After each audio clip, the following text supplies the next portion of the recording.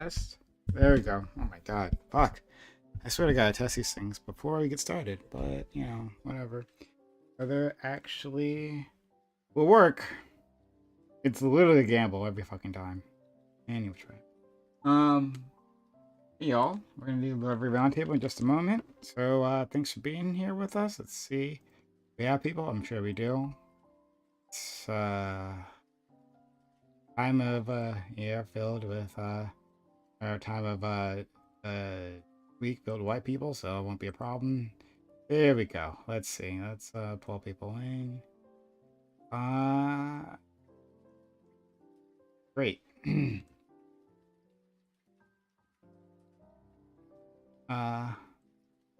Hello. Evening. Good evening. Evening to you, dear sir. How are you? I'm doing pretty well. How about yourself? Good. All right. Someone talk while we get ourselves put together. Yeah, I'm live, by the way, but that's just because I'm shit with setting things up. But I've got everything set. I mean, Cool. yeah, we're also live. Yeah. Awesome. Go ahead. I got a very serious topic based off of a news article, a Canadian news article. Oh no. What do we think of adults trick or treating? What's like the cutoff age? Oh yeah. It's like the cutoff age is not being American. That's the official cutoff age. I'm Canadian. Then you can't trick or treat. That's the rule. It's only Americans that trick or treat because they're never endingly children. So this was a literal. I linked it in the Discord chat based off a CBC article where it's like, if an adult actually puts an effort for a costume, let's say like, I don't know, 20 years old, 30 years old, and they're just like, have a full costume, is it like legitimate to like give them candy? Is this what fucking happens when I'm 2 minutes late? Is that we're talking about adult fucking cosplay on October 31st? Yeah. Cosplay is for every day, right? Like cosplay is for adults actually do that, as far as I know. Like you can have cosplay at anime conventions. What's going on? You can have cosplay in the bedroom, sexy time. All right. There's not a bad time for cosplay, right? Dude, obviously, the problem with cosplay is the state. Okay, that's the problem. Listen. I'm gonna tell you right now. Cosplay in the bedroom, real fun, and then something magically happens when you turn 30, where you just go, I have other shit to do. Like I have no desire to like get into character, like do this whole thing. It's like, man, if you're trying to spend like 3 hours of foreplay and however long it took you to get that costume together, like I don't know. You need a new guy. I can't do it. Well, maybe not like a daily thing or weekly, but I can totally see whatever everyone for special occasions. I think that's legitimate. Yeah, sure, fine.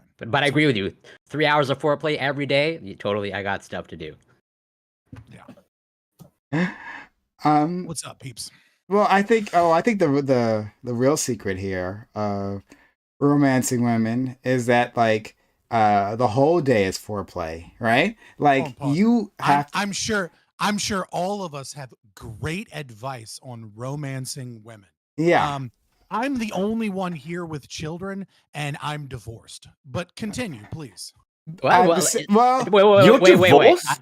Fabian, you're divorced? I am shocked. Yeah, doesn't that just I am shocked right now. I am shook to my core. Like, yeah, isn't it better to be I'm sorry, that was needlessly mean, but I do mean it. Okay, anyway, what did I just come into? So, like, I think the whole day, I'll state it, and I'll stand by this. I think the whole day is foreplay, right? Like, you got to, like, create a household, create an environment that is conducive for intimate times later on, right? That's part of it. And if you don't put in that effort, well, then, like, it's unlikely things will work out well. I feel like you're stretching the term foreplay. when But when look. foreplay is like keeping your fucking dishes clean, like you know what I mean, like I don't know, you know what I mean, like Technically, it came beforehand, which makes it foreplay in the strictest right, you know what I mean, definition. like now, like listen, if you're talking about like there's Me certain being born was foreplay. I feel like this is a lot of work. This is all a lot of work. Like with Stardust, it was easy. I reminded her that the Empire used to own her country. And then she sort of had to date me. That was the rule. I was just, we still have contractual claims. Is this like colonialism or something? Yeah, pretty much. It's that's why we did the Empire. Real so down the road. So, hold on, Post. We're figuring out the secret. Colonization was really just a fact that white people didn't want to deal with foreplay. That's all. The one dark man here is like, no, foreplay all day, and the rest of us whites are just like, oh man, don't you miss when we would just show up with a boat and be like, oh, your chief likes axes? Check out this one that's made out of steel. Let's upend your entire culture. Do I get pussy quicker now? I noticed that none of you have a flag. Did you know that was required? It's actually a requirement to have a flag. You don't have Dude, what is it about Europeans and memorizing flags? Like, this is such a weird, distinct thing that's like, no one that I know that's American, unless they're like a geography nerd, knows what any fucking flags are, because it's useless fucking information to know what Burundi's fucking flag looks like. Like, that doesn't help me in any aspect of life, other than if a TikToker shows up to be like, can you guess the flag? Like, that's literally the only time it will be useful in my entire life. And yet, like, there's this thing where, like, I don't know, like, the European education system in general, obviously they're different. We learn flags. Teaches all of these kids flags, and then they're like, look at these dumb Americans. They don't know what Estonia's flag looks like. And I'm just like, why the fuck would I? Yeah, wait, hold on a second. I think where it is on a map. I think there's a bit of a double standard in here, because, like, yeah, we might not know a lot of other countries' flags as far as like the average American, but most of us are pretty familiar with the state flags. Like, we can pick out California's pretty quick. Granted, it says it on the name, right, or it says it on the flag, but most people can pick out Texas. Most people can pick out New York. I feel like you were being super fucking generous to the intellect and knowledge of the average American. Also, what the fuck is going on with Maryland's flag? What the fuck is going on with Maryland? Everyone else's flags is like super simple, and Maryland's flag looks like somebody took like mushrooms and just like scribbled over it. Passed out a shitload of reefer, and that's what they got. Okay, that's literally how it happened. All right. Okay, but nobody beats Virginia's flag. All right, we have the best flag, and there's no. The most hilarious is Georgia's flag, because they were criticized for having the Confederate battle flag on their flag. So then they switched it to the actual national flag of the Confederacy. And everyone was cool with it because they didn't know what it was. Yeah, because Americans don't know their fucking flags. Because we don't learn it, because why would we? Scott, you're from Virginia? Yeah. Oh, I didn't know that. Yeah, that's where Lacto pretends he's from. But like never pretended I was from Virginia. Yeah.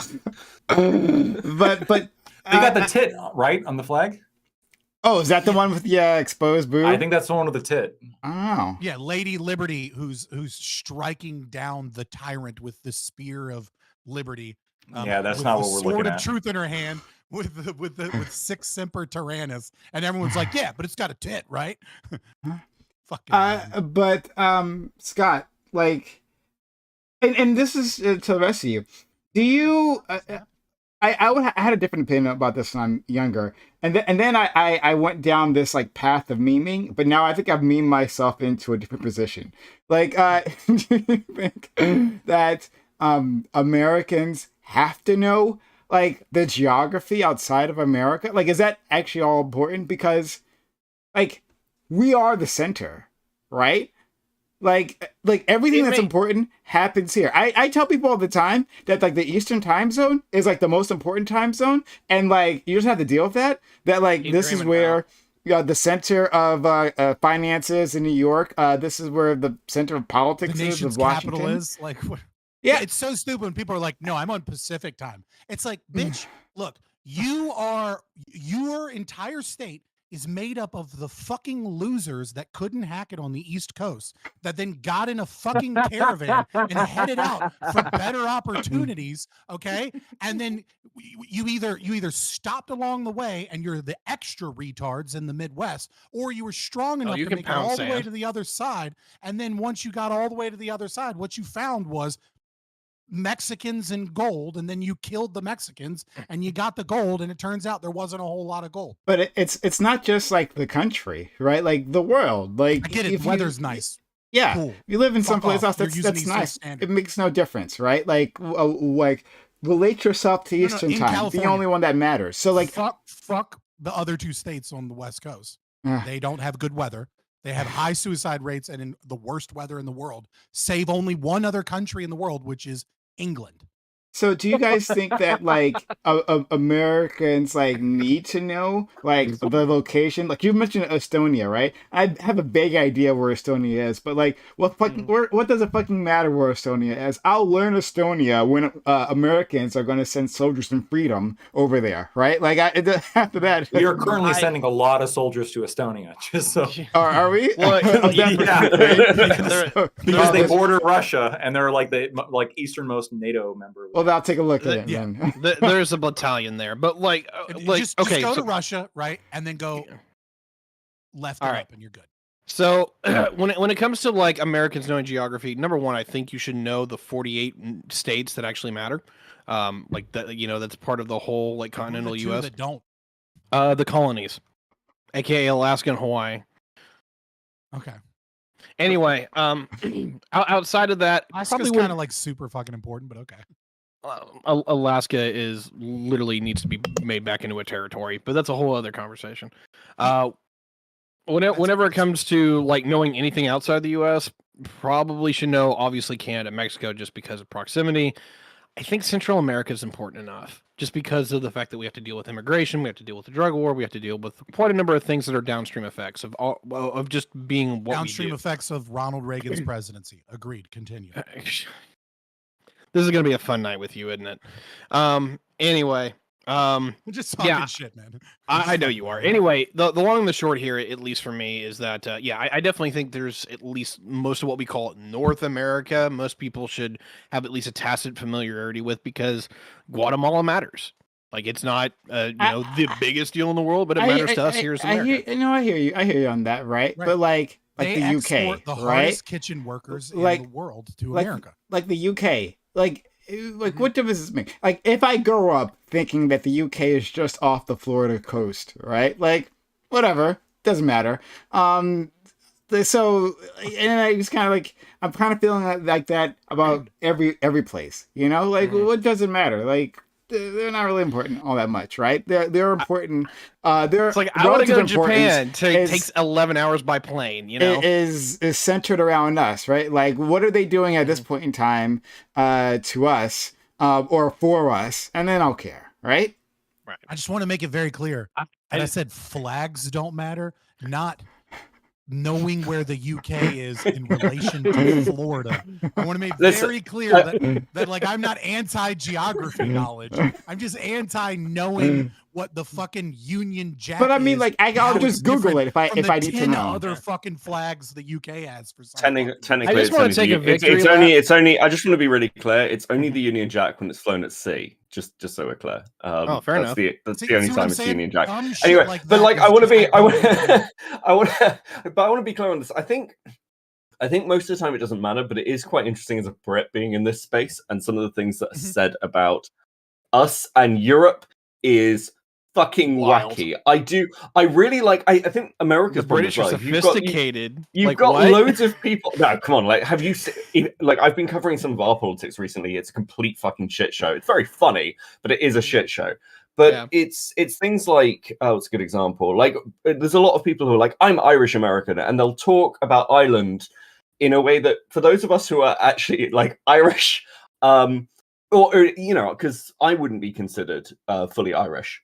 But at least I know what the fuck's going on. Whereas you hear some of the Irish American takes and they are crazy. Some of the Ukraine takes are crazy. Not just because there's no understanding of what the rest of Europe looks like. People talk about Ukraine like it's miles and miles away from anything. It's not. It's surrounded by other EU states, which are also all freaking out. So those kind of geopolitics kind of help. But, from our position, we're just quite happy if Americans want to, like, eat cheeseburgers, give people money, and, shut the fuck up. On your countries.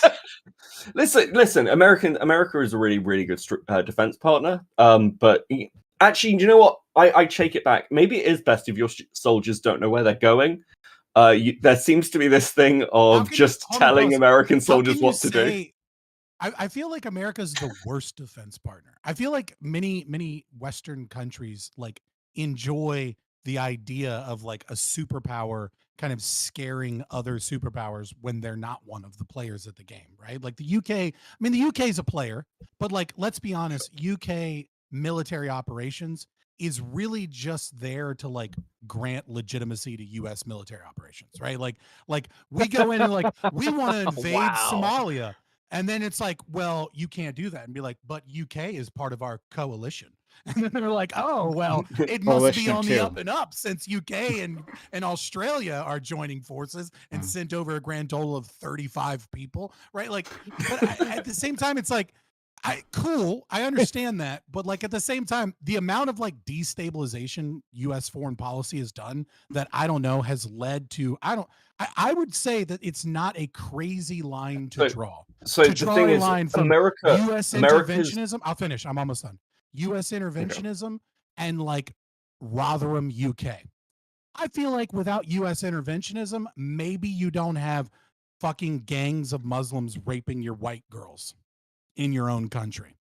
I disagree. I think, like, firstly, I'm not standing by that statement as fucking like charged. Well, wait, it's illegal to stand by that statement in your country, isn't it? Just to be really fucking clear. Yeah, I don't have a license for it. Now, like, but or your TV, you're like, but keeping military forces in Europe down is, I think, part of the goal here. Like, when you talk about like other countries in the EU's, like the Spanish are off for the weekend, so like they're so much because you don't need a big army anymore. Well, we don't want to. Well, in some ways, countries don't want a big army because we're trying to avoid another war in Europe. And then the idea is that America fulfills that role. The UN fulfills that role because like the whole of the European project since World War II has been to like stop the fucking murdering and killing that's been happening for the last like, I don't know, 1,500 years about amongst us. Yeah, like we had to do twice already. This is what gets this is one thing that really frustrates me about the American far right. They'll talk about the European experience. Let me be fucking clear about this. The European experience is mostly us trying to murder each other for like over 1,000 years, and at the same time, like there's no unity in kind of our collective experience. Basically, our collective things are hating each other, Catholicism for a period, and democracy. That's it. And those things are because they were exported by the Roman Empire. That's the only fucking reasons. I think it's really important to recognize that right-wing politics, you know, for lack of a better term, I'm not using this the way Marxists use the term reactionary, as in like an individual that like reacts to critical consciousness and is incapable of being educated into that aspect, right? I mean, you're using European reactionaries, right? Like you actually want to go back to a previous point because you are reacting to the liberal, like to the advancement of liberalism. Sure, but more so when we talk about the far right, I think it's important to recognize that the far right is almost always one step behind the left and is usually just doing the exact opposite of what the far left is doing. It's almost always that way. It's like, why is the far right obsessed with like Europeanism? Part of it is ethnocentrism, right? Obviously a big part of it is, you know, I invoke blood and soil, etc. But another part of this idea of like this, where did we get this crazy idea of like Europeans together? From fucking European lefties. Like it's the fucking EU pushers and like the big globalist pushers that are constantly like, you know, you have to make sure you vote for your EU you know, MP. You have to make sure, like, we're all Europeans together. It's like it's not like the right is pulling this out of nowhere, right? There's a fringe, or I wouldn't say fringe, but there's a movement of like kind of like the neoliberal left, not necessarily the radical left, that is constantly pushing this idea of like one big Europe that is a threat in many ways, or seen as a threat from the right. So it's not like they just kind of like came out of this idea out of nowhere. So like that part of the coalition has always been part of the, I would call it the America First Committee. It's people, it dates back all the way to literally Andrew Jackson, like, hey, look, we need to keep our blood in our shores kind of shit. They were against the Battle of Tripoli, for God's sakes. Right. When it comes down to like where like their view of the Europeans, there's a part that I agree with them on this one. Basically, post World War II, Europe has been a bunch of free riders as far as being defense policy and to some degree even economic policy. Having it where the Germans don't have to pay for their own defense, particularly in the fact that they don't have all the knives pointing at each other, makes it to where they can afford a lot of things that the Americans are subsidizing. I think that's an actual legitimate criticism from the far right, being like, hey, why is it that Europeans get socialized healthcare when we actually have to pay for everything else?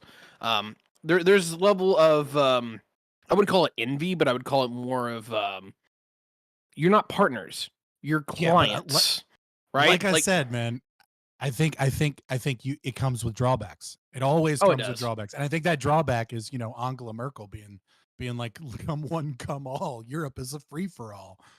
It clearly didn't work out. How is that a drawback? Like when, okay, go spend the night in Malmo. Fucking, I don't know. No. How is that a drawback? Yeah, no. I'll state this, right, and I said something. I think Lacto and I were heading in this direction for a conversation we had previously on immigration, but like when Angela Merkel bravely said, hey, like Europe is open, or at least Germany is open. I'm not sure if she said Europe, but Germany is open. And we'll take on. She's saying, I want to be clear. She's saying Germany, but it's also important to understand France, Belgium, and Germany is kind of like, if they agree on something, then the EU is that's the EU's policy. It doesn't. Yeah, I know. I hear you, because they control banking policy, and it's like a complete fucking mess, the way the EU is set up. But anyway, if she says Germany is open, well, that's fantastic. That's what we want out of these quote unquote liberal democracies, right? Liberal in the broadest sense, is that if they want to pretend that they have some sort of moral high ground within the world, and this is why they deserve to be at the top of the world order. Well, then part of that is that helping the people who suffer under your military actions, your military expeditions. And so when Germany opened up their doors, that was admirable of them. And of course, that's going to involve issues, right? Horrible issues. Let's be fair. Like it's been topsy-turvy there, right? But that's still exactly what we want, and what the U.S. should be doing as well. Who's we? When you say that's what we want mass immigration from people from third world countries that are violent. Like we want that Did violent. We aren't. So definitely not we, right? Me, you, and me, right? Because I wouldn't say something vile and racist as you, right? Fair enough, right? Not fucking racist. No. Yeah. That's we don't want them from third world countries that are violent and racist. Mexico isn't sending their best. I hear you, right? But you hear the dog whistle of racism because you're a racist. Yeah, sure, whatever, right? Like you're literally sure, no problem, right? But like, so I guess when I say we, I say that like this should be the hope of the people around the world. Like I keep using that. I do apologize. But if the goal is to have a world order led by these countries and their culture, right? Then the way to show that your culture is more advanced is to actually help people. It's to help refugees that you've made refugees, first of all. Okay, but there's so much I want to unpack. Let me I want to unpack. So your argument is we, and by we you mean those that want a better world run by liberal democracies. Yeah. Isn't me, but is probably most likely a majority of Westerners, which is fine. What those groups of individuals should want is for liberal democracies to help people. So that's first. So the first thing is there's an assumption baked into that, which is that the best way to help people in third world countries is to import them into our own countries unsuccessfully. Right? Like like, and you even kind of touch on how like there's a bit of absurdity or inefficiency or like wrongness with what you're saying by saying, well, we created those destabilizing effects to begin with, right? So the first answer, first and foremost, is not destabilize those countries, 100%, not destabilize those countries, then 100%, bring those people that are destabilized into our countries and upset our own balance, 100%. which is we dropped bombs there, so now we fucked up 2 countries instead of 1.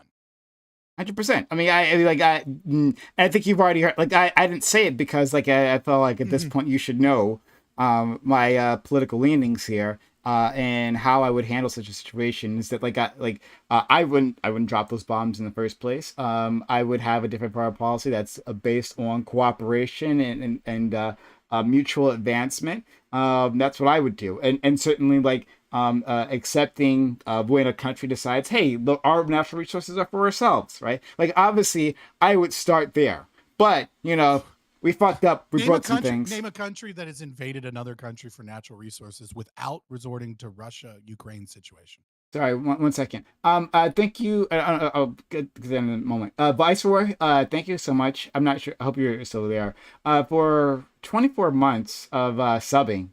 Thanks for supporting this channel for a long time. Nice. A shout out to you.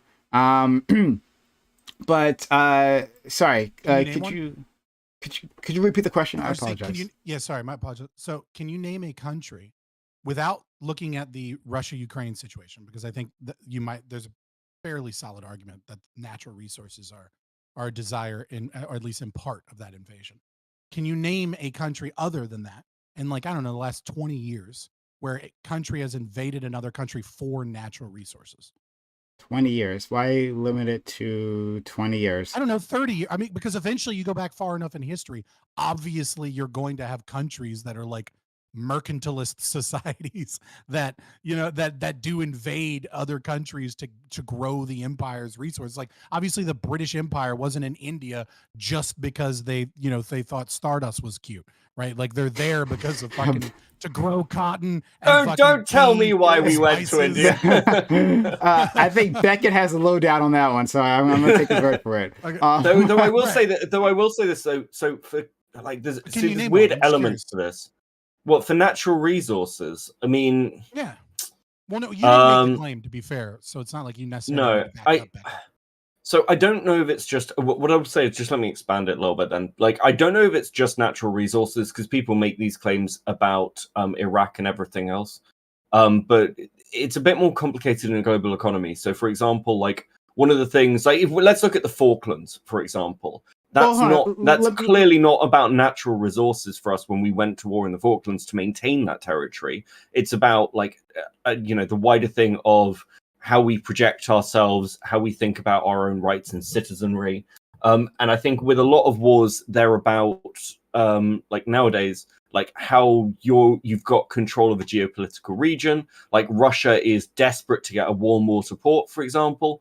And you've got things where, like, even if you invade somewhere, like, how much control can you really have? Now we do resource warfare through a different mechanism. We tend to do it economically.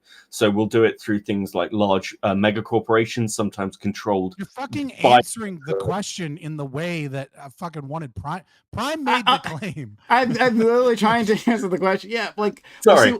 No, it's fine, Beckett. But like, chill.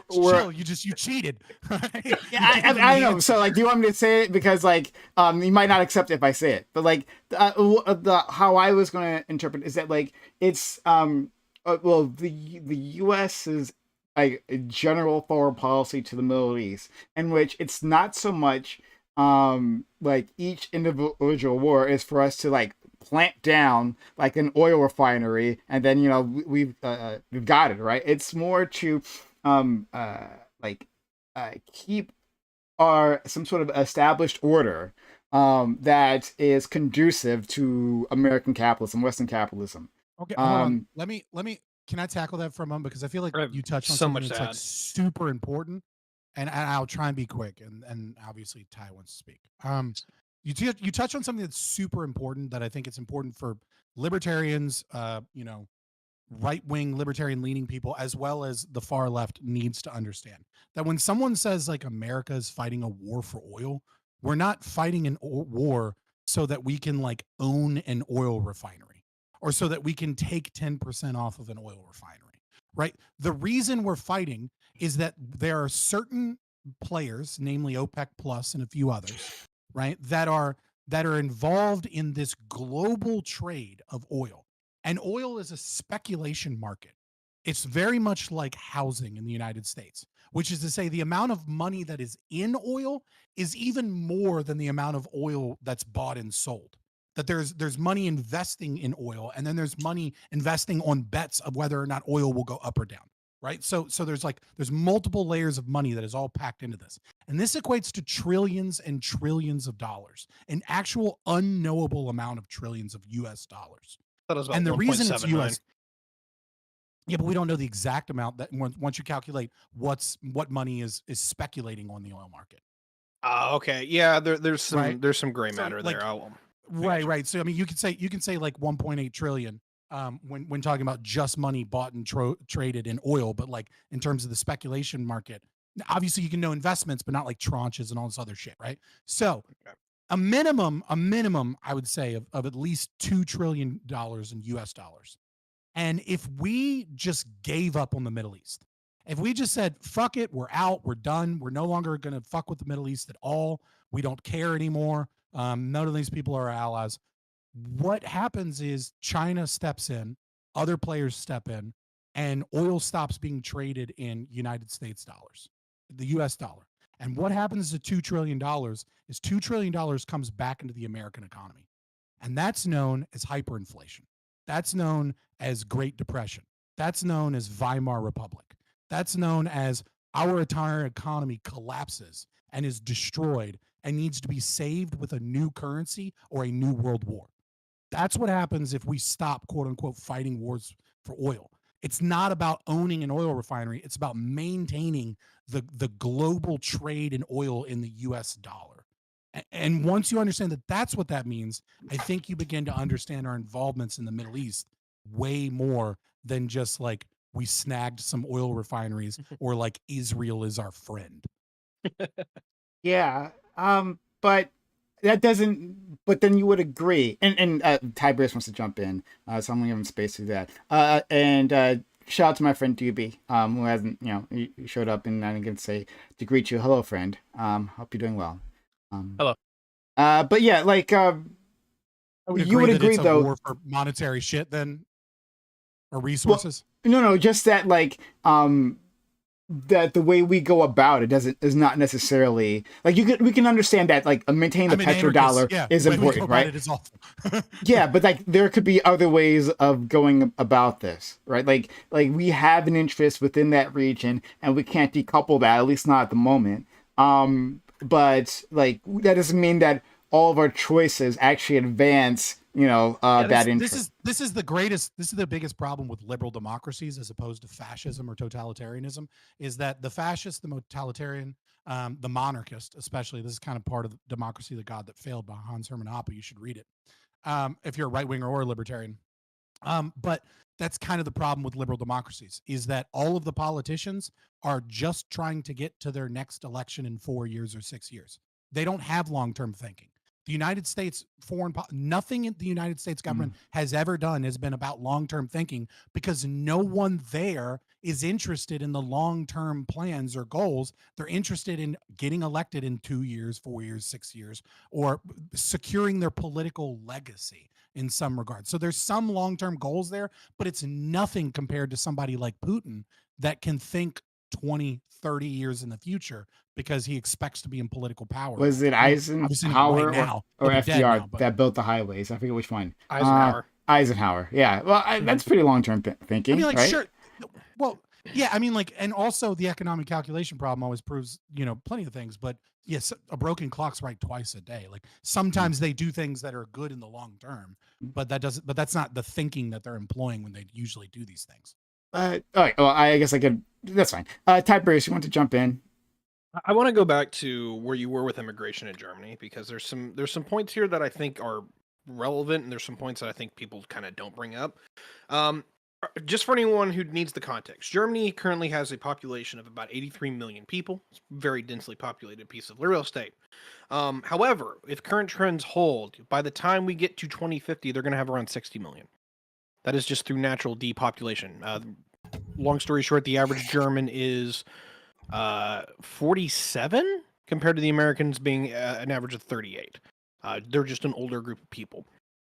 Because of this, they don't have the kids to replace them. They're going to get old and they're going to die. And by 2050, literally, they're going to lose about a fourth of their population. To stabilize where they need to go, you're talking about importing something on the order of 20 million people. Well, what happens when you do something like that? I'll give you an example. You get Israel-Palestine. And that's what I'm actually very, very afraid of, is that if you can assimilate people and kind of gobble them up in the way that the United States has been able to do successfully in a lot of regards, you might have a chance of doing this. But, like, holy shit, an entire fourth of your population is going to, like, you're going to bring in and try to, like, mass assimilate. Like, that's hell. So, even if I don't buy necessarily the ethno-nationalist kind of argument that, like, your monoculture assimilation, et cetera, right? Which I kind of do. I tend to be hoppy, and I tend to think that, if you import too many people that are disparate, it causes problems. But I think a better example than Israel-Palestine, because that's also currently just so heated right now, is probably Lebanon before the 1970s Civil War, or 75 Civil War. Right? You had a population that was predominantly Christian, right? With a Christian prime minister, I believe it was Sunni. Anyways, they had a Sunni and a Shiite representative of basically like their parliament and their Senate situation, right? They had a balanced government. But demographically, the Christians kept losing out in terms of that balance of power ethnically to other individuals. And then you had Palestinians after, Black September and Jordan, kind of moving from Jordan and moving in large amounts to Lebanon over like a 5 to 10 year period, that caused a destabilization that eventually led to a civil war where 120,000 died, nearly a million Christian refugees. Yeah. Sorry, okay. I get where you're going. Yeah. I didn't follow the thread. Like, where was the thread going? I'm sorry, I lost it. So basically, what he's saying is that I compared to what I think Germany would go through as a very, very pliable interest to analog to what we have with Israel-Palestine today. Just that's 40 years down the road for them, which terrifies the hell out of me. I don't see how. Sorry, I don't see that like at all. Sure. Go ahead. Well, okay. Well, I'll also jump in and sort of support Prime of I think you guys are wrong. But I'll let other people go first. Yeah, well, I'll state why my problem with that is. I just tried to clean up his to say that I think Lebanon's a better example of that position. That's not my position per se. Oh, okay, fair enough. But I think Israel, especially as it exists now, is a combination of very specific circumstances that we could not expect from a German influx of individuals. That Israel's place in the world order, how we just kind unique, of right, it's a completely unique example. Yeah, I just don't see how Israel, if you're talking about ethnic strife, right? To say that there'll be ethnic strife between groups. 100%. If you just import a fourth of your economy, or sorry, a fourth of your population, then yeah, you're gonna have issues, right? They're gonna vote in certain ways that aren't don't align with German values or whatever the fuck, right? And it's important. Yeah, it's important to note, really important to note, right, that when we talk about importing labor from other countries with differing values and a failure to assimilate, that you can't look at the statistics in terms of raw numbers, because when you look at a country, let's say with a population of 83 million, what is the percentage of population of that are women, right? Because women don't cause civil wars very often, right? They're not the primary factor there. Fair. What is the percentage of the native population that is children versus the percentage of the immigrant population that is children? Tends to be that the native population has a lot more elderly, a lot more children, and a lot more women than those coming in. So when you look at 60 million versus 20 million, it's really better to look at 15 million versus 20 million. And then all of a sudden it's like, holy shit, these are basically equal numbers. I actually can't push back against that. Wait a minute. Why would it be 15 million versus 20 million? So I agree with your assessment that young men really are the problem when we're talking about knocking over. We were talking about strife and potential for like civil unrest and things like that. And you talk about like bringing in a population. I think it's important to note that most immigrant regardless of whether no matter what country or what situation they're from, they tend to be young to middle-aged males. They tend to be males in a category that fight wars, not women, elderly. 100%. No, that changes the. I'm game. On the same page there. I hear you, but if you're so 20 million, right, is the number that our friend Ty pulled straight out of his ass. That we're working with here. But 20 million. How much would need to replace to maintain? But. And I have my issues with that too, but it's fine. But 20 million, right? Too. And then I think technology can replace people in terms of GDP. And all kinds of reasons, but versus 15 million, right? And you imply 15 million is like the stable child population, the young males or whatever that you're actually comparing this to. But I'm just making the simple point that the 20 million, even with that higher percentage of the volatile young men, right, who are coming in, that still wouldn't be that much, right? You'd have to also considerably shrink that population. They're taking their families, they're taking their elderly. We see these in the population flows. They're taking their children as well. That tends to happen though in the second, third kind of wave migration, right? So first migration is all young men, right? Second migration sometimes is families, but tends to be young men, or it tends to be that the young men that came in the first wave bring their families later after they're well established and assimilated. The people that bring their families tend not to really be anywhere near the same problem if they've been assimilated. America does a great job of assimilating immigrants, right? I mean, we have strife, obviously. We have demographic issues. We have, neighborhoods in certain places where the jobs are leaving at the same time that a large amount of South American immigrants come in. And this causes, overdose increases in heroin usage and fentanyl use and lower GDP and a lot of strife in the local population that gets their workforce supplanted by the new wave. But those tend to be unique examples or certain neighborhoods in America as opposed to the story as a whole, and that tends to be what people focus on when they hate the idea of immigration. But it's not really a problem here in America because second generation immigrants that are South American immigrants, they're basically look at second and third generation Latino girls in college that are trying to force Latinx. It's you're basically white women.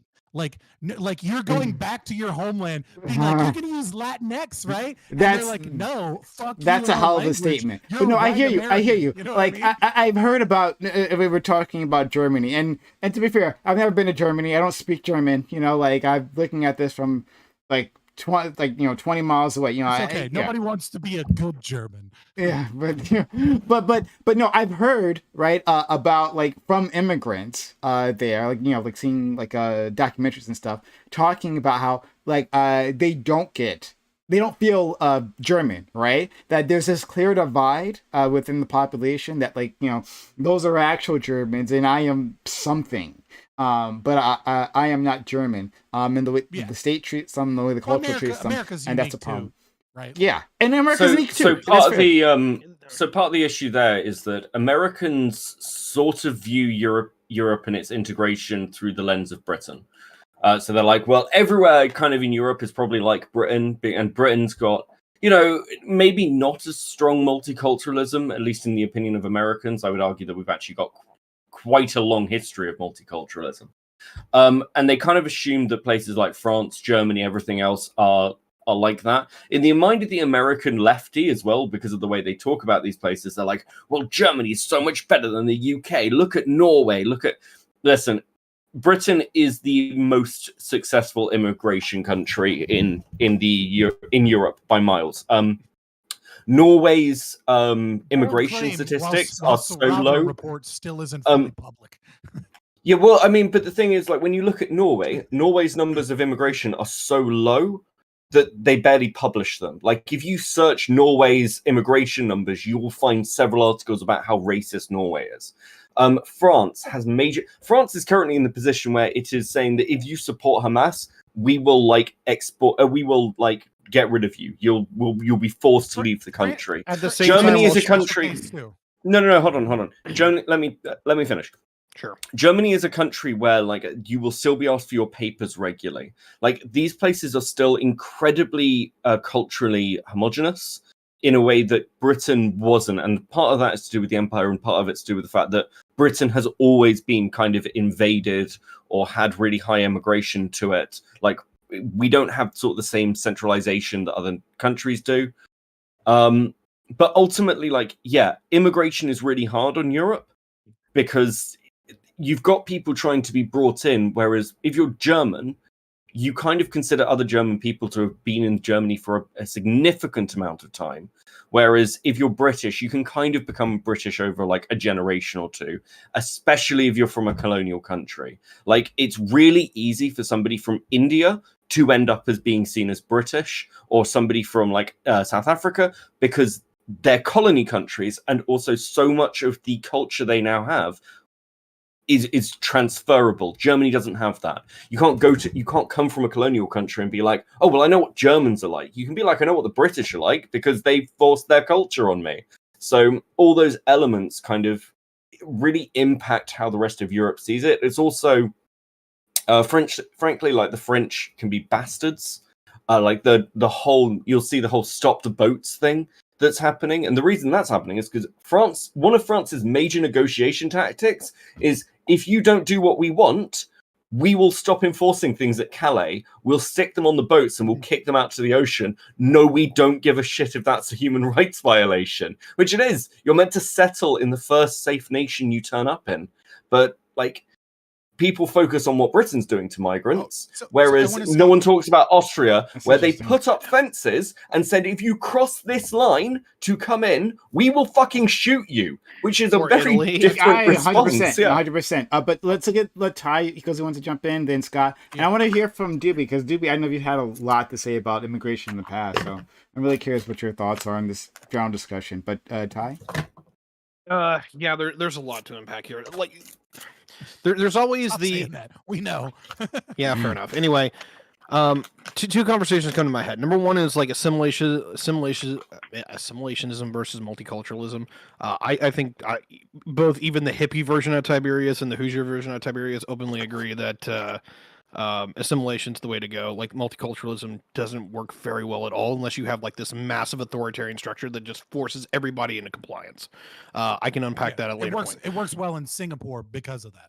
I think multiculturalism as like defined by American liberals is different than like in the Ottoman Empire. Like, I think that's like what they're talking about is a little different from that, you know? I will like to engage with that at a moment later. Okay. Absolutely. Because there's cultural syntax with that just in itself. The other conversation is that if you do have a bunch of people show up, can they actually get along with folks? And I'll put it this way. We've seen a lot of immigration within Germany over the last 20 years, but they've been Hungarians and Romanians and somewhat Bulgars and Czech and whatever. A lot of the former Eastern Soviet European bloc, right? Migrant workers. Yeah. Right. And like, there's a whole conversation in that Germany doesn't need to import a bunch of people because they can just literally rob all these other countries of their youth, because they all are learning to speak German. They're working in Germany. They're actually like culturally assimilating into being German. But if you show up on the door with 1 million Syrian refugees, what happens? Well, we found out what happens. AfD is now the second most powerful political party in Germany. Yikes. Yeah, I mean, so I just wanted to point out real quick that like France is also like, I know it's weird to say that a country is a special case, because every country is kind of different. We're all special children, right? Religiously, All special legally, lights. right? But like, I think it's important to notice when we talk about like Calais and when we talk about like immigration into France, is that France is a very left-wing mentality, always has had one. And at the same time, they've also always had a very strong Catholic mentality. And sorry, go on. Throughout history, God, I'm gonna fucking disagree with you. But if you want to talk about the last 10 years, sure, they're not that fucking Catholic. But what they are is they still have legal and cultural vestiges of that. And some of those are things like burqa laws. Some of those things are like a certain kind of like. Okay, I've got to jump in. I've got to jump in because no, you don't. No, you're wrong. You're wrong. I can finish. You're wrong. No, you don't, Beckett. Okay, because you're really wrong. Beckett, don't worry. Beckett, don't worry. I'll give you the next word. I promise. Go ahead. Okay. I want to shut on France too afterwards. So I just want to say that there is vestiges of a couple of cultural things that changes the way that France deals with Muslim immigration specifically, or immigration from predominantly Muslim countries, which is burqa laws have been a thing that have been a very significant thing there. There's the fact that there is a Catholic church that is being destroyed once every 2 weeks on average, either because they're losing their Catholicism and they're being destroyed just because the property is better used in a different way, or they're being vandalized in some regard, which is the far right's kind of like imagination, is that there are Muslims everywhere burning down churches when that's typically rare. And yet it does happen. And so I think it's just important to recognize that Muslim migration kind of has like a specific craw in the way that France deals with immigration, despite the fact that they tend to be typically fairly left wing. On this issue, they tend to have some right wing values that some of their other neighbors in similar countries don't have. But yeah, Beckett, please respond. Okay, so you're partly right in the fact that religion is a major like linchpin point for France, but you're wrong about the reasons. France does not have a Catholic ethos; it has an atheistic one. Ever since the French Revolution, they kicked out the churches, and one of the important things about the burqa laws, which no one fucking talks about, is actually they're mirrored in Christian law, in anti-Christian laws. So, for example, one of the things that came up, like this is about 10 years ago, they were like, oh, you won't let Muslims wear Muslim garb in public sector or civil sector jobs. It's like, no, but you can't wear a cross either. Because ever since the French Revolution, they kicked out all the priests because they were the third branch of the kind of aristocracy, peasantry. Yeah, they were the second estate. They actually like got rid of Christian iconography and they replaced them with is it Mono in a bathtub. Yeah, so they're actually really, really secular, and that model of secularism that America tries to embrace or tried to embrace is modeled off France. So like the problem is not Muslims are anti-Christian, it's that Muslims are very religious in a country that for a long time has actually been trying to really separate church and state and has done it often legally already, way ahead of the rest of Europe. That's interesting. I'll take that L. Like I have no problem like conceding on that. Like because my entire lens of French culture, apart from just like what randomly plops up from a movie or something, has been like very Catholic French teachers in high school. I get two of them. Oh my god! So like I was like, your fantasies aside, that's because they all fled. Like, no, these are old. These were very old women. But like, so like, I could kind of see how like that maybe like tainted my perspective of it in a way. Yeah, I might have to reinvestigate that. It's fine. You know how they say that all men like sit there and think about the Roman Empire, and that's like a normal thing that men do. I do that about the French Revolution. So I'm just gonna. It's my pet leftist shit I've ever heard in my entire life. I fucking love the French Revolution. Yeah. Before I said, man. Come on, what a time to be alive. Doobie, Lactoid, Corey, or unalived. I guess I'm kind of curious as to like whether or not you guys think those French laws are like unjust or immoral, or whether there might be like a good reason to impose a type of culture upon your nation, right? To like whether to help like cohesion or to diminish the I mean, I don't know if I'm sure you guys are aware of this, but there's this like theory, right? When you're dealing with like immigration, where first generation typically very happy to be in the new country, right? Because they made the decision to do that.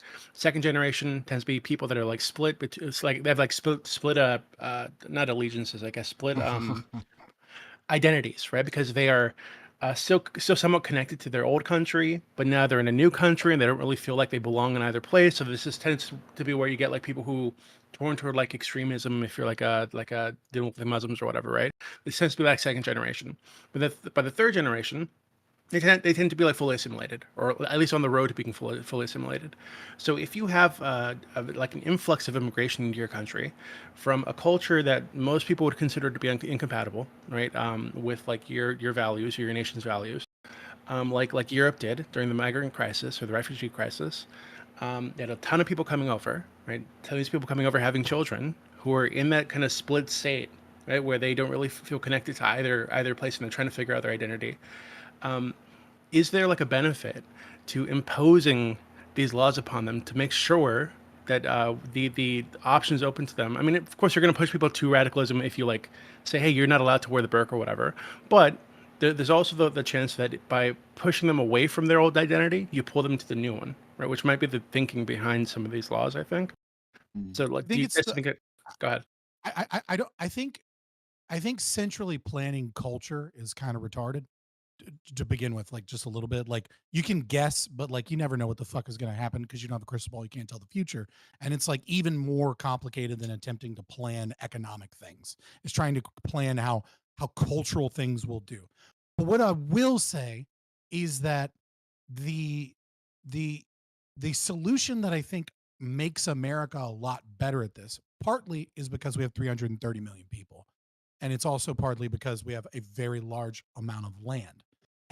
And the reason I think that this is tends to be successful, more successful, is I think the bigger problem is keeping them too close together in blocks, which is I think a thing that many European countries have failed to do, which is disperse people. Sometimes it doesn't work if you do it in too high of a number, but I think like what you have seen is that you've seen like especially in like Sweden and in the UK to some extent is like the populations kind of all get put in the same place. And recently the UK has been like, oh, well, we'll bring them into London because London's really multicultural and there's like tons of population here already. And it's like that honestly is probably, even though it really pisses off a lot of right wingers, is probably better than just having a bunch of southern like random southern UK towns that are like 60% Pakistani. Like that does not fucking work. Like you can't like have them all in the same area and then expect them to assimilate, because how are you going to assimilate when close to a majority of everyone in your neighborhood What are your thoughts on is of your Chinatowns then? culture? Well, I Right? think. Well, hold on. I think Chinatown and there's like Koreatown and like fucking Little Italy and places like this in the United States that has similar issues. I'm sure, right? When these people initially came over, like the first like waves of these immigrants came over, but now that we're like generations down the line, they're like their children are now interacting with the surrounding communities more, right? So that it's becoming less of an issue. But I'm sure that when the initial like flood of immigration into the U.S. Started, and you had people settling in with people that came from the same place they did, which is a totally reasonable thing to want to do, right? To want to settle down with other immigrants. I'm sure they face the same kind of issues that we're talking about, right? Where they weren't assimilating, they weren't really, they weren't learning the language of the nation that they were in, they weren't interacting with the laws in the way that they should. But with Chinatowns though, that like they have, and this is like kind of to their credit because of like what they've managed to do within this country, but on the other hand, like they have like their own almost separate economy, right? Like if you just like go around these neighborhoods, it's very clear that you can like live entirely within this own separate world where you don't have to speak English, where your banking, where your most of your supplies, your groceries, all of that come from like these Chinese establishments. And there's like no reason to go out and to assimilate, and like as opposed to my situation where I live in a place that has a higher I live in a place that has enough people to Haitian immigrants to have like a Haitian church, And we like do Haitian stuff, right? We have like Haitian like cultural events, usually just based around the church, but like there is no Haitian town, right? There's no escaping it at all. Like I had to know English or I'd be fucked. And I think that's different from the way a Chinatown operates. So yeah, I think one important detail to add when talking about like Little Italy and Little Chinas and little things that have been around for a long time is that it's important to know that immigration used to be wildly different, which is that they didn't have welfare. 70% of immigrants that came over on Ellis Island went back home to their home country because they couldn't make it here. Okay. It was only less than a third of them actually stayed because when you got here, we gave you a new name. We told you, Romanskiskalski, that's a fucking weird one. Your new name's George. And then we fucking kicked you into the fucking country. We gave you some papers and we said, get a job. And then you walked around and it was like no Irish need apply, no immigrants, no jobs here. So they coalesced together as a support network that was necessary for other people within their community to work together in this new place. And if they made it a permanent place, it was because they economically achieved something. You did not remain an immigrant in America unless you were actually helpful to the American economy because you couldn't not be and stay here without starving. And there was a large amount of racism and things like that that did coalesce. And today, I think those areas are less necessary because of welfare. And at the same time, it's important to recognize, I think, that like the today's immigration isn't necessarily, oh, it's because it's from Muslim countries that it's a problem. I would say it's far more likely that it's because we subsidize this immigration instead of only allowing successful people that work hard and get good jobs and plant roots here to actually be here. Oh boy. But I'll do that later. Doobie, if you want to respond to what I said, then I'm going to go to Lactoid, Corey, and Todd Green. No, I think what Scott said is way more interesting, and I think he's right, actually. Oh boy. I think that's way more interesting, like thing to tee off of. To be honest. Oh, okay, I'm going to deal with that later then. I'm kind of curious as like why you disagree with that. It just seems like you do. Well, okay, all right. Yeah, my anti-racism takes. He's like, oh, and then when I say things that he thinks are a dog whistle, he's like, I know what you mean is racism. Like, all right, I see you. No. I didn't know. This one I don't think is racism, but I just think it's problematic. Oh, the other. Okay. I don't think it's racism. This time, I just think you're wrong. Yeah, I mean, yeah. Great take. I just don't like that because it limits immigration to like a very narrow band of individuals, right? Who are like oftentimes wealthy, or at least well-to-do. In their own countries, and those are the only people who can come. No, fuck that, right? Like I think immigration should be open. And look, hey, I'm not. Why? And I'll state this, right? I'm biased. Can you explain your reasoning? I don't understand this. Your claim is that returning to the way Ellis Island immigration was to a capacity by not subsidizing immigration means that only wealthy, well-to-do people will immigrate. And I don't remember a lot of hobnob monocle wearing tuxedo people coming over the boat onto Ellis Island. The two don't make any goddamn sense. Peanut on the boat? No, okay. I mean, but like, I'm like, what? Maybe so. Let me clarify with you, and maybe I'm thinking of it the wrong way. All right. So when I hear you say that, like only letting in people who have a chance to like get like successful jobs and things like that, right? I hear that not at all. I'm not saying that. Okay. Maybe you misunderstood me. I'm sorry. I'm not saying that. What I'm saying is that you don't subsidize by giving them free housing, giving them giving them money so that they can feed, giving them food stamps, and then being like, well, we don't actually spend welfare on immigrants, right?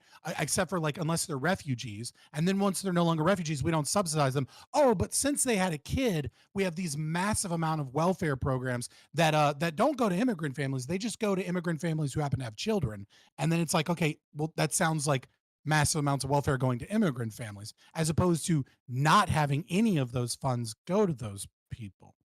Yeah, Okay. so basically we're subsidizing people to stay here that otherwise wouldn't be able to make it. They'd probably have to stay here, and then also to have children right here, and utilize that as a means of using the welfare state as opposed to just like getting a job and being responsible before they have kids. So then they end up having kids in low income, low socioeconomic status, shitty schools, shitty neighborhoods with an identity that is primarily from their homeland, not assimilated people that have very little opportunities, and we wonder why like that might cause problems. Okay, you're right. I had a very different idea of what you meant. I also hate everything you just said for completely different reasons. Racism is back on the table. Fucking reason. Yeah, like this is also like, oh, this was like much worse actually. So,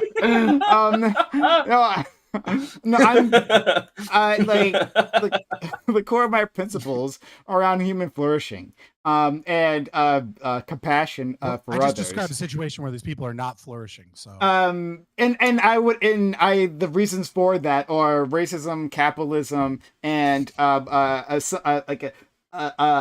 apathy within our country. Some other isms. Like some other isms to add. Apathyism within our country. Those are the reasons why that's happening. Like we can simply invest in those communities. Oh, like we have a group of people who supposed to be doing well. It's not working. That's a whole different conversation as to like what American investment looks like.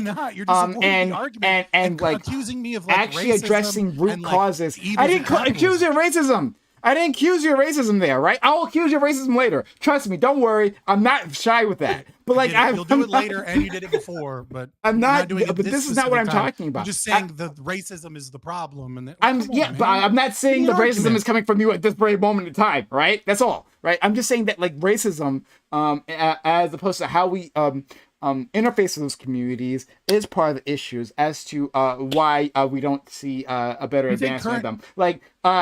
Do you think current immigrants are facing more or less racism than Irish Americans that came over? I think Irish. We're talking about the mass of Latin American individuals coming to the country. I would think they're actually quite similar.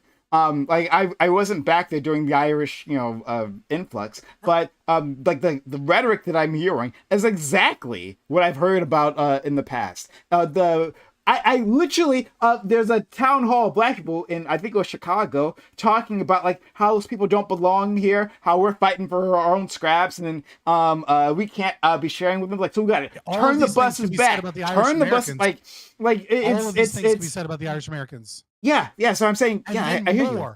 For the Irish Americans. The Irish Americans obviously faced more discrimination when they came over, especially during the potato famine, than Latinos have ever faced. And yet they've established themselves perfectly fucking fine in Boston. I don't. It's like all Irish people. They're fucking white.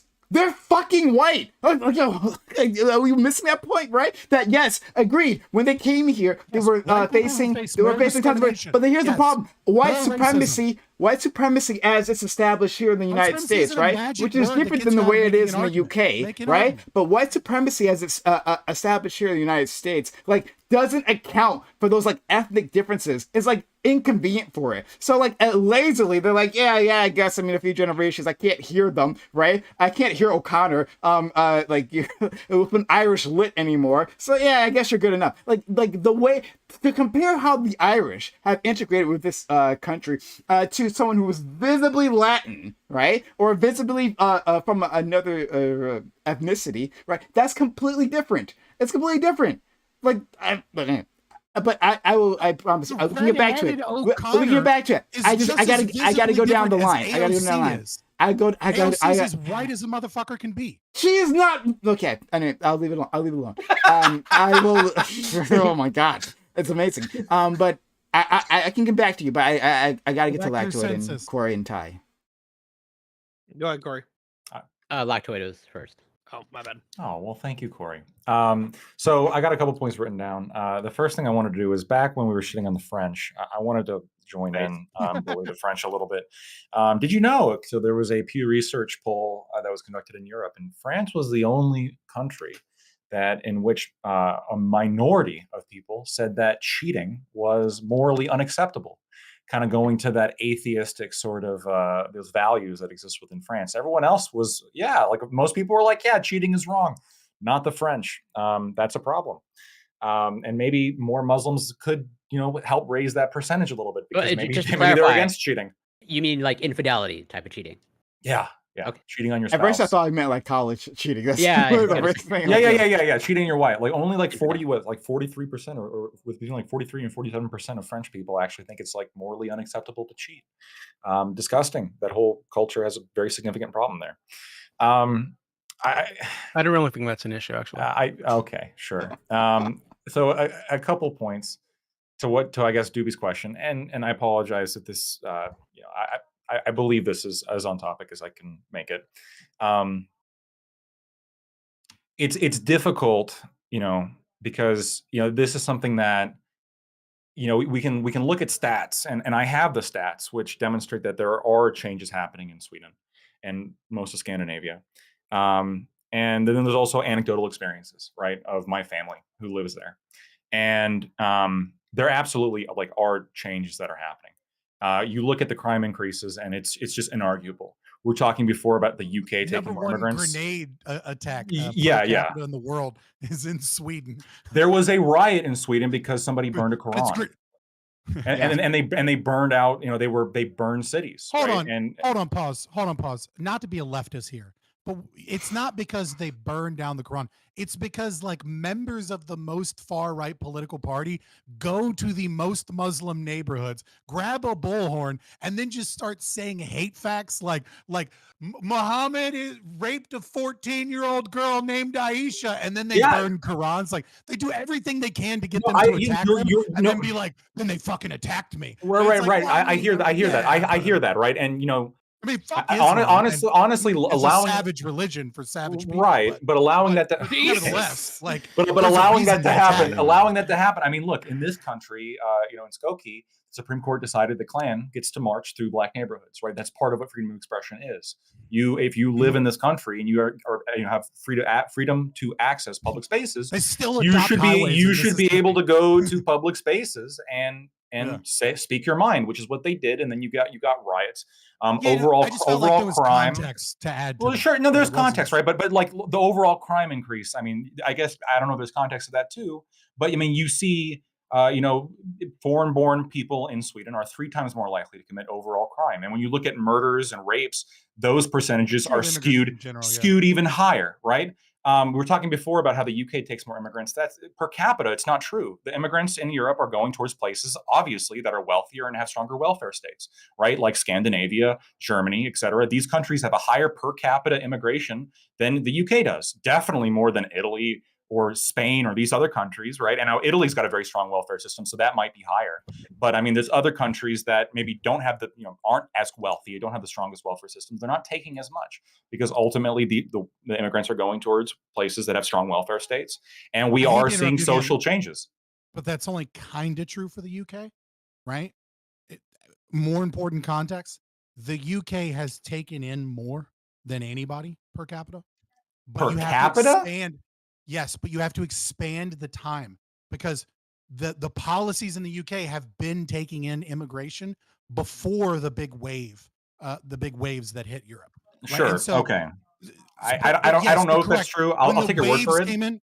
When the waves, because they've been having like a steady flow of immigration from the Muslim world like since the 90s. But with the big waves, you're absolutely correct. Scandinavian countries have taken it more, and the UK was ready for it because they had been doing this for longer, so they kind of had like learned some of their failures, presumably. It could be. I'll take your word for it. All I know is that when we're talking about like migration to Europe, we're talking about kind of a very specific wave, a time period, and in this time period, we have overwhelming amounts towards the welfare rich countries, right? The ones that kind of give the most, obviously. And when we talk about the rise of AfD in Germany or the Sweden Democrats in Sweden, it's one thing.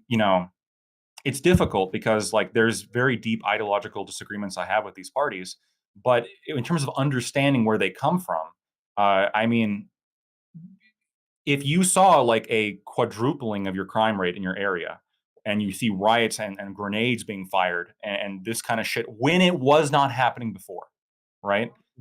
I mean, what are you going like in terms of your security? What are you going to think? I mean, I understand I understand the political reaction to it. I think it's worse because it's not just seeing it in your neighborhood.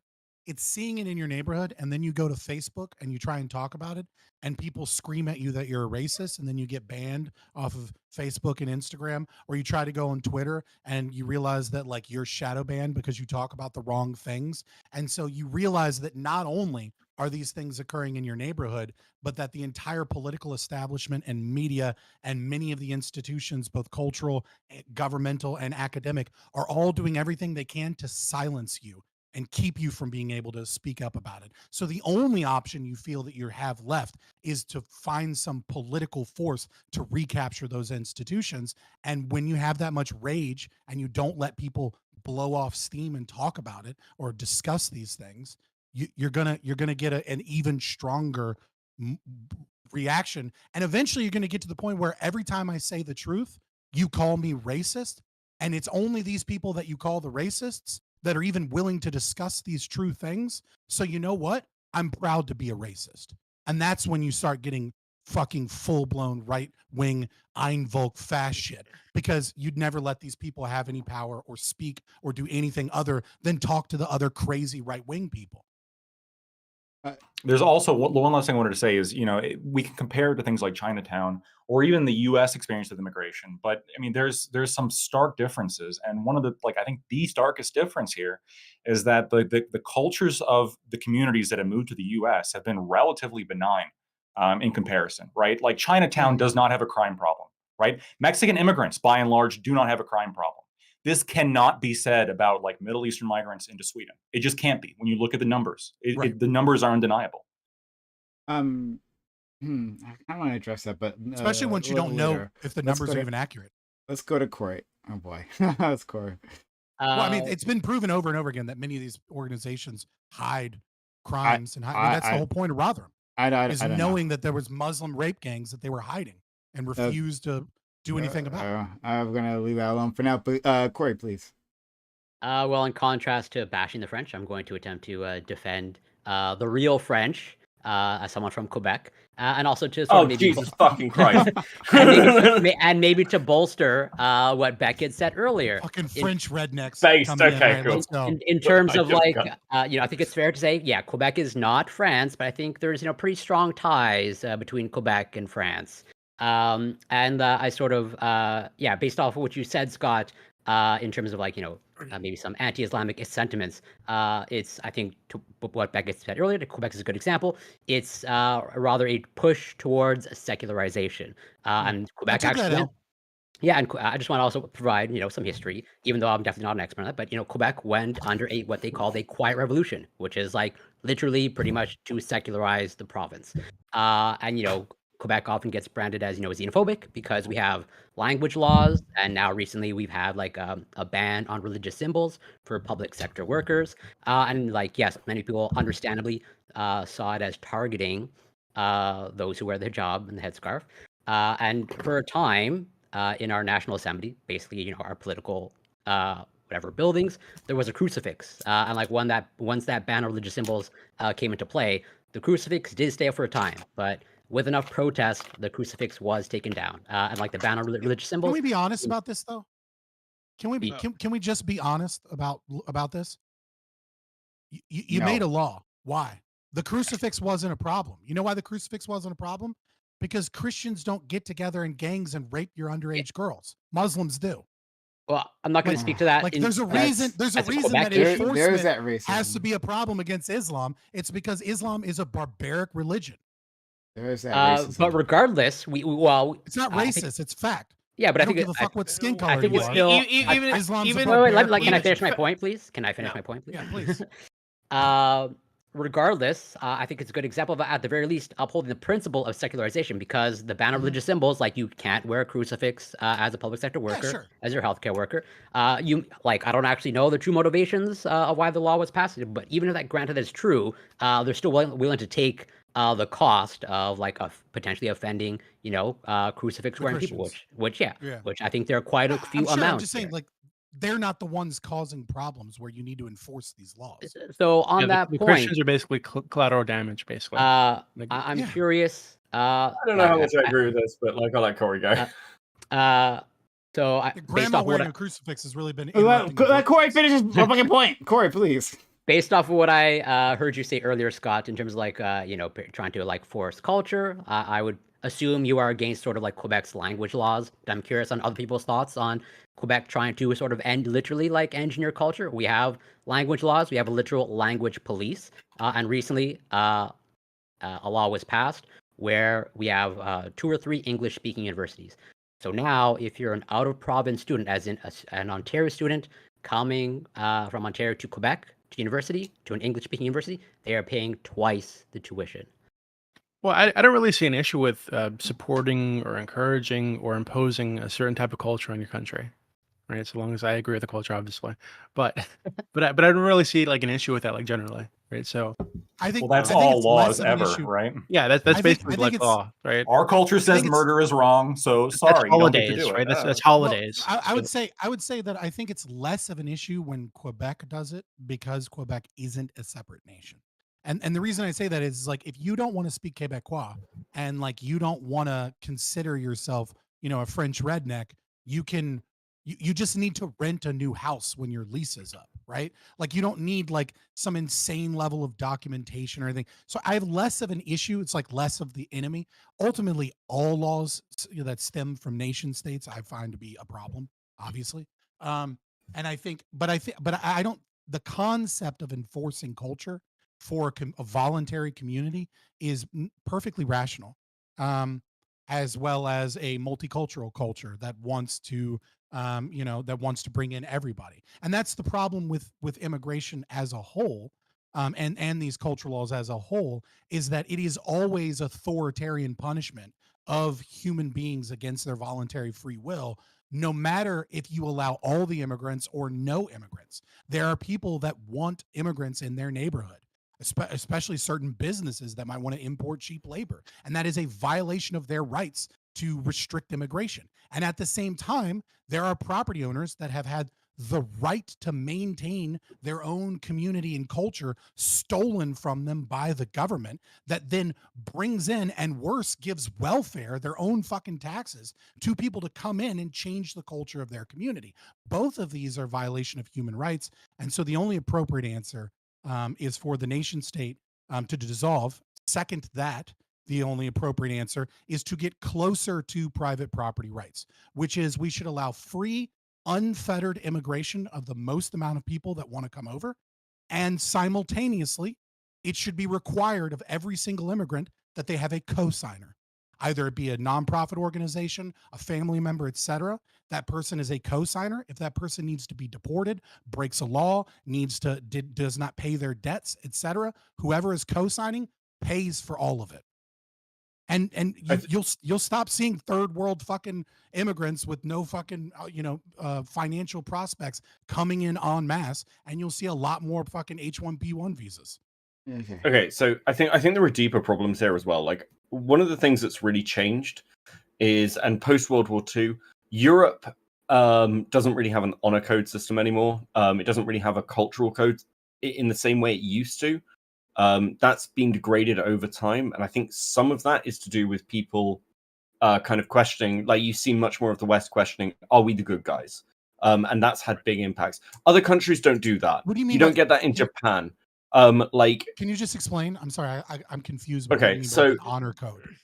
So one of the things that occurred post the Nuremberg trials is that a lot of things that were seen as European staples, Kantianism was one of the things that was highlighted. The fact that we were doing things like eugenics, and that was based largely upon how we sort of saw ourselves and saw what was normative for us, all kind of got crushed because the Holocaust and the way Germany behaved was like the nth degree of that, the final solution of what you do with those processes.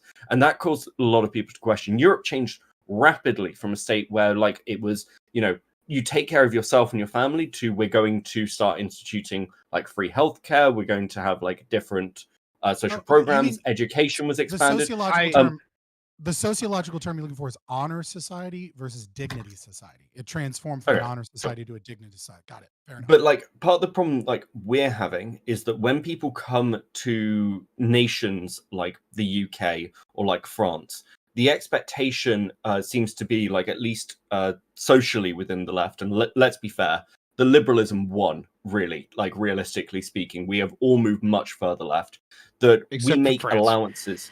I agree. Yeah, okay, Economic, sure. So economic fascism and neoliberalism have but won the people but people move like make much more concessions now for allowing other cultures to flourish. We value those other cultures. You don't see that in Japan. Japan has a huge fucking racism problem and a lot of control and nationalistic ideas. Like one of the things interesting with the pandemic. Careful, Japan's was doing that, pretty good with their racism. yeah, but Wait, like one of the things that's really interesting during the pandemic is that Seems to be Japan. working out So for 'em. I've got friends out serious? there in Japan where like they under-recorded COVID because, and the Japanese people put it, they were like, well, we'll be immune to COVID. Like that seems to be a problem that's going to be affecting the rest of the world, but Japanese people like won't get affected. And when they were recording, they recorded as anything other than COVID. Whereas other countries, like if you look at the statistics, it's not died from COVID, it's died with COVID. That's how most of us recorded. Because Yes, it's like I mean, a that's not. God damn it, guys, I wanna- Yeah, let Ty go ahead, Ty. No, I'm not. Oh, are you done? Beckett, Are you done? please finish your point. Yeah. Sure. Okay. But the problem is like there's a lot more questioning in the West of like who we are and what our values are than you'll see in other countries, and therefore it's much harder to integrate people into those societies because the question is, well, should we be culturally diluting people? Like if you're from another country, you should have the rights to experience those things and celebrate those things. You do not get that in like you can't move to Saudi Arabia and be like, well, you know, in the West we celebrate LGBT rights, so here's me and my husband, and by the way, I'm gonna drink in the street. You'll get fucking arrested. Like we don't fucking do those things here, and that is part of an issue because the goal of immigration is to essentially nativize people. That's what you want. But if you do that, Yeah, I don't agree you with kind of prove. Maybe go. You Let's kinda go. proved- Let's go to Ty. All right, yeah. I've been trying to be respectful. Like, I'm gonna start fighting. Okay, first and foremost, Doobie has brought this up a couple of times on this panel before, but to go with what Beckett was saying is that like the West as a whole was traumatized by World War I, but like our psyche as a civilization completely broke after World War II, because we literally have become incredibly introspective in regards of we ask ourselves, are we the good guys?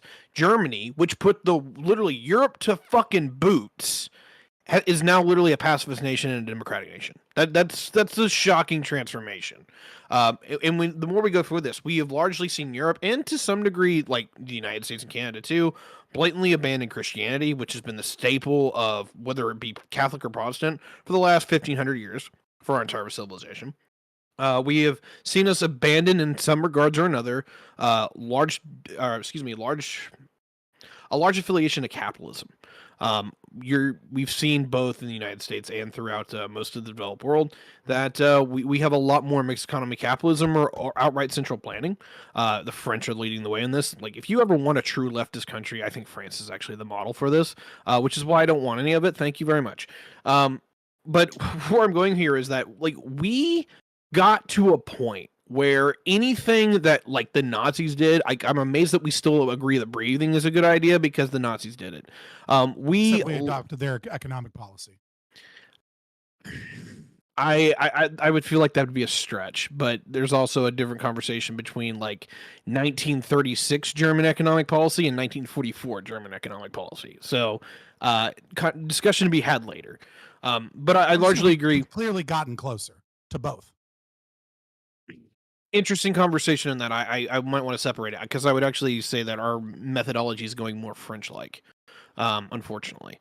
Although both of these really sucked, to be completely fucking honest. Anyway, where Beckett was largely laying out this, where he was kind of laying this out, that I largely agree is that we're socially traumatized, not only on like an individual level, but as a macro level. We have become incredibly introspective, which I think is actually a good thing, but it's also I don't think we're handling it well, because on one level we recognize that we have a cultural identity, though we call ourselves Westerners or Europeans or whatever else, and when we see something alien, we don't really fucking like it. And I think this is one of the big reasons you're seeing AFD and a number of these other political parties becoming, incredibly extreme, if you want to put it that way, but also becoming incredibly popular at the same time. We have not sorted out this problem yet. And the problem is, I think we're trying to right now, which is why our politics is off the fucking rails. Like, we keep having that conversation. How many times have you heard it? We're battling for the soul of America. Well, the problem is, Sie sprechen Sie Deutsche, and they're saying the same fucking thing. Like, we are having a civilizational conversation of what we actually want our civilization to be, and it's painful as shit. So my question to you, Ty, is you tie this to World War II, right? Mm-hmm. That this is kind of the breaking point in terms of the Western societies, if you will, by and large, kind of losing a kind of deeper tie to their ancestry and like their own kind of societal values, and like their own, we're like this, we have these values, we have these beliefs, to like, oh my God, I don't want to be ethnocentrist, I want to be open, I want to be multicultural. And so like I kind of see that, but like at the same time, I would add another layer to that, and I'm curious how you feel about it, which is that I think that politics, and of course inevitably world wars are downstream of the culture, which is downstream of the philosophy. I would say that what occurred first was a loss of Christian ethics. And then what replaced it was the very thing that Nietzsche was terrified would replace it, which is that God's dead and we don't know what to do with his corpse kind of situation. And I think as we brought in secularism, we started worshiping new gods in terms of political philosophies. I think there are different things to worship for sure, and that this is one of many factors, right? I don't want to be a pure political realist for World War II, but one of many factors, though I tend to be realist. I think it's mostly just Germany was landlocked and it was bound to happen, but many factors. So is it really World War II, or was World War II just the culmination of things that makes it easier to see as a shifting point in our culture? I think it is a World War II, and I think it comes into two conversations. I think we were shocked by World War I because I think it was a combination of technology to where the Americans saw this in the Civil War, but this is the first time the Europeans really get it. Where Europeans didn't, the photographs of seeing dead people in like the droves. And then you finally, like, we get to World War I, and they get the body counts, and it's just entire towns are depopulated literally within a day.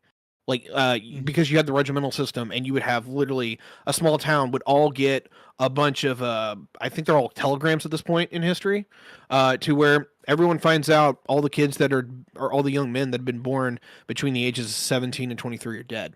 And it will literally happen in over a weekend.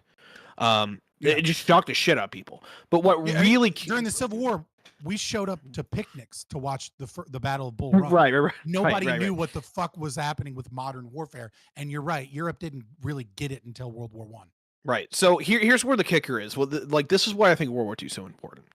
World War II takes World War I and all the horrors of it and amps it up to 11, right? So you don't just have humans killing each other on the battlefield. You have the biggest humanitarian disaster in all of recorded history, particularly with Europe, right? You have 1/4 of the people who live in Ukraine, Belarus, and the Russian Federation today. They're all dead.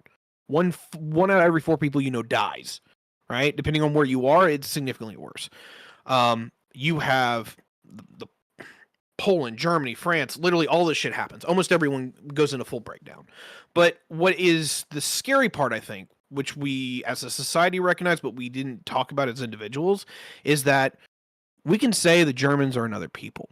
But every civilizational trope that they have is the same ones that Americans and British and French folks have. Are they Christians? Yes. Do they believe in some level of Hegelianism and Kantianism and all these philosophical things? Yes.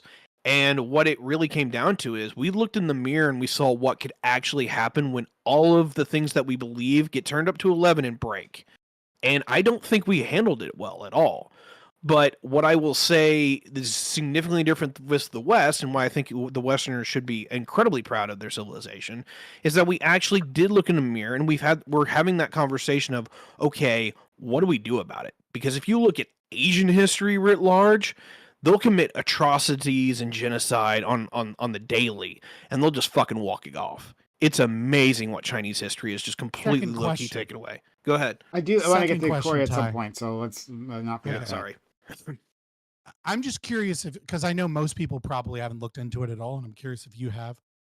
What is your thoughts on the period of philosophical and cultural denazification that the Soviet Union, in conjunction with America and many Western countries, went through to enforce and change the opinions, the magazines, to the complete and utter destruction of private property rights, to intentionally force the culture to accept leftist philosophy, politics, economic policies, and neoliberalism as a means of destroying the idea of Right. of the right wing politics. How do you feel about denazification in the late 40s, early 50s that occurred when we were still friends with Russia? I'll and the TLDR Soviet this. Union? Yeah. I'll TLDR this. I get why it was done, and in some ways, I think it was even effective. Whether that I'm not going to get into whether that should have been a thing. Whether that's outright. good, but Yeah, because that's just fucking loaded as hell. What I will say is it turned out it wasn't nearly as successful that a lot of people gave it credit for, because you did have quite a few stories that were buried, but you could definitely find them, where these folks who lived through World War II in the 2000s, when they knew that they were 5 years from death or closer, like they started to come and mask off about how they felt about all the shit, and they're like, hey, like, we did it. We recognized we did it. We knew what was going on 9/10 of the time. Some people didn't know, but most people had at least an idea. And it's not that they weren't like blatantly humiliated by it in the ways that they had acted. Moreover, they were kind of saying we did what we did in the circumstances that they had. And that was really telling in a lot of regards, because they just kind of at least had begrudgingly put it down. But whenever you finally get their like last will and testament, if you will, their thing is like, we did what we thought we had to do. We lost. That's literally the way they think about it. And that's a really remarkable take that I have never been able to like process in my head. Because I mean, you didn't live it. Corey, not only just did I live it, but even if I try to put myself in that, my mental and emotional self into that footstep, I feel like I'm just the guy that's going to get killed early on. Corey. Yeah, Thinks that. I'm curious, Scott, about something you said earlier, and whether if it was sarcasm or not. Because I think when Becca was speaking about immigration, you made a comment on like Japan seems to be doing well, like, or okay with this racism, something to that effect. Like, was that sarcasm? Because like, as far as I'm definitely not an expert. It's objectively true, right? That doesn't mean I value it. Well, that doesn't mean that like yeah, I think I know you don't think it's that good. they do Yeah, that. I'm simply saying be careful, because if you're going to bring up an example of how like this is a problem, right? Well, the far right people love to talk about Japan because it's a racist ethno state that has done incredibly well, primarily, it seems, in many ways, because being a racist ethno state, as it turns out, seems to be better than letting in 5% of your population of a bunch of fucking crazy Muslims. Well, so I'm definitely not an expert on Japan. I don't know like its entire history, but like, and there's definitely periods where Japan has done well recently. But from what I know in terms of like how it's projected to do for the next coming decades, where it appears to be pretty much confronting like a huge demographic collapse, and like from what I can tell, like they need massive immigration, and there's like a huge call for immigrants, but the racist sentiments are not helping because they don't want to accept immigrants, and it's just an ever slow decline. I think that, again, I'm not an expert, but from what I understand, there appears to be an ever-increasing number of people that are just become like shut-ins and not socially engaging with anything, just lock themselves in the room. Where like that combined with, no immigration, it seems like, from what I can tell. Otakus might be a problem in Japan for sure.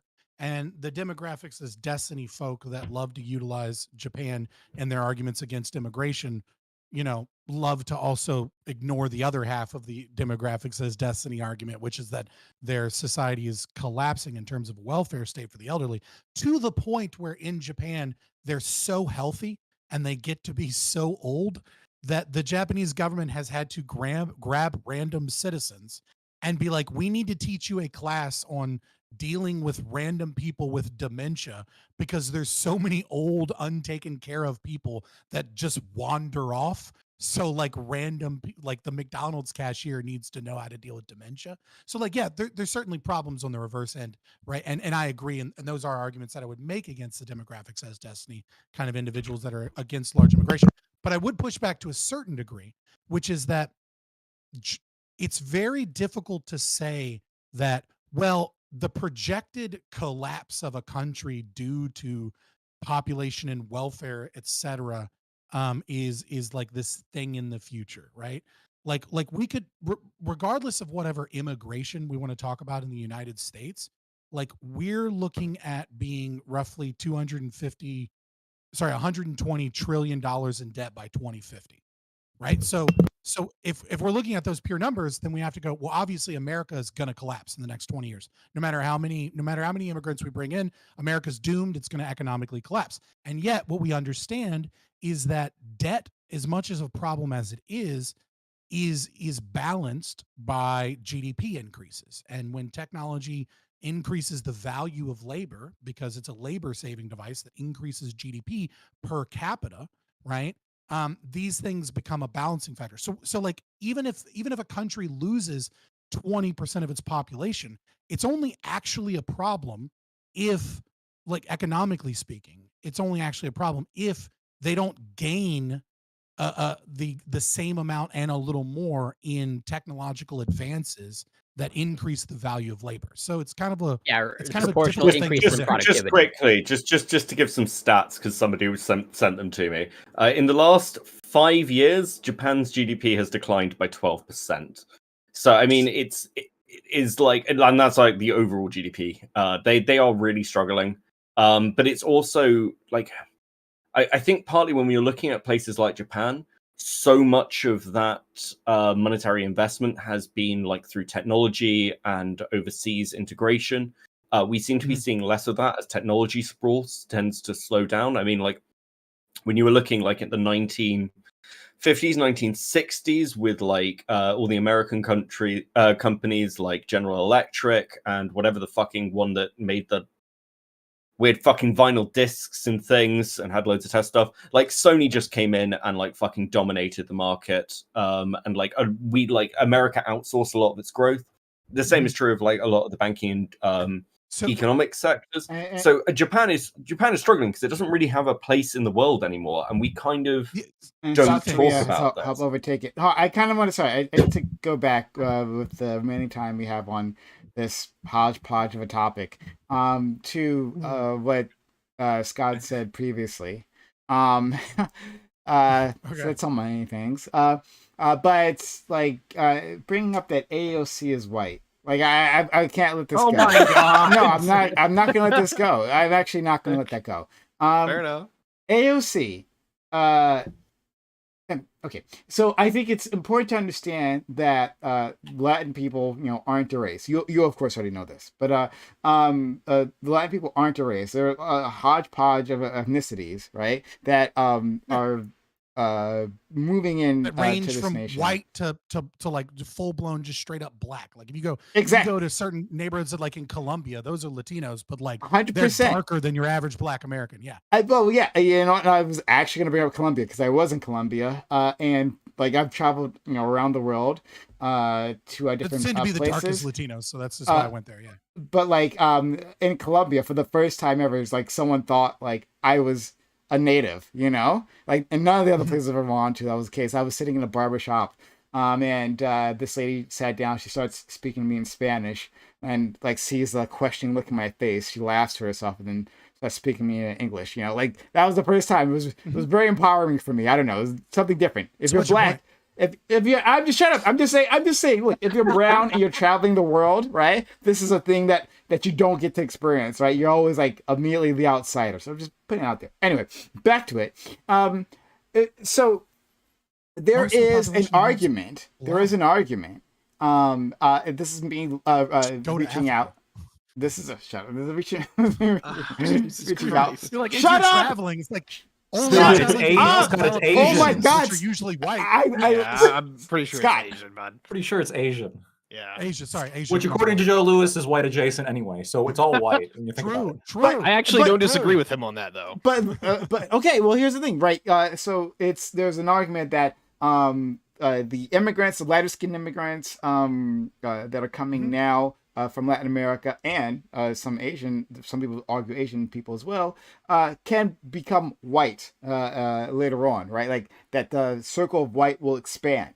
And so if you're narrowly saying that, then I'll agree with you. Like, but the problem is that there's so much more, so many different types of people that are coming up, so that when you say like have the Latin people, Latin Americans, are they facing the same level of discrimination as Irish Americans? I'm like, well, I can point to different ethnicities, right, different parts of that group that are facing vicious racism, and most of them are the darker kind. Like the So- Irish. Yeah, the Irish when they came here. The most viciously attacked race. For sure. The problem is that you're stuck in a critical race framework in your brain, and you don't realize how much it's holding you back from seeing reality, which is that the reality of the situation is, yes, immigrants face racism and bigotry, and they face like all kinds of problems, no matter what ethnic group they are when they go to a new nation. But all of the things that Latinos have been facing for the past 30 years, right? I don't want to go back too far, because like you go back far enough, it's probably pretty rough. You can absolutely say that the Irish faced worse when they got here and they assimilated. Okay, they assimilated to such a degree that even your critical race framework said, and then eventually they became white. Just like you said, many Latinos are eventually becoming white, right? Like the leader of the Proud Boys, Enrique, is as dark as a Latino usually is, if not darker than average, right? So there is a, even within your framework of white supremacy, which I think is kind of silly, nevertheless, there is still room for bringing in any goddamn skin color to that group. And it is the Irish that face not only racism and bigotry and violence from police and all of the things that you can claim about other communities, but they also face legal discrimination that simply doesn't exist today, right? Like it was perfectly legal to ban all Irish people from your establishment or from having a job at your establishment or from renting or owning property, etc. So like they clearly face more discrimination. Weird when you're saying that, like when we have an entire immigration, like we've built an entire immigration industrial complex geared to fight specifically against people moving across our southern border, right? Like not even, there's other forms of immigration, and that leads to a lot of people coming in here undocumented as well, but specifically in our politics and our legal system, like addresses the southern border. To say that, well, the Irish had illegal attacks against them, true, absolutely right, but yes, absolutely the case for Latin individuals as well, but even going beyond that, what's your point of bringing that up, right? That our Irish brothers and sisters had terrible things done to them. I agree. But like, what is that in response to, or where does that take us? My point is, maybe you forgot the context because you were so upset by the racism that doesn't exist. My point is that when we talk, when I'm attempting to compare these two, you said, well, the difference is the racism and the discrimination. And my point was, no, it's not the racism and discrimination. The primary cause is that we financially incentivize immigration from South America, and we grant welfare to people that have babies, and that this causes people to remain impoverished, stuck in an unproductive welfare cycle, and brings in people that are not incentivized to be productive in a way that previous waves of immigration were not incentivized in that same way, and that 70% of those people went back home because they couldn't make it.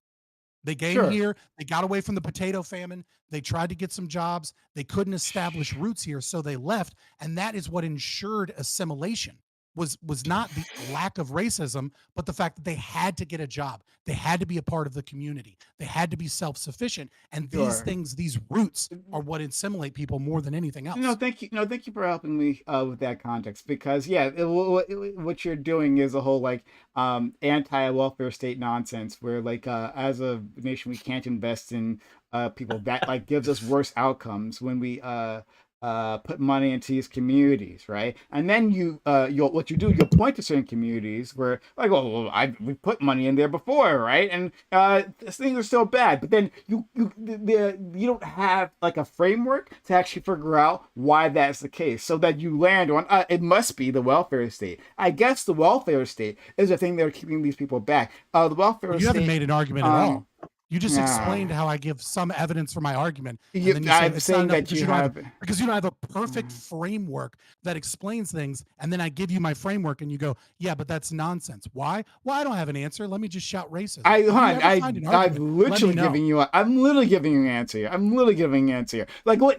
So, first of all, Doobie has got to head out. Doobie, hopefully you can make it back here. Yeah, I've got some work shit to deal with. Take care, Doobie. Unfortunately, I was looking forward to yelling about the UN with you guys. You were very quiet for being an immigration. Yeah, I've been dealing. I was.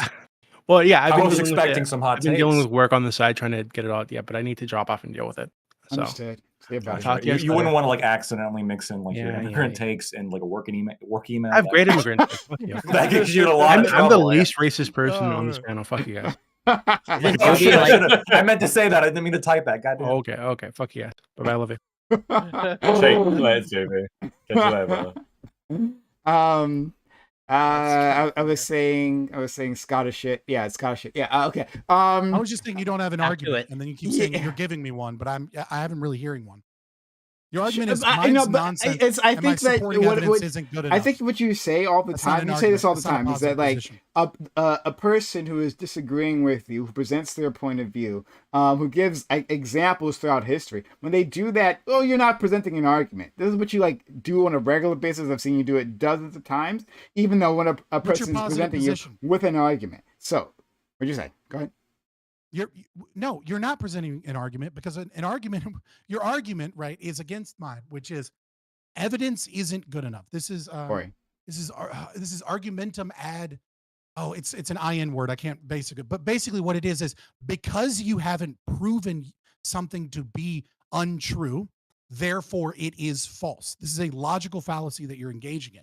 So your argument is, I don't like your supporting evidence. It's not good enough. I don't like your framework. It's not good enough. And then you can constantly just say that those things aren't good enough, and then move and create a burden that's essentially impossible for me to prove my positive position whilst not giving a positive position. So what you're doing is a textbook logical fallacy and a non-fucking argument. So get one. Sure. Well, all right. I can maybe help with that.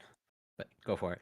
My argument is that investing that a nation investing in marginalized people can have extremely positive results. That the welfare state, while it's not perfect in our implementations, actually not all great in our particular implementation, isn't itself the problem, but it will be part of the solution.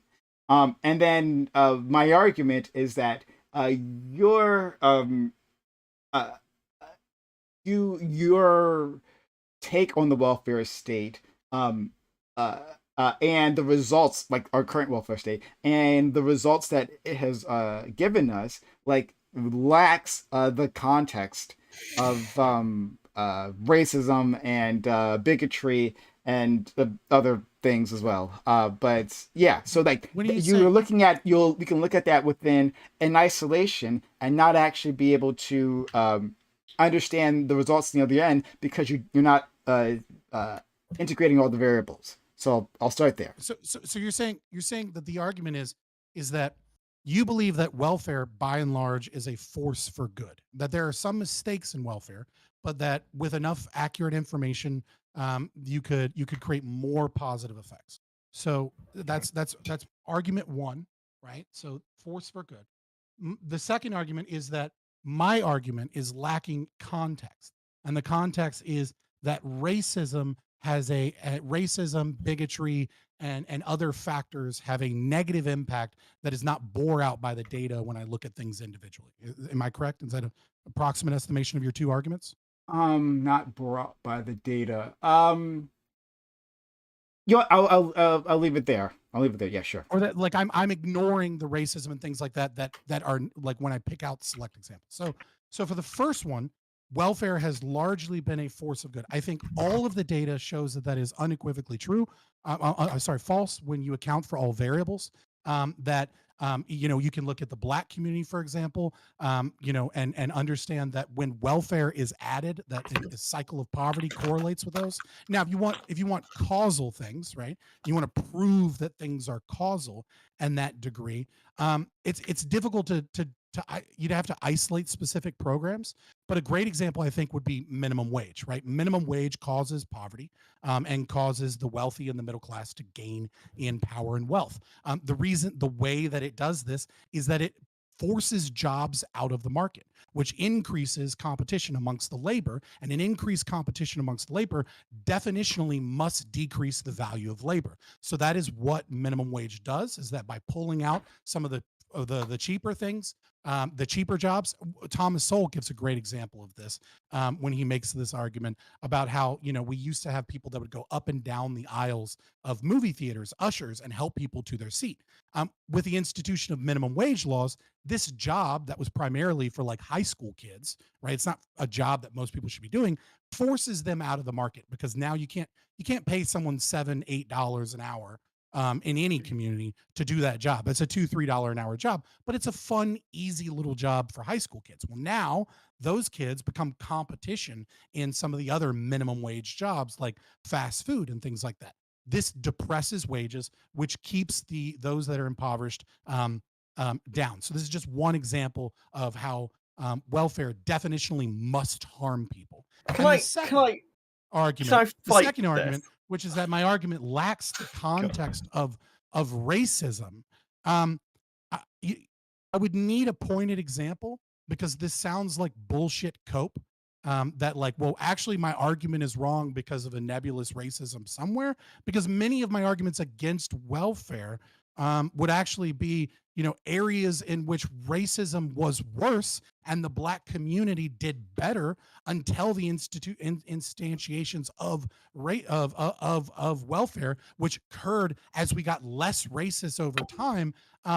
And that would be when, fatherlessness starts increasing. The incentives that I think that help destroy these communities that are inherent to the welfare system are present in a time where we're getting less racist than times before, where the Black community was growing and achieving at a better rate without welfare. So I think that would be my argument to those two arguments, and why I think you're absurd and you're just throwing out racism. Let's just talk about like the minimum wage stuff for a fucking second here, because like this is such a weird fucking myth to like towards like lower pay brackets. I can see those arguments, but that's why like reasonable countries scale their minimum wage based on age. Like the minimum wage for like 16 and below, if you're doing work in the UK, is very different from the minimum wage you're getting towards like adult branches. The other thing that's happening majorly in the economy is things like a deregulation of certain sectors where like, hold on, I'll fucking let you finish. Let me finish. Yeah, and like, Corey will go afterwards, and I'll respond after all that. Yeah, you've got like sections of the economy, like the housing market, which are hyperinflated because you've turned like housing into a commodity. And in America, when you're talking about like actual earnings, like things like the tipping system in America, where you're not even directly paying people, you're expecting your customers to pay for the service, which is something that like is now a social faux pas not to do, not based on anything you're actually like doing as work. Progressive, anti-racist. Yeah, I love it. Yeah, but the problem you're facing within like economy, even within sort of minimum wages, and there are issues with minimum wages, is that you're like taking this 1950s view of capitalism, which is that capitalism wants everything in society to progress and get better. Like you take your money, you reinvest it back into the economy, back into the infrastructure. So you're, the fucking fraud stuff of I want my workers to have a day off so they can buy my cars. So you get the entire system, but we don't live in those systems anymore. Ultimately, it's not just that jobs are getting forced out, it's that we don't need people to do a lot of the jobs that they're doing now. Like, we can automate so much fucking shit that we are keeping people on when we don't need to. The other problem is people can't afford to fucking live. If you go back like 40 years, you could support a family working in a fucking grocery store. Maybe not 40, maybe 60. But like, you could support your family doing a simple job. You can no longer do that. You need two people working. And that like comes down to how like our loan system works, our credit systems work. Like, do you have an minimum wage welfare? Yeah, but the problem... You haven't made any substantive arguments against minimum wage other than in other countries we stratify it by age, so the specific impact that you are talking about is less bad. But what the I'm problem talking about isn't you're problem isn't minimum wage. Economy. If you're talking about the entire problem with the U.S. fucking economy was minimum wage. No, but I you're saying that how this specific thing is negative, and then you brought up all kinds of other shit within the economy because that it are ties not because at it's play here. You're not making a fucking argument against what I'm saying. I'm trying to make a fucking argument, Scott. Scott, Yeah, oh my God, let me finish a fucking sentence. Whoa, Scott, knock it off. Let him finish, please. Okay. So the problem is when you've got businesses that are unable to pay people, those businesses should theoretically fail. That is the market. But if you've got like the argument of I don't have to pay my workers very much, you will have what happened during like the Industrial Revolution, what happened during serfdom, which is people have to work these wages because they can't afford not to. This is what's happening at places like Amazon. And the people subsidizing those things, by the way, aren't the fucking like the rest of society in all the big businesses. It's the rest of us. It's taxpayers, because they're like getting subsidized through things like credits. And like, we need basic livable wages, not because like there's some grand leftist conspiracy, but because hold on, let me fucking finish. But because you can't trust socialism ruined the economy, so therefore we need more socialism without talking about minimum wages. Oh my God! Like, if I can get to the end of a fucking sentence, I can get to the point, Scott. The problem is large international companies are prepared to like large international companies are prepared to either outsource their work where it's cheaper, or they're prepared to like bring in cheap illegal labor, which happens all the fucking time. And so that's why we need strong regulations against those things. And the question is, if you've got a business that cannot afford to pay minimum wage, should that business exist? The answer is no, because work is pointless if people can't live off it. It's not a privilege to have a job. It is a way to continue surviving, and that is what minimum wage is for.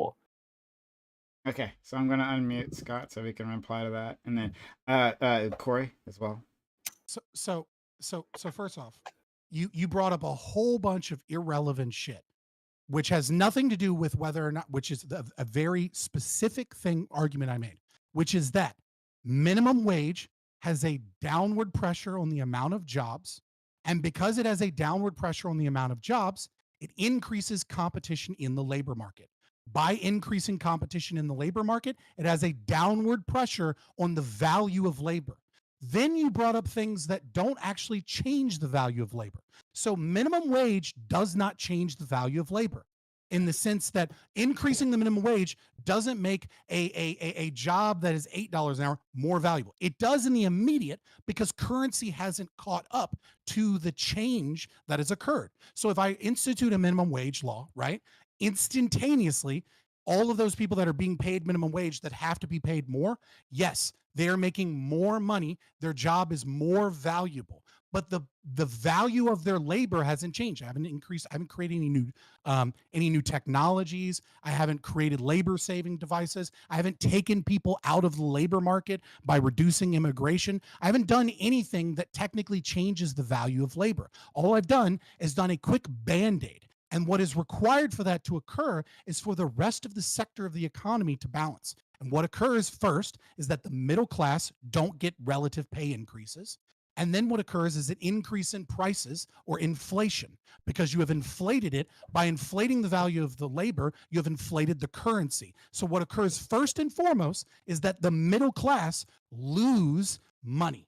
Then what occurs over time is that it balances out. The only people who don't lose money are those individuals that have assets, that their money is tied to the inflation rate on loans that they have taken out on their assets. These would be the mega wealthy. The only people who don't lose money but gain money by a minimum wage increase is the mega wealthy. You brought up the idea that they'll outsource jobs to other nations. Yeah, this is called Kuznets curve in economics. Absolutely. When you increase the minimum wage in America, companies and corporations that have more power and are more international can absorb those costs by going to another country. Small businesses and the middle class suffer. Those businesses go under because they can't afford to pay those things. And as you said, if they can't afford to pay an increase, which by the way doesn't change the value of labor, they shouldn't exist anyway. So you're all for the small businesses going under and being destroyed by this increase, and then poor people in other countries do better. Yes, that is Kuznets curve, right? As a country industrializes, they absorb jobs from the market. So the jobs aren't actually they're going from Americans, but they're going to other developing nations that do better in these things. Over and over and over again, you did not give an economic argument. You did not talk about why minimum wage is bad. The only thing that you did is you brought up other factors that show that you have a sophomoric view of economics, and then accuse me of these being all of the reasons why you're boiling minimum really wage is needed. You said, but here's all the socialism that let him failed. finish. Here's why we need more socialism. Okay, but it's not just about socialism. The markets we're existing in now are not the markets from like the early 1900s. By the way, which we still saw massive economic crashes. Like, again, we have a much larger labor force to deal with than we did like even like 60, 70 years ago. Like, we increased our labor force like outwards to like all sectors by about 50% when women started working post World War II. So like, which there are balancing balancing labor. It happens. Yeah, like absolutely. And like labor also, let's be clear about economic theory. Economic theory, generally, like with classical economics, seems to treat labor as something that's not affected by supply and demand. There are reasons for that, which are very fucking convenient. But the truth is, like, if work doesn't pay people enough, you are going to end up with like actual societal collapse. So one of the reasons that we have these welfare systems, like minimum wage, like making sure that people don't starve to death, is because we've reached a point in our societies where we're not really sure what to do, because we're hitting the point where less and less people actually need to work to keep society rolling. There are less jobs that are needed. We are much more specialized and we outsource. And we have a highly educated class that is struggling to make money, but also we have a lower working class where those traditional jobs that they'd be doing that would be like vocational and you could support a family on, if we're looking like, again, 1900s, either no longer exist or no longer are valued in the same ways. Those things have been broken over time. Minimum wage is an answer to those problems. Now, like, you can agree, like, I might agree with you that there are base economic problems that we're facing that are deeper than minimum wage, but just removing it isn't like, removing it would be worse than having it. Because if we don't have it, then can you please? Okay. But then, okay. You haven't actually said why minimum wage is bad. You just keep saying we need, or why it's good. You just keep saying, here's all of these problems that I mostly agree with, right? We might have some minor differences.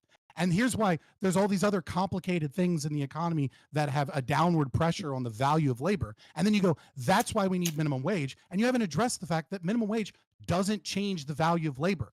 It doesn't help anybody except the mega wealthy. That's the only class of people that it helps are the rentier class, the people that all of their money is tied to interest on loans that they get. Like Elon Musk doesn't have that much money in his bank account. And the money he does have is all money he's borrowed on Tesla or Twitter, right? And so when inflation occurs, he just borrows more money at different interest rates. You see what I'm saying? Like, the only people that are actually helped by this inflation is the mega wealthy. And you keep saying, well, here's all these problems in the economy. That's why we need minimum wage. I'm trying to tell you, minimum wage doesn't solve any of those problems. It's not even a fucking effective Band-Aid. It just keeps stealing money from the poor and especially the middle class to give to the rich. Here's my question. Do you think that if you didn't have minimum wage, people would be paid better? Just hold on. Finish the exchange. So you get hold on. ask your question, finish that exchange, and then I want to go to Corey, and then I think it was a Ty who asked me for something. So I'm gonna do that. But then we also do need to go on to our other topic. That was the I do question. want to address. That's what you're gonna say. Okay. Yeah. I do want to address I need water so bad. Scott. But yeah, so go ahead. Have you been talking a lot? Dude, my house is my room is now on the second floor, and so like I gotta like I can't like quickly step away. I have to like takes a minute to like get there and get some Okay, water. So I gotta get just water. quickly, do you think that if minimum wage was gone, people would be paid more in general? I think that's it. That must be true. That technically is impossible for that not to occur, because if minimum wage was gone, right, there would be jobs introduced into the market that are currently below minimum wage. These are jobs that would likely be done by, you know, you know, like high school kids, or potentially, you know, there are jobs that can be Okay. done by like mentally Let me- challenged people, etc. And when these jobs enter the market, right, what that is going to do is that's going to take competition out of the labor market for higher paying jobs.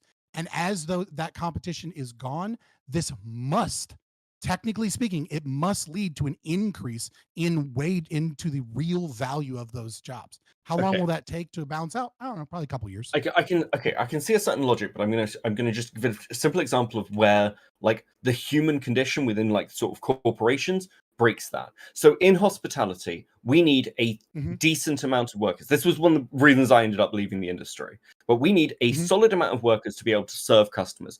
Generally speaking, like you look at how much you're paying somebody versus how much they bring in. And when you're working in, say, like the nightclub industry, one worker will bring in well over their wage amount, like just massively over it by hundreds, maybe in thousands of dollars.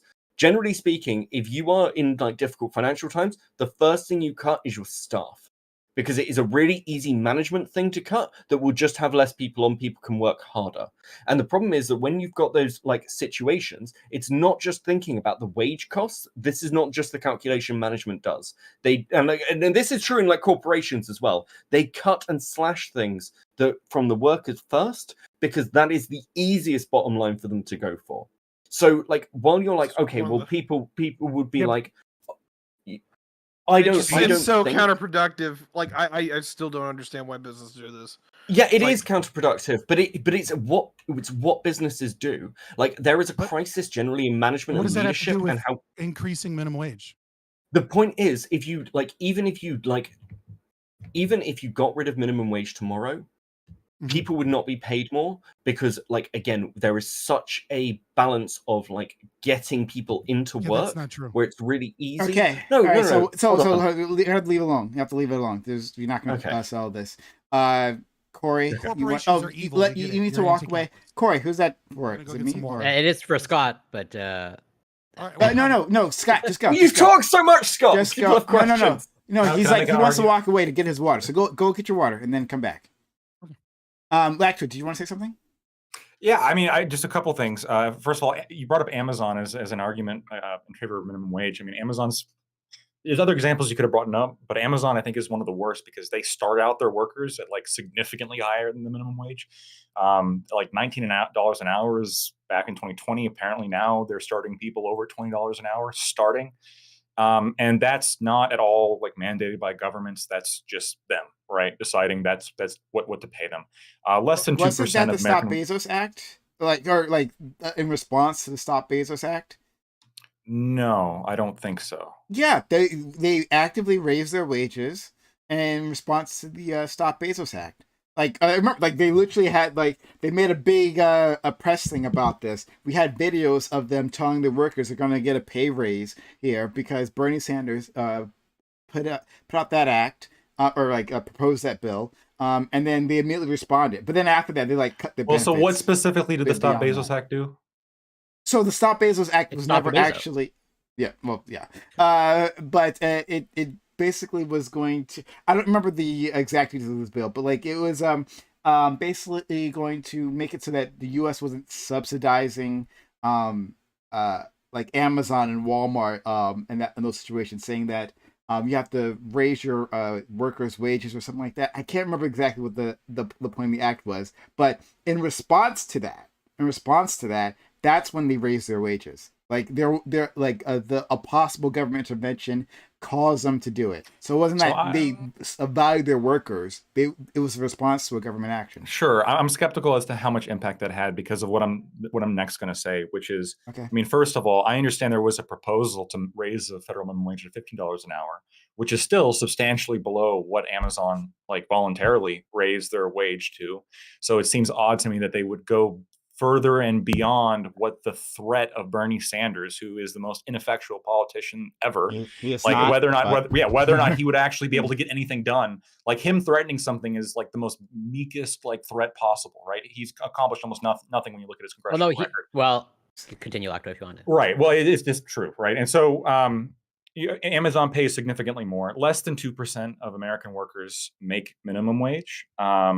So, I mean, if you abolish minimum wage tomorrow, the vast majority of Americans would not really be affected at all, right? Because many of them are making way more than a minimum wage right now, and the most poor people are making more than minimum wage. You're making two separate claims. Making more than minimum wage and way more than minimum wage are two, like, I can totally see how 98% of people are making above minimum wage, which I don't know what is it, like $7.50 or something, or what's the federal? Regardless. But both my claims are accurate. Most people are making way more than minimum wage, and even like the bottom like quartile of Americans, like the vast majority of them are making maybe not way more than minimum wage, but they're making more than minimum wage, right? So if you abolish a minimum wage, I mean, why would their wages go down if they're already making more than what the government's telling companies they have to pay them anyway?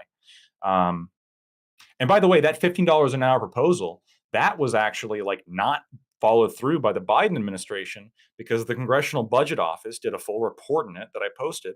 And yeah, raising the minimum wage has negative effects. It would overall have lowered the GDP, it would have raised unemployment, it would have raised crime. It does affect inflation. I mean, there's not good art, like minimum wage is not like the most solid economic argument.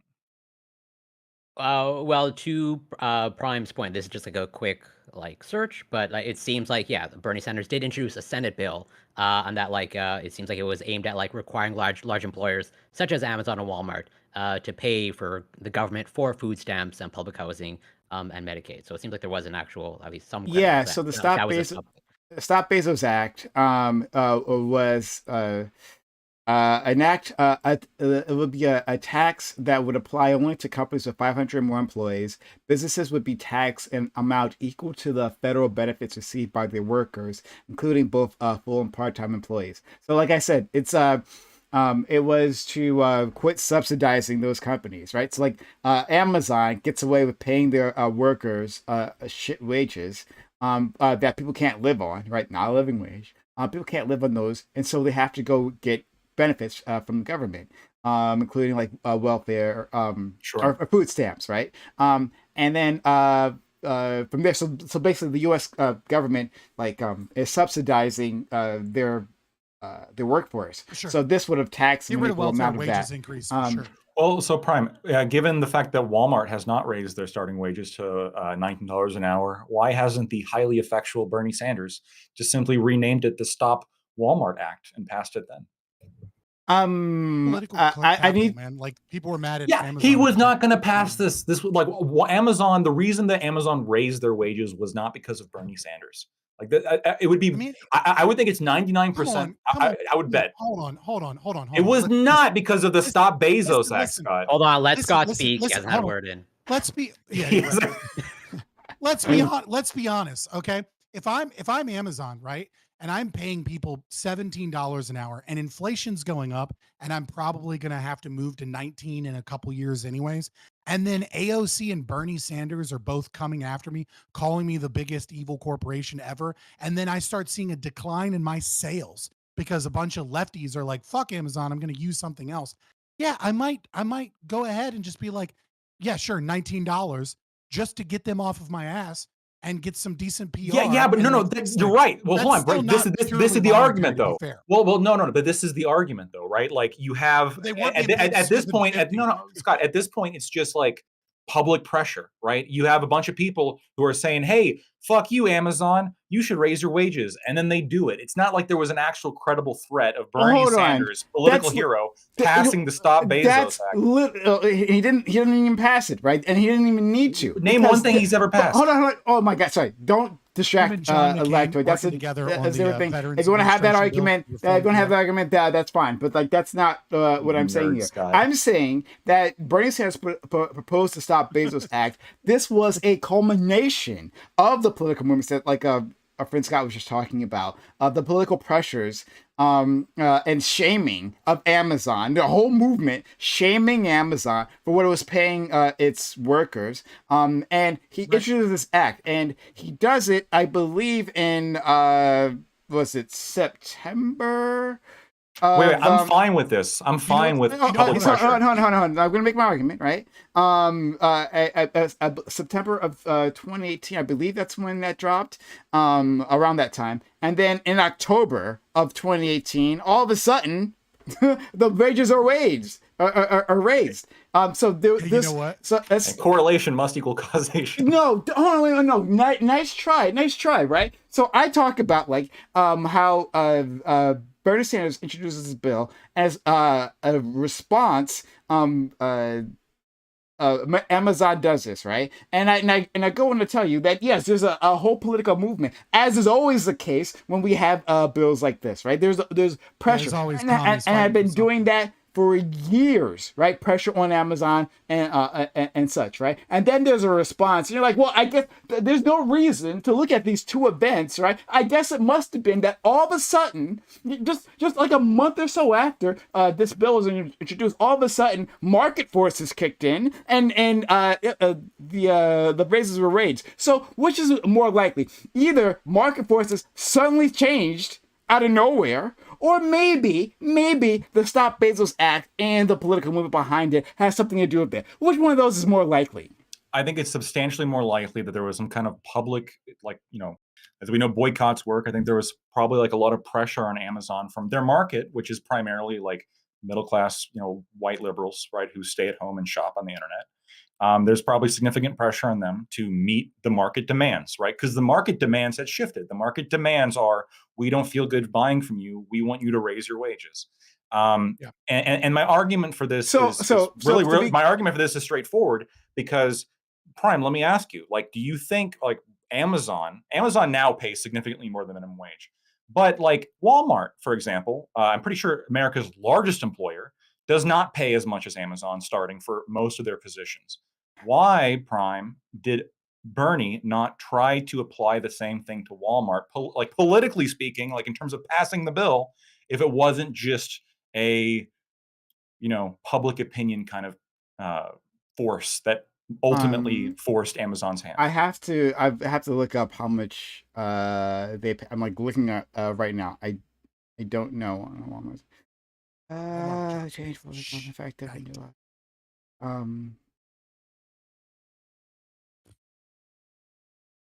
Pay. I see somewhere around like $14, $15 an hour, but that's 14, like very 15. quick. Yeah, I'm trying to look. I don't know. Which is considerably less than Amazon starting. But that's literally $15 an hour is the and I'm seeing like I'm looking up things here. I was thinking 15, 16 and that area, right? But $15 an hour is literally the movement, right? The fight for 15. To think that this is a random ass number and to say that there's some sort of differential here. There's some sort of differential. So that invalidates my argument. No, actually, they were paying lower before. They're paying higher now. But the fact there's a differential that Amazon and Walmart aren't paying the exact same amount. Whose argument was ever that to begin with? Like, what is this argument you're trying to present me with? The argument I'm presenting is that the argument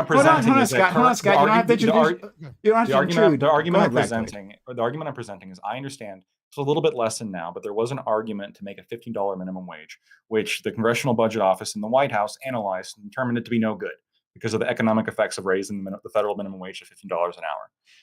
I posted the analysis of the Congressional Budget Office in the Discord chat. If you guys want to take a look at it, all the findings are right there. And so that's happening. And I do understand that, yes, there was considerable, less so for Amazon now because their starting wages are just so fucking high.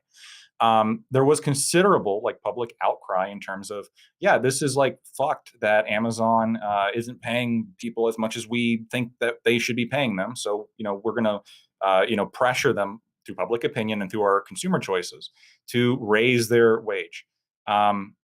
Yeah, I think this is considerably more likely, especially when you see that Amazon raised their wages up to $19 an hour, up to $20 an hour, when Walmart hasn't.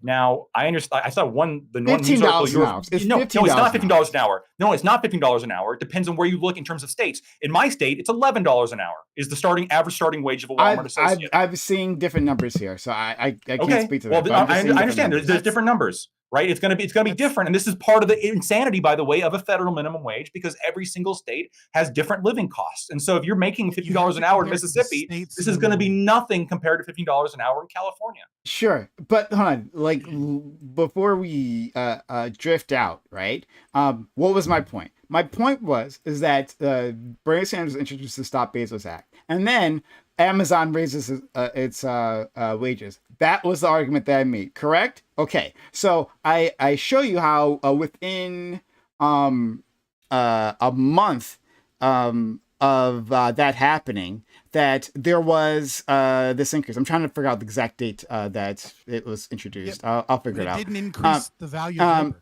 But yeah, sure, that's nice. But the point is, this is within less than a month. This is shut up, Scott. You don't have to introduce every argument. Give me a second. Move a lactoid here. Thank you. All right.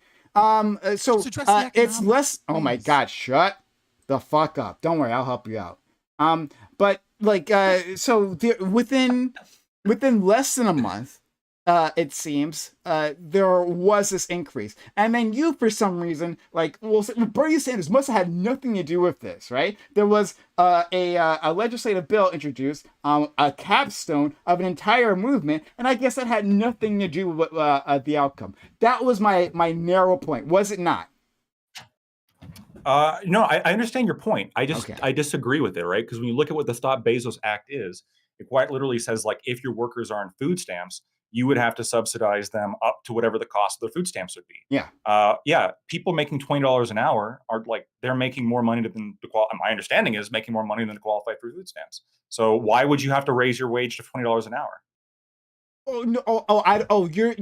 All you're saying is that afterwards there was an upward drift. I'm happy there was an upward drift from with Amazon's Here's my question.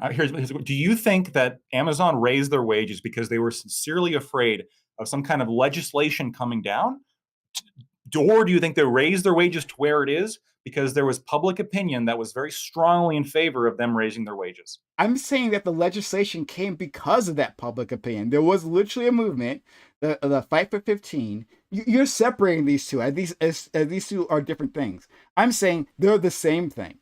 And that's why I kept saying it's the capstone. It's the ultimate expression of this movement when this bill came down. And then just it's not like it happened a year after or 2 years after or anything like that. It happened less than a month after there was a response from Amazon. So but the reason why separating these two things is very important to people like me or Scott is because there is no ethical problem we have with people bullying Amazon into paying their wages more through like market mechanisms.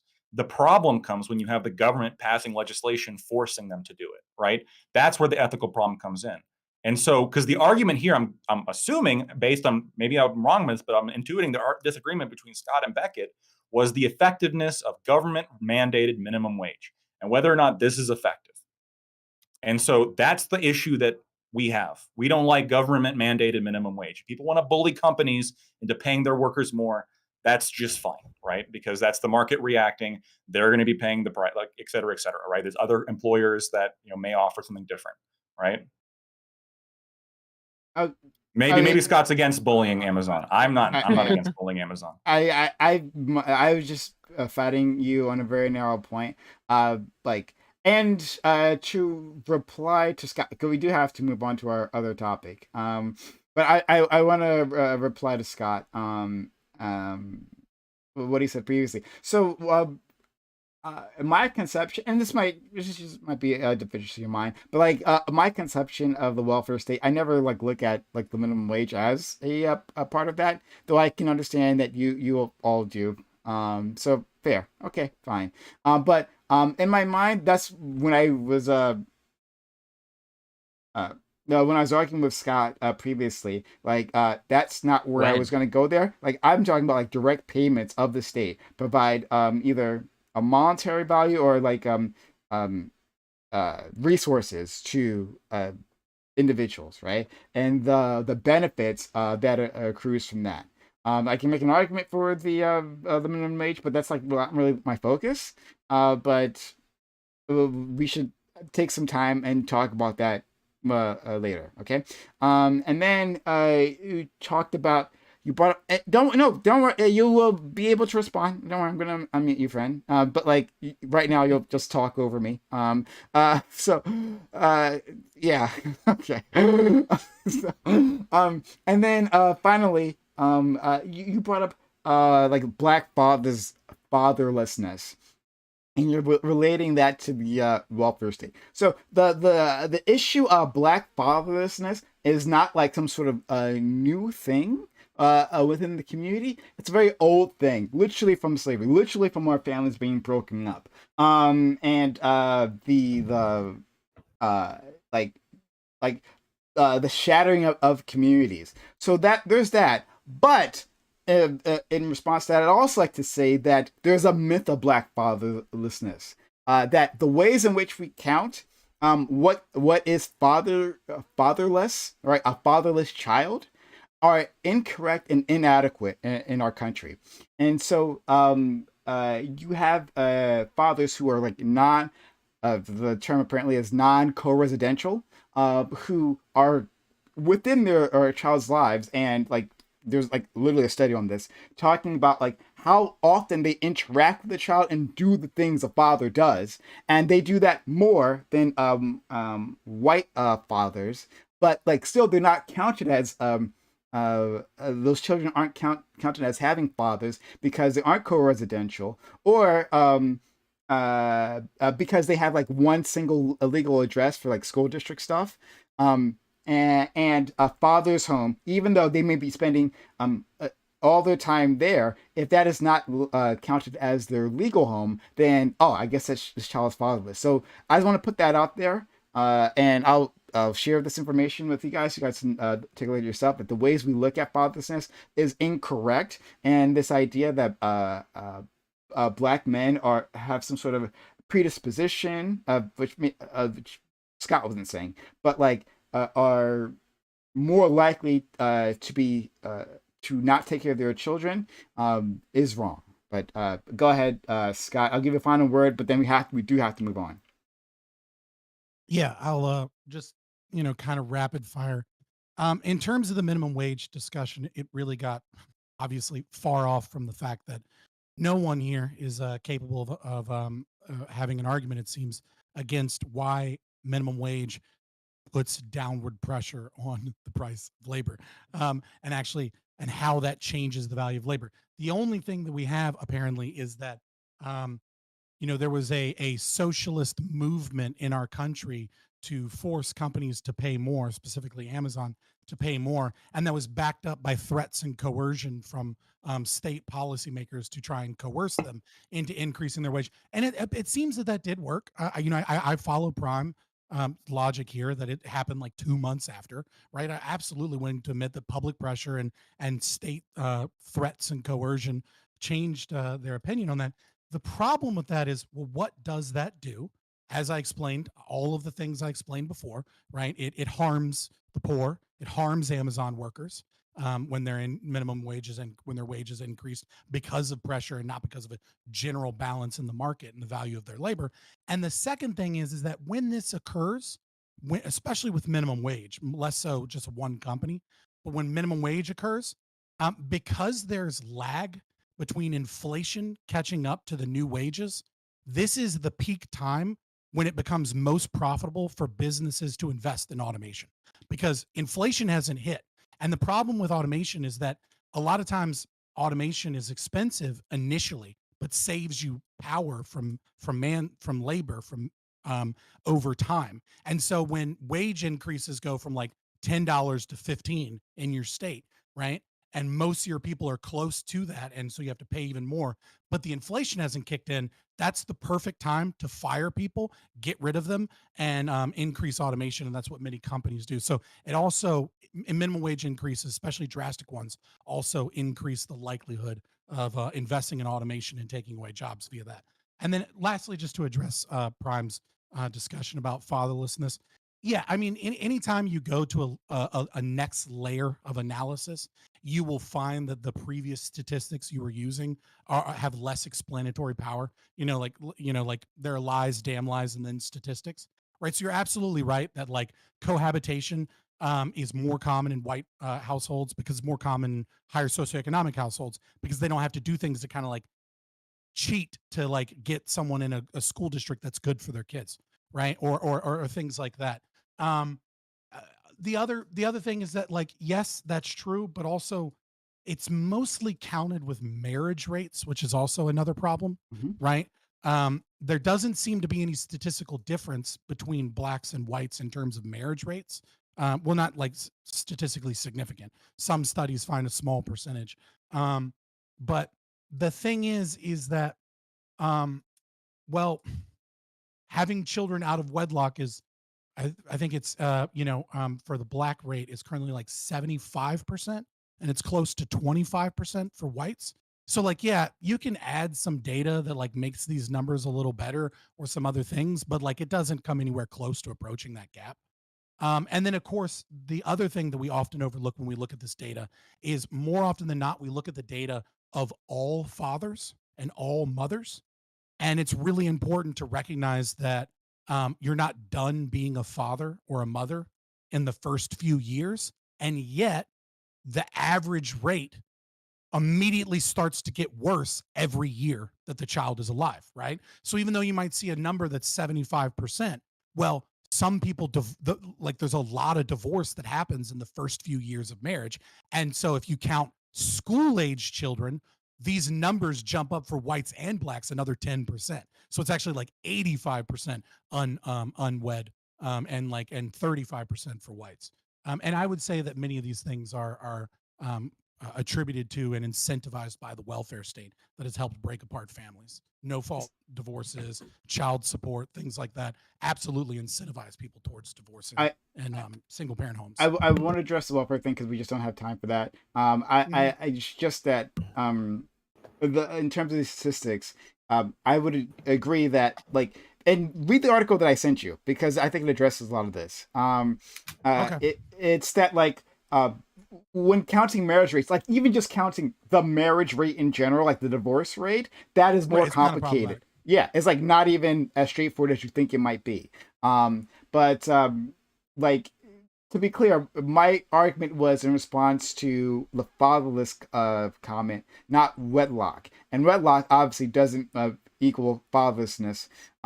So I'll leave it at that, and maybe we can have a different conversation on this later because I think it's super interesting. But all right. Let's go to the topic that I enticed Tiberius here with. So let's and you did that for my you did that for my birthday. I know you fucking did. Okay. Indeed. And happy birthday to our friend Tiberius, who was celebrating birthday. Yesterday. Yeah, you're here on your fucking birthday. Well, yesterday, I'm slogging on. Yeah, like yesterday, I leveled up to 32, and yeah, if it had been my birthday, I would have slapped the piss out of you at this point, Scott. No, you wouldn't have, bitch. Anyway, I didn't leave my face, shorty. Look, I'll say is this: there was a few things I wanted to get on that conversation, but I'm conserving my energy because I'm running out of gas. But I did send Lactoid and Fabian messages in the group chat just because. Like there was a question or two there that I wanted to have for you guys. I just want to see you answer them. But yes, can we talk about how shit the UN is, please? That'd be great. Okay. So we got to argue about your article later too, because holy shit. Okay. Yeah, I would love to. This sounds like a future topic. This sounds like a future topic. Ty wants to yell about it. Lactoid wants to yell about the article. You know I want to yell about econ. I still had a question to ask Scott, but okay. So no, the Newsweek article about Black fatherlessness specifically is what I'm referring to. Yeah. I figured. Sure. I would love to engage with you. In fact, I'm There's a gonna picture write of down George Floyd on topic. I don't know. Every time Saint George Floyd appears on everything now. Fucking piece of shit. Lactoid. So yeah, we'll discuss this. I'm writing it down now so I don't forget. Guys and gals out there, hey, thanks so much for being here. Hope you enjoyed this first part of the conversation. There was no topic, but like I knew, especially with this group of very opinionated individuals, I knew we stumbled onto something. We had a really good conversation, I think, on a wide range of issues here. So if you like that, consider supporting this channel. Hitting the follow button if you haven't done so yet. Subscribe if you're on YouTube, and also what was I gonna say? Support this channel monetarily, because that's how I do this. All this happens, right? So consider subscribing on Twitch, gifting bits, gifting subs. If you're Amazon Prime, can't use that one free sub here rather than anywhere else. Use it here, because then I can, gather these individuals and have the patience for them yelling at me like this. Those workers get their $19 worth, right? Your Amazon Prime sub here. Can I just say that this entire panel is an example of why the UN doesn't fucking work? Like, the personalities here are replicated in the UN. Well, that's my opening statement. Fuck you again. If you wanna, I saw some people who wanted to interact with us. Hey, shout out to Socrates TV in chat. But I saw some people who want to interact with us. Consider using hype chat or super chat, guys. This is how I make this happen. So I do need your support. So if you want to get your statement read, hype chat on Twitch, super chat on YouTube to support this community, so I can keep providing you with this content. And yeah, shout out to my man Socrates TV. He's amazing. Let's get back to this topic. Well, whatever. The United Nations is paralyzed in this moment of crisis in the Middle East. But this isn't the first time. The UN Security Council has 5 permanent seats held by the US, UK, France, Russia, and China. Any one of them can veto any action that the rest of the organization wants to take. And these vetoes happen when there is a threat to their perceived national interests, those 5 countries. Is the UN a failure?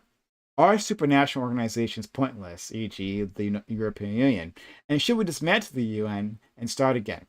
So, I'm sure many of you have heard that the UN put forward a resolution. Brazil, I think, in particular, put forward a resolution for a ceasefire for the Israel-Hamas conflict that's happening right now. And the United States promptly shot that down, like it's done, I think, dozens of times for other quote-unquote anti-Israel resolutions, right? Like anti-occupation resolutions. And it's just once again highlights how nothing kind of gets through, like nothing of any significance that would ever challenge of anyone who's powerful or anyone who has interest in places that are not powerful. Like reading into like the history of the UN like how it was formed and like the arguments specifically on this point. It's not like people didn't see this before. When the UN was being formed, people seemed like they were about to get in fistfights over this specific provision, allowing these unilateral vetoes. And so I want to discuss it. Does that make the UN a failure? And then have another conversation on supranational organizations like the EU. There's also the African Union and maybe BRICS. I don't know. All right, so we'll start with our friend Lactoid. There's a ton of critique of the UN, and I think most of the critiques actually stick. But the reason they stick is because the UN exists and can only exist as an institution that is sensitive to global power differentials. When you have a nation that attempts to enforce its will upon other member states, I guess a supranation entity like the UN is, to force its will upon member states that are simply more powerful than it, like the League of Nations feebly attempted back in the day, you immediately learn a lesson in realpolitik, which is that these countries will just leave. or they'll refuse to comply. In the past 50 years, a dramatically disproportionate amount of UN critical resolutions have been levied at Israel. Um, I'm pretty sure almost about a third, if my math is correct, who won't leave because of their backing of the US and their desire for global legitimacy. But the UN has not brought forward any comparable amount of resolutions regarding violations of human rights against China, Russia, North Korea, Cuba, Saudi Arabia, Syria, or Zimbabwe. Why? Because condemnations against these countries are not popular with significant powers within the UN, and those powers don't tolerate it. We saw the UN abandon Taiwan for the exact same reason. So, should we abandon the UN? I actually don't think so. It seems to be an interesting idea and could be a force for good, but we cannot have this myopic view that the UN will accomplish more than it will, and we should not invest more into it than we already do. I think we should actually be divesting from the UN more so and becoming less involved. But the concept of the 5 top nuclear powers not blowing each other up, I think is a good thing. Okay, thank you so much, Scott. Yeah, it's kind of weird. I find myself agreeing with the fucking globalist lactoid over here, even as an anarchist.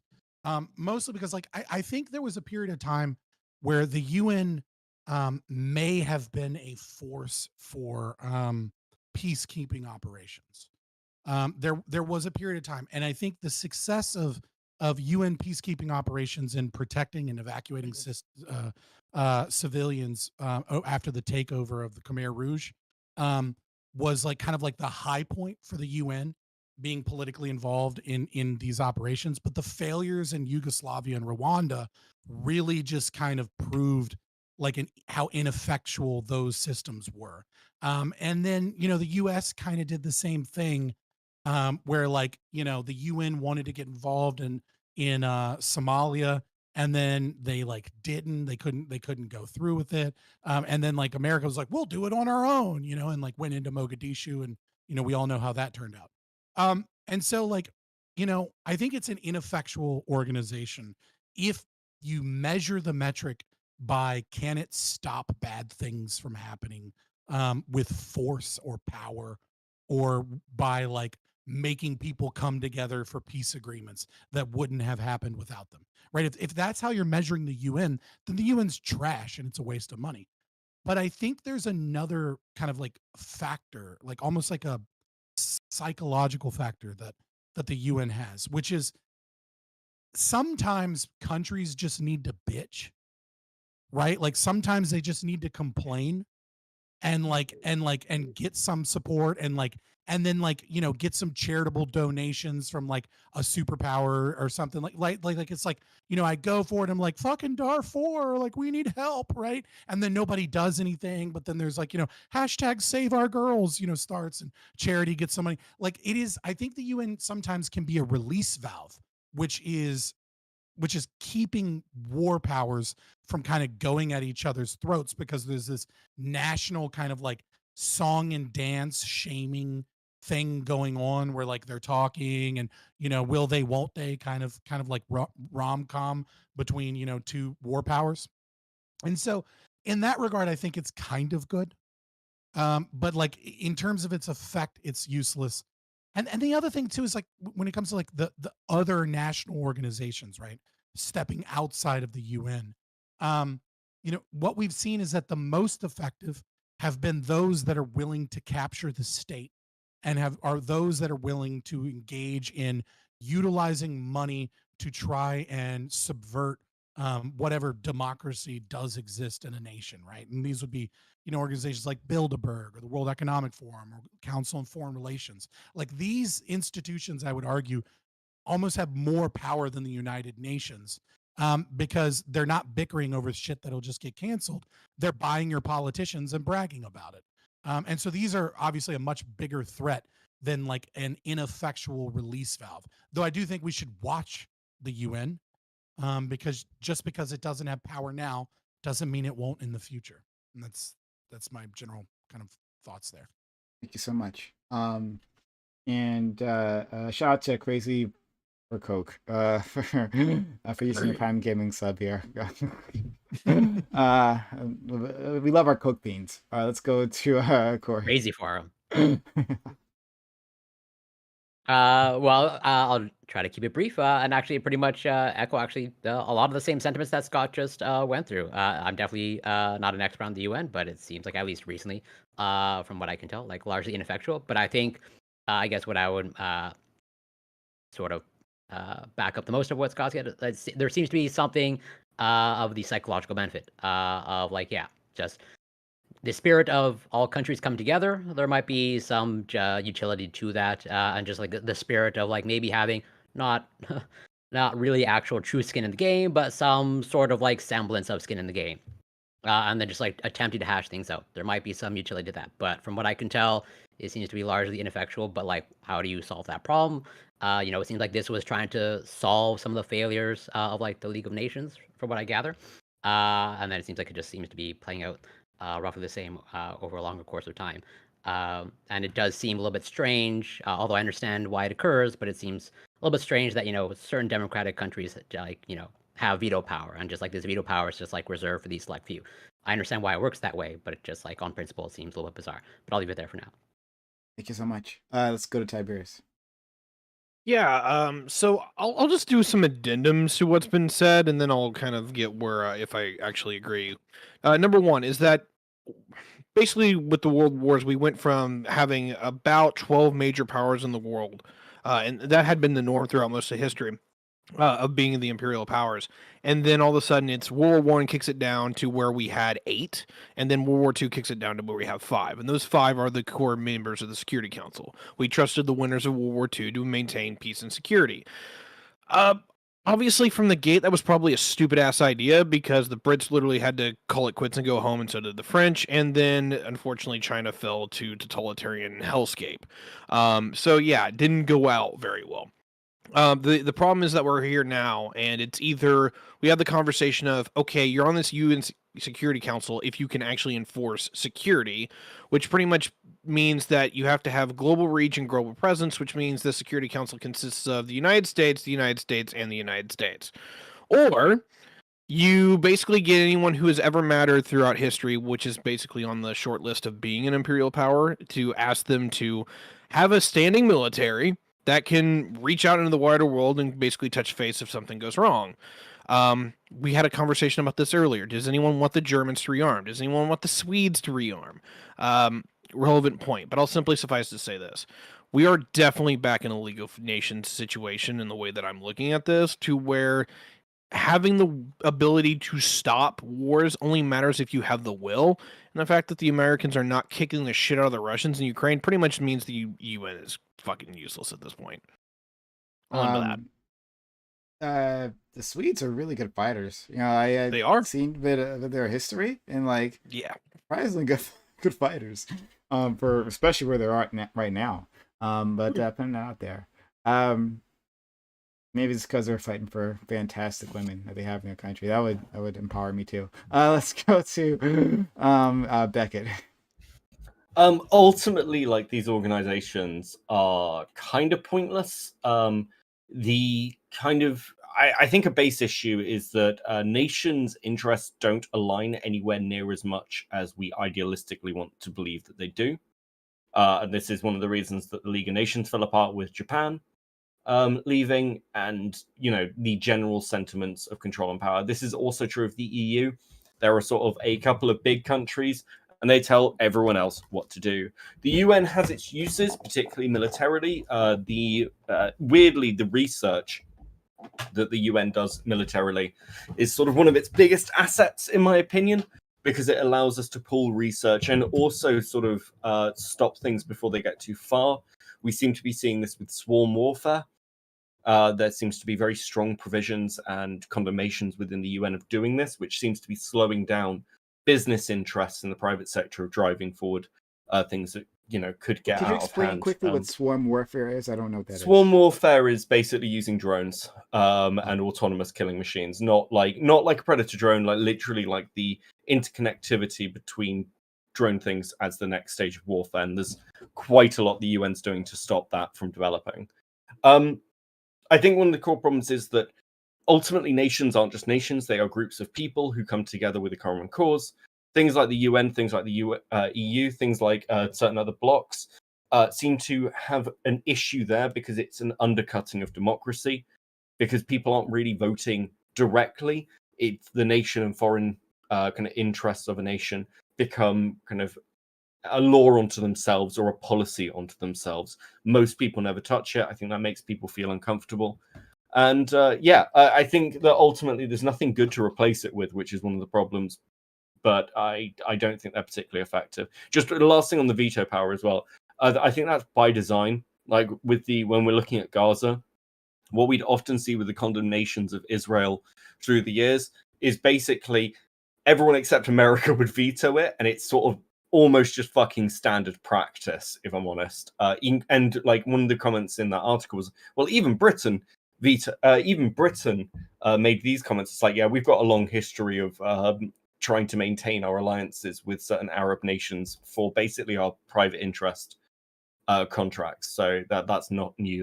That was joked about in Yes Prime Minister in the 80s as a thing that Britain always did. So, not a new problem, even in the case of stuff with Israel. There's a Call of Duty, a Modern Warfare mission where the North Koreans have developed this swarm technology you're talking about. And you're fighting off these swarming drones. Pretty cool. It's going out there. All right. So to the topic. So I'm sorry. No, you're good. You're good. I just Fantastic names. A small point of clarification before we go forward. There are 15 members of the council, right? Like the 5 mentioned are just the permanent members. Right. Like the other 10 are temporary and elected, right? And so it's not always just those 5 that are vetoing. It's just those. It's not like pure veto power only exists to these 5. It's just there's an outside concentrated power in having the UN security veto, and don't get me wrong, I can totally get maybe having the Russians, or if you will, more particularly the old Soviets versus the Americans having veto power, because you're talking about literally the world superpowers. Literally the Brits, the French, and literally the Chinese up until probably 2010 should have never made the cut. Like the Brits and the French fell off after Suez back in '56. The empires disintegrated. They never had global reach anymore. I'm actually still surprised the Brits can even get to the Persian Gulf because you can't build ships anymore. Okay, it's not your birthday today. Shut the fuck up. Just to be clear, when we're talking about those, it's because of either diplomatic powers or other connections, or frankly, when it's looking at France and Britain, it's nuclear umbrella states. So I think that was your only cop out. Fuck off. Listen. So when we're talking about is those, now pro bringing Pakistan onto the UN Security Council as a permanent member. I said umbrella state. I said umbrella state for a reason. So it's not just a case of having nuclear weapons. It is the use to which those nuclear weapons are dedicated to be put, because Britain doesn't just defend itself with nuclear weapons in the same way France doesn't just defend itself with nuclear weapons.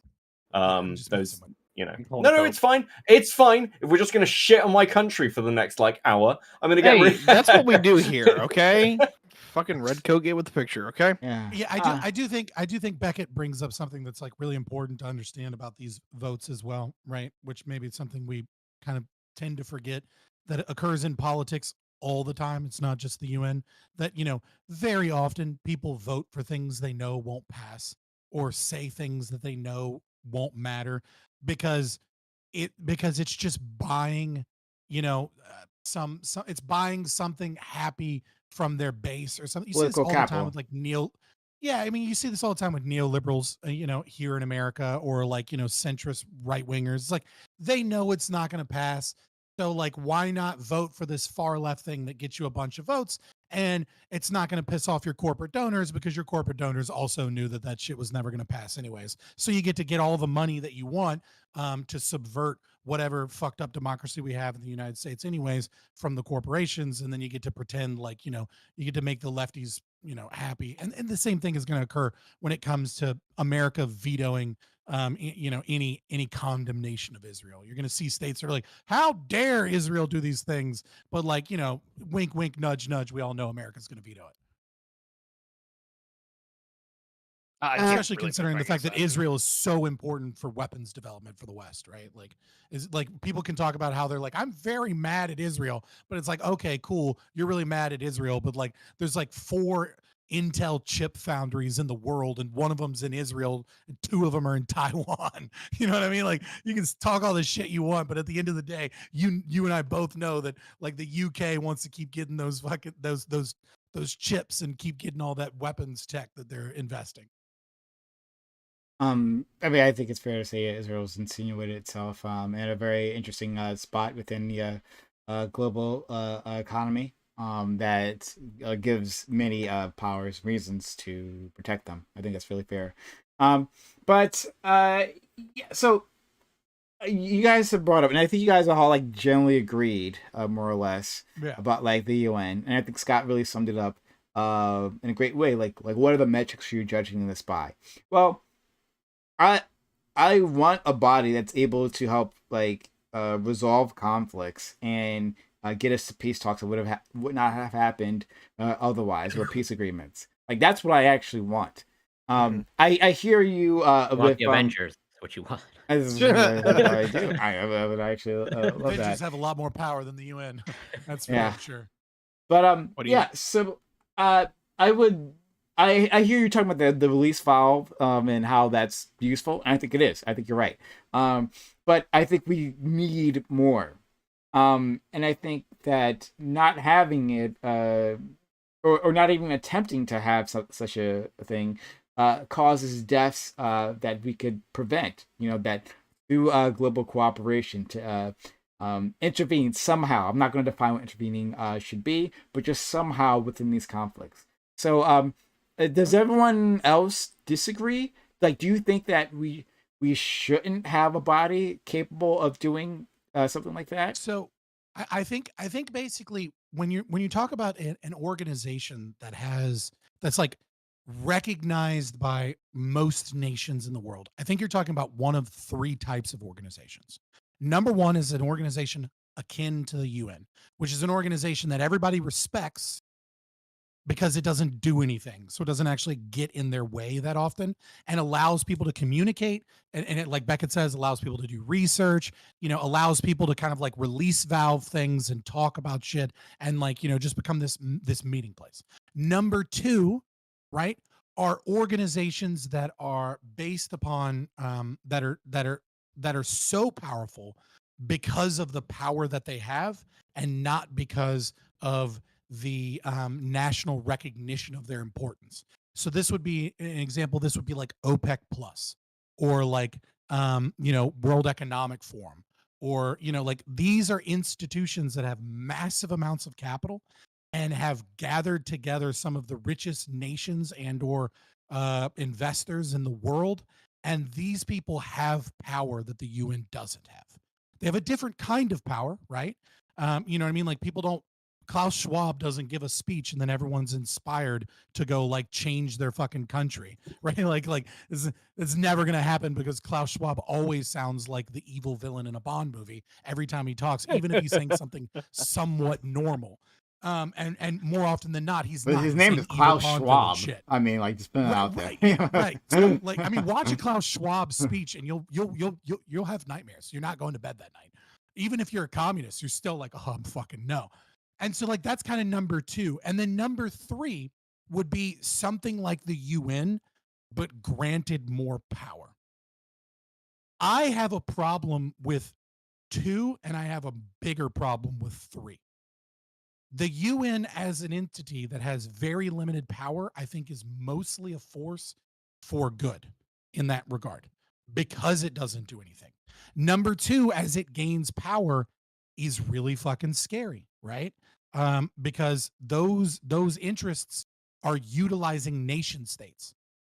In a world without nation states, a bunch of rich guys getting together is a lot less scary because they're not subverting your will.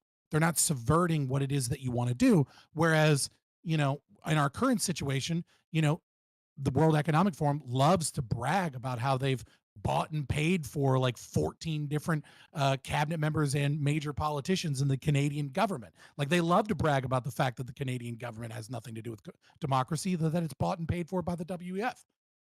Number 3, which is kind of seems to be almost like what maybe you're almost hinting at, right? Like a UN with like some teeth behind it. If it has only a little bit of teeth, then we do get into a League of Nations scenario where people start pulling out because they're like, fuck you, I have enough power to oppose you right now. I'm not going to let this monster grow.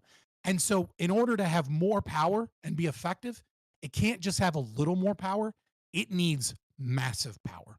And now we're talking about like one world government that imposes its will on naughty nations and uses troops to do so.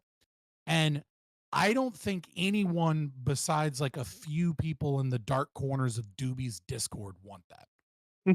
I want to get answers. Yeah, so Ty and others, like, do you not want a more powerful organization that can get us to peace talks, even if not like necessarily invading other countries, but like actually like a pool, use levers of power to get different nations to talk to each other rather than shoot at each other? Go ahead.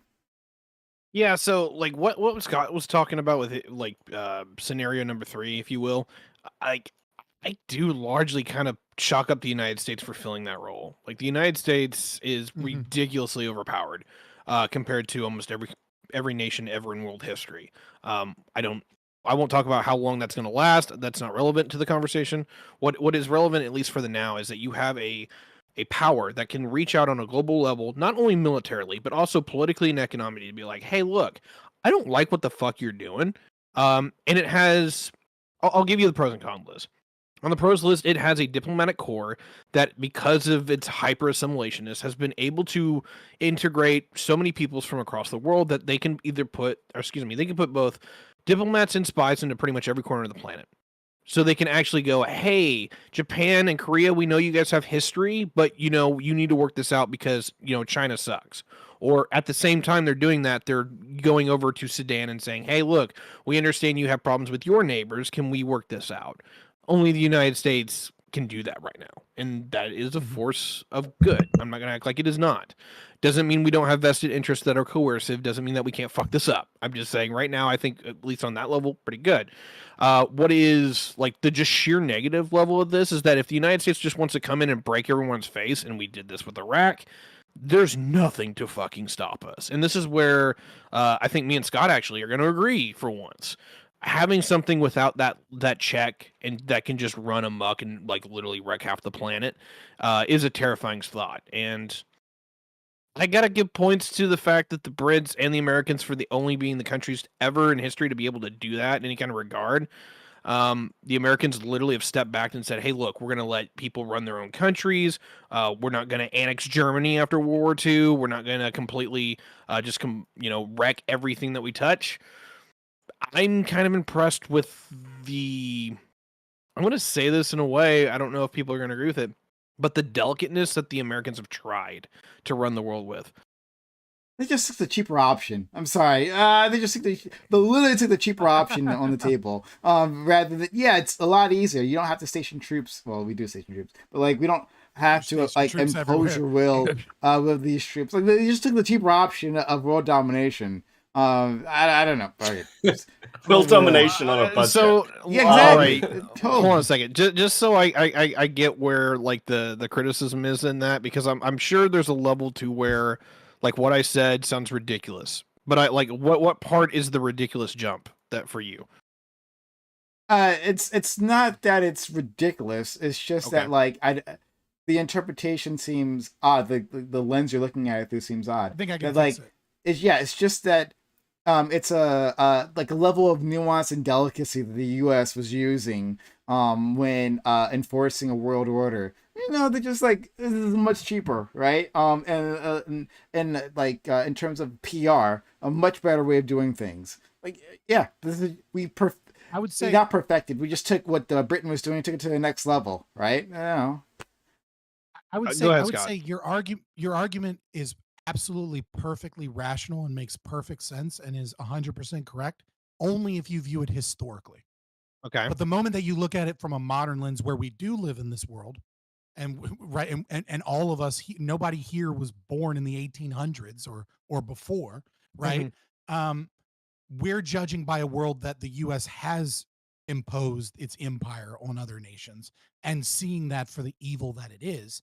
But if you look at that historically compared to like every other world empire, it is obviously far less brutal and imposing and conquest orientated than Rome ever was, or Macedonia under Alexander the Great, or even the British Empire, which gave us modern form of colonialism. Obviously they didn't invent colonialism, but they certainly fucking perfected it. Right, so and so like America has been has done everything it can to create a new form of colonialism, which is setting up its fascistic economy in places originally, and it's losing this battle to the Chinese, I would say, in the last couple decades. But going in, utilizing other institutions that are basically bought and paid for by the US, like the IMF and things like that, to give loans to places. And it has been an economic empire. And when people get too naughty against their rulers that fucking own those little bitch slaves that live everywhere else in the world other than America, then the American military comes in and fucks them up. Right.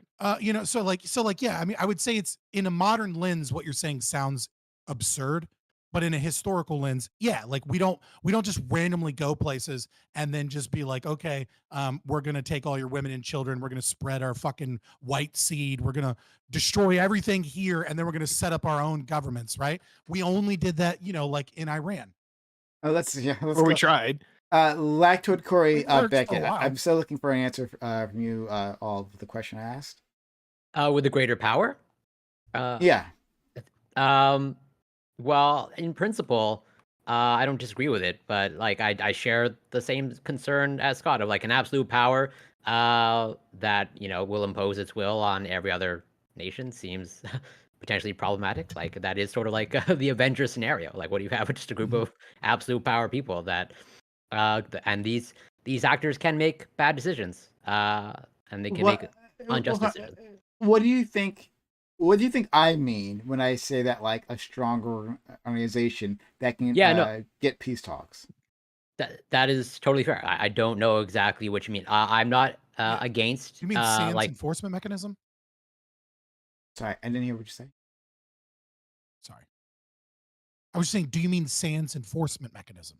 SANS enforcement. When you say more power, right, with or without an enforcement arm. Yeah, as in, like more power, but without a stick somehow. Right. Yeah. So, having collective. So, like, if there's an organization, a collective body, and it sees these two nations, like, about to do terrible things to each other, stepping in, and rather maybe than deploying troops, but saying that, well, we'll institute sanctions, or we will give you incentives, right? Like let's be a mediator between you two, and like if it's a fight over resources, how can we intervene? Can we replace those resources? Can we do this and that, right, to keep this from happening and bring these to the? These are just like off the top of my head. But that's like that's what the UN is right now. Yeah, well, but I'm saying it's that organization. I believe I was supposed to answer, but yeah. So like, yeah, like on principle that sounds great, but I think we have maybe like some examples of like how that's playing out currently in terms of like it's not just peacekeeping, but taking a global issue like climate change, to what was brought up earlier in terms of like research, like the IPCC reports seem to be like really good, thorough, and they seem to basically make actual recommendations that would be useful. But the problem is like, are countries actually going to commit to those types of things? It seems like that is just like doesn't appear to be happening, or happening at a very like snail's pace.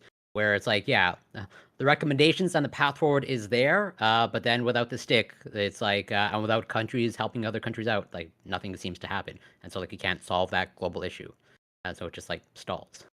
Sure. I want to respond to what Scott said quickly. So I hear what you're saying.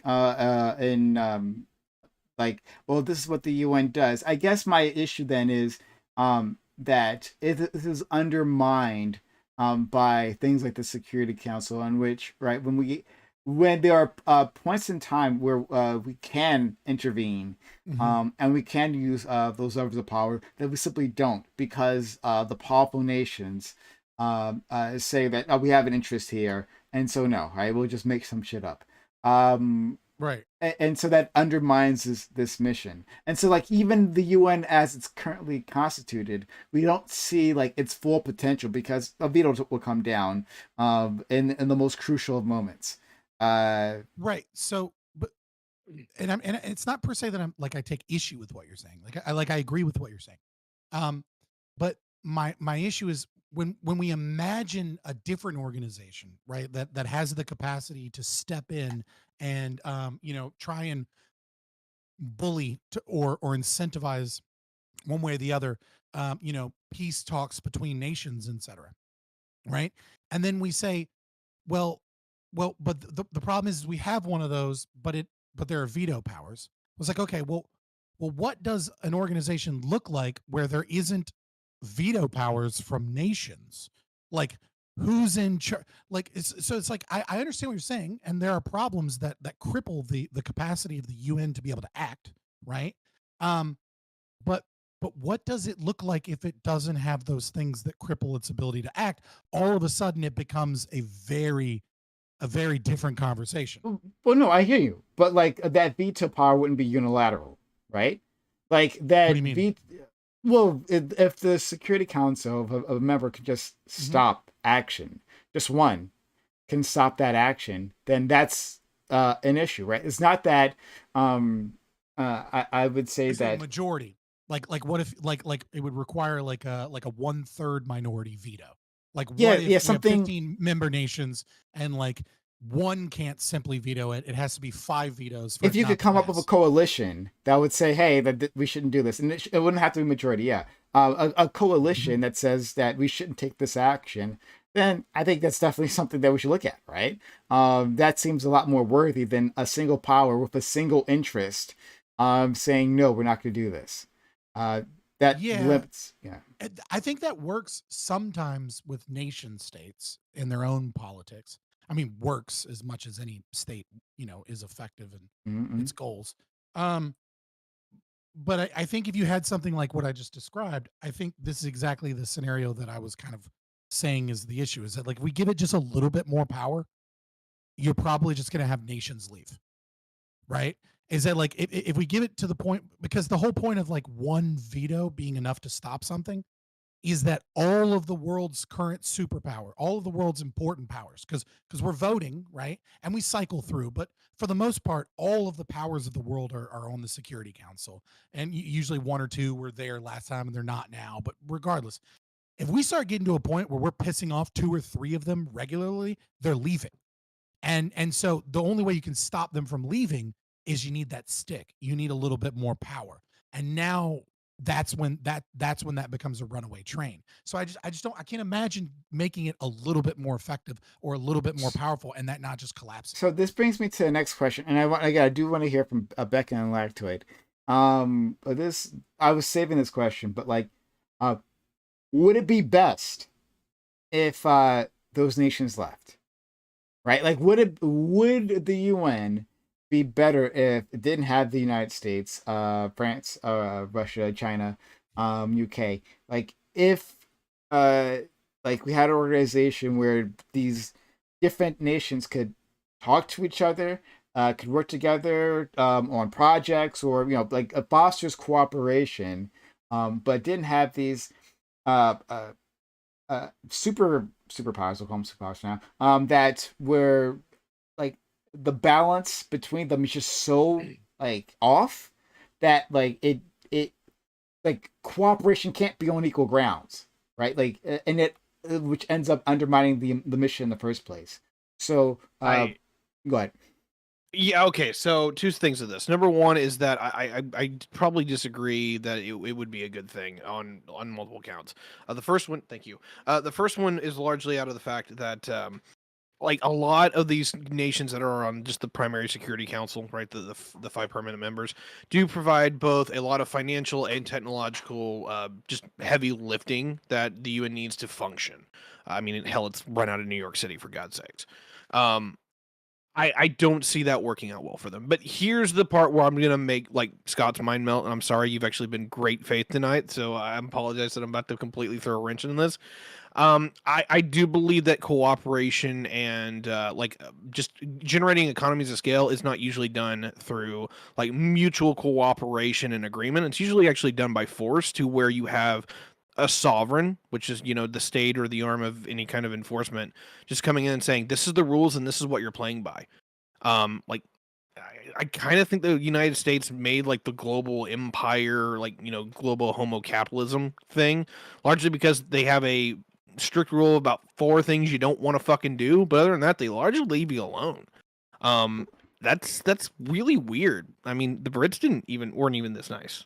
Global homo capitalism? Did you say homo? That's that Connor meme, if you remember him saying this, just like, rather than space gay communism. Yeah, because it's just like blatant neoconservative. Yeah, blatant neoconservatism and neoliberalism, where it's just like everyone gets together, we work together, we trade and whatnot, but it's under force by the fact that the United States polices the world oceans. And they're like, hey, look, as long as you don't hijack anyone's ships, as long as you're not invading anyone's other country, we'll let you trade with anybody that you want. We don't even care if we like you that much. Iran can sell oil to China, and we won't shoot it, we won't take it, as long as you aren't doing like the 4 cool rules, which I would love that conversation, by the way.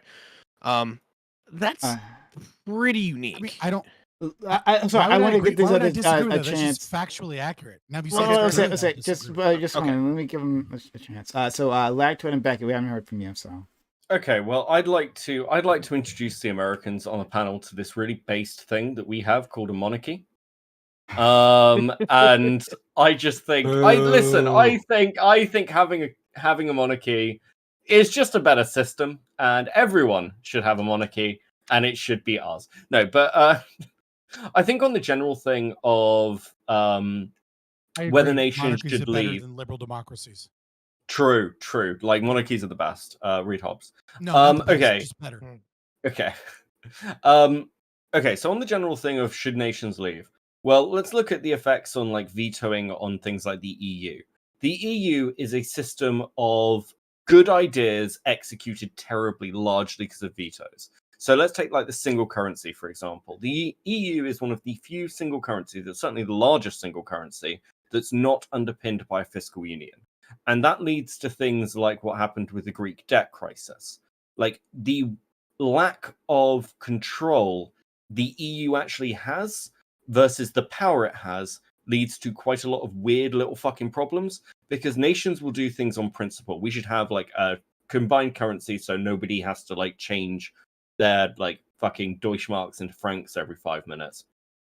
Sounds fucking great, but when everyone then borrows on the rate of Germany, because that's the only rate that anyone can, like, that you have to have a rate, it means that Greece is borrowing way more than it has the capacity to do and will obviously go bankrupt. And like the EU's full of stuff like this, where it doesn't really think through the long-term consequences because it assumes that nations will sort them out as they happen. But because those issues basically go against the interests of other parties, it never happens. Another one is like the way large entities like this seem to structure is a country does things. You kind of see this with the US by necessity. The US is the military arm of the UN, realistically speaking. But like in the EU, like you have a much more extreme version where France is the agriculture, Germany is the engine, Britain was the financial sector, Spain and Portugal ended up as tourism. Portugal also ended up as a like sort of host for international companies, particularly oil conglomerates. And then you have like other states doing little things. Poland is throwing out workers into cheap labor. And that's because it like views itself as one country, but it's too big a landmass and there's too little consideration of the impacts it will have on individual countries, where when you're not in those sectors, you get fucked. So like those like logistical problems are almost impossible to solve. And I would argue that the only, ironically, we're talking about the UN, but the only successful version of this is America. America essentially is a load of country-sized groups that come together under a federal government. And it seems to be the only system that's actually managed to work because everyone's interests are directly represented in some form. So it's not a question of should nations leave, it's should we actually be building something that's far more like America when we're trying to establish these things. And I would argue for all the problems America has, yes, absolutely. It's the only thing that seems to work. Pause, because there's one element here that I think people don't look at. And comparing like the United States and Europe together, there's some app comparisons there, but like Texas and California, you know, as much as our political diaspora is fucking ridiculous, I like Germany and Estonia is a completely different animal. I think you really need to look in India, actually, on this one. You were talking about people that are multiple ethnicities, multiple languages, and while they largely have like a religious connotation that comes together, like Christianity largely meets that to a large degree for the Europeans, I think you need to have that conversation. Don't base it off an American model, actually base it with what the Indians have pulled off. That's super interesting. Be careful telling a Brit to take a look at India. Okay, that is. We did. We liked what we saw. We liked what we saw. Lightwood, you haven't gotten a chance to say something, so go ahead. And Corey, were you trying to jump in? I just wanted to ask a question to Ty in terms of like what does he think India pulled off specifically or exactly? Okay, so here's the thing about the United States as the compare contrast, and so I can make this very clear. The United States still is largely one linguistic group, and it has, of all of its ethnicities, it really only has 3 major ethnicities, that being Yankee, Dixie, and American Black, right? We're talking about India and Europe, which are multiple languages, and I'm talking over 40, right? You're talking about ethnic groups that are some small, some large, but you're like India, it's ridiculous. It's 1.3 billion people. So you have ethnic groups of 200 million over here and, 100 million over here. It's Europe at scale in a different topography, but a lot of the, I'll put it this way, and I don't know if I'm making a lot of sense here, but at least in the way that my mind is structured, Europe and India could be a very good analog to each other versus the United States I don't think is because of how much more common the American states are versus like European countries. I think that's Does that make sense? Really interesting. Yeah, what do you... Well, I was gonna like as in you perceive greater unity amongst India? Level of unity versus the the actual difficulty of making that union, right? When you can't talk to each other because you don't share the same language, that is a problem. What India and to some degree the European Union has in common right now is that while they speak German or French or Hindu or Pashto or whatever, they all both speak as their primary secondary language English, which can be like the common cultural language for the whole greater union. What a lot of people don't realize in India is that the majority of the ruling class actually all speak English, and that's how they run the country. Yeah. Okay, super interesting point. Let's get Lactoid in, and then straight to you, Scott. All right. I think the epitome of my opinion as to all geopolitical issues can be actually summed up with one example I can put forward from the EU. The EU has a minimum requirement for strawberries size, specifically like how big the strawberries have to be. If you want to sell a strawberry that is too small, it is illegal to do so in the EU. This is a very dumb rule. Why can I not sell small strawberries? Well, because the EU decided so. Ultimately, I like when power that I agree with is centralized and has power over powers I disagree with, and I very much despise the alternative. So my biggest concern, and I think, and I think the U.S. the U.S. to a big concern, to a large degree, is very much concerned about the UN exercising power over it. There's a reason why we didn't ratify the Rome Statute, why we haven't joined the International Criminal Court when it comes to them bringing charges against individuals, because it's unconstitutional. And thank God we didn't, because I am terrified of the UN, who has agents of China and Russia and et cetera, trying Americans for crimes on U.S. soil. That's wild. Where they don't have the same kind of constitutional protections that we have here, and they might have completely different laws. So no, I'm concerned whenever entities that I disagree with are like, hey, we want to enforce rules on you. Generally a bad idea. Am I in favor of the federal government of the U.S.? Only when it's passing stuff that maximizes freedom for citizens in states where states are trying to fuck them over. But the other way around tends to happen more often, and it tends to be worse. And I'm expecting that probably would happen with the UN as well, right? What is it? Power corrupts. Absolute power corrupts. Absolutely. I think Scott's 100% correct to be super skeptical about an ultra powerful UN, especially when the UN has actors in it that have tremendous amounts of power. Saudi Arabia, China, Russia. Yeah, the US is on there too. But the fact that any other country would have a say in the constitutional protections of Americans is just a step too far. So UN, I'm perfectly happy to have them be the sort of peacekeeping blue helmets. We can send them in when we want to like intervene, but we really don't want American soldiers to intervene. We want to make it look like a group effort. So we put blue helmets on them, send them out. That's all good. Hey, stop the genocides. Perfect, right? But when it comes to them enforcing laws on any of our soil, no, absolutely not. So that's kind of where I'm at with it. I want to talk about the ICC later on, but go ahead, Scott. We swear this is a real missile Syria is using. No, we swear it's not. Yeah. So first, I just want to say real quick, like I guess I kind of get what you're saying with India. I feel like it's way too soon to call India a success story at this point. You know what I mean? Like the recent farmers' revolution, the fact that India still has fucking slavery, but they don't call it slavery because it's in a contract because you kidnap some fucking kids from another village and then you just put them on a work contract for fucking 10 years and then they come out with no money and 2 less fingers. Like I get what you're saying that Well, the caste system was I won't say it's largely abolished, but it is defanged. And most of the Brahmin have fled India to Western countries, right? When they were rising up against the highly educated, having more money, caste, those people just came to America. We're like, you're going to be a doctor. Like that's what happened. Like they left. But yeah, I don't know. But I mean, maybe they pull it around. I don't know. Like you're right. They do have unique challenges that they've overcome, which is interesting.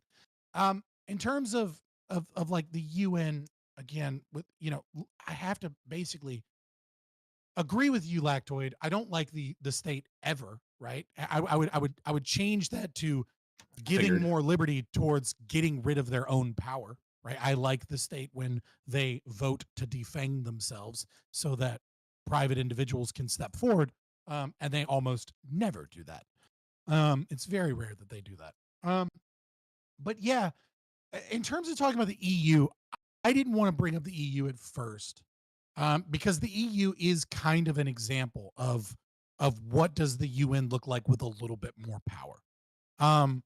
Obviously, it's more centralized, right? Or localized. I mean, obviously, we're talking about global things, so take that with a grain of salt. But yeah, there is massive. Once you give an institution power, and this has all it's anything. It's just like it is in national government or in local government or in international organizations. There are certain countries that have more sway and pull, and they institute the things that they like, at whether that benefit or harm the people that don't have the power to do so. So unless you're talking about an organization that is essentially just a one world government, that's how it's going to be. You're going to have larger nations forcing things. And I think this is why the UK had to leave, right? The UK recognized that it was constantly getting bent over by the EU because it wasn't Germany, Belgium, France. And yet it was this big economic factor that they depended upon, but they didn't really have that power. You can vote as many MPs as you want into the EU, but you don't have any power in the EU as a state. Can I really push back on this? Can I push back on this? Like, can I push back? Was So the first, UK able to propose legislation? Yes. Or okay, no? let me finish. So firstly, yes. Secondly, I'm a Leave voter. Like, I'm pro-European ideal, but I fucking hate the EU. So I'm not coming from the like crazy Remain side of it's fucking bad. Look, the truth is that one of the big problems that Britain had was Britain tried to institute EU regulations and laws. Now, most EU countries don't actually do that. There's this narrative that, oh, Britain's being crippled, but other countries are so much better. Listen, whether it's environmental, tax, Don't argue a business, straw man or against me, please. no, hold on, just quickly, like they Mhm. like most countries just ignore the legislation that's inconvenient to them because the EU is fairly toothless. We saw this with Ireland with their tax reform laws. The EU investigated them and said you need to make corporations pay tax, and the Republic said, or fucking what? The reason that the UK ended up leaving is because essentially the EU had become massively unpopular in the UK because British politicians often used it as a scapegoat, sometimes fairly, sometimes not. But ultimately, there were massive considerations to do with, firstly, yes, immigration, what that was doing to kind of like low cost labor. Some corporations wanted to leave, particularly things like our sugar industry, things that we weren't as protective of Fishing as internally. well, yeah. Fishing was another major one. But ultimately, the biggest reason that the British public voted to leave was because they fucking hated the government. Let's be clear about this. It was a chance to put the boot into David Cameron, and he thought he could sort out the problems that were having the Tory party because UKIP was growing massively because people were dissatisfied with the Tories. Now, to be clear, Britain had huge veto powers in the UN. We were the major veto state, and multiple states like Poland, Romania, Austria, all basically aligned behind us. We were a separate bloc, and the EU fucking hated us for that. Britain is responsible for vetoing and stopping so much EU regulation and laws going through. And the other side is when we're talking about like the ethos of the EU, British lawyers are the predominant group that drew up things like EU laws, the like human rights stuff, workers' rights. So like a lot of Britain's input was really, really seriously driving the way the EU was functioning. And that was fine up until 2008 and the financial crisis, where everyone sort of blamed us quite fairly. Listen. I will concede, right, that maybe I was a bit heavy-handed on the idea that they didn't have enough comparative power, right? Yes, I won't say they didn't have any power, right? But no member of the EU really has democratic power in the EU, correct? Some of it's through lobbying. It was France, Germany, and Britain with a let's not predominant driver. overcomplicate it, right? Like you do not get it is not a traditional system where you get to propose legislation and then vote on legislation and then that legislation is passed. Instead, it is you're right. It is lobbying, it's corporate interests, it's all of these things with a council that gets to propose a majority of the legislation and gets to stop anything. The member nations and the MPs are very toothless against those corporate powers and that council that sits atop them, right? Like this is not. It's not. We're not going to sit here and pretend that it's democratic. Yeah, there's plenty of papers on the EU's like issue with democracy and the fact they want to change it to democracy. Right. Sure, like I agree with those things. Totally get that Nigel Farage and UKIP may have. I won't even say may did indeed engage in populist tactics that weren't necessarily always a one-to-one with reality of the issues of they the lied, EU, yes, because it's a complicated thing. Well, they're politicians. They lie.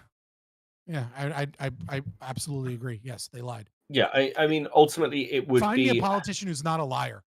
I'm just saying that specifically on this thing they lied. That's all. But Joe Biden never lies. Come on, Joe Biden just forgets things. It's not the same thing. She absolutely lied when she said that you must actively be anti-racist.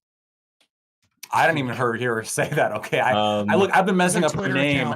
I have been messing up her name until I had to go like vote. I'm like, oh, that's her name. My bad. That's fair. Nobody actually heard what Joe Jorgensen said. Fair.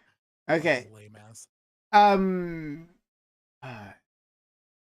So I don't have like the deepest knowledge of the inner workings of the EU.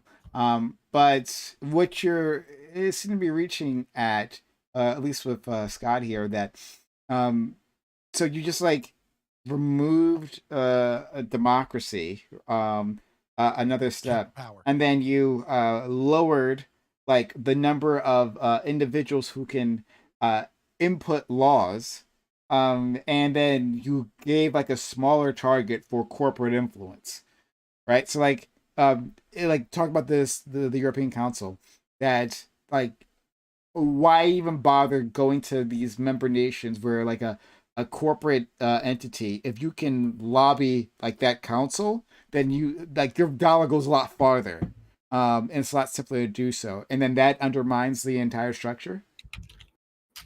I mean, sure, it's easier go. to yeah. Well, I was just saying, yeah. I mean, sure, yeah, you can. I mean, but like the same argument could be made about nation states, right? Like nation states shouldn't exist because they get to utilize corporate power and money to impose, authoritarian measures on its people to benefit the corporations. Like, but yeah, it's a smaller target, so maybe it's worse in that regard.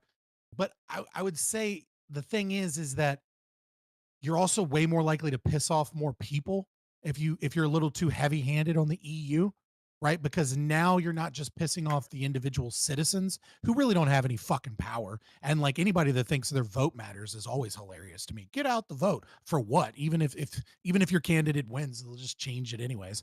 But let's assume the voting actually does work and that your vote actually is counted and you actually have some level of power. You don't have the fucking power that like, Erdogan has, or that, whoever is or Macron has, or some, like you don't want to piss off nations leaders, and you can do that by going around them, and lobbying other powerful interests to get something you want that might be against their interests. So like, yes and no, it's a smaller target, but it's like there's more risk that you piss off people by going after the EU.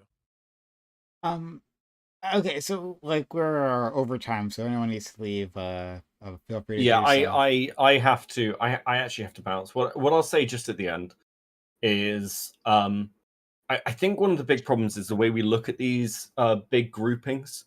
Is people kind of look outwards. They do it a lot. You can see it really clearly in American politics, but also in British politics when we talk about, oh, who's the prime minister? It's like, well, that's actually less important than people think it is.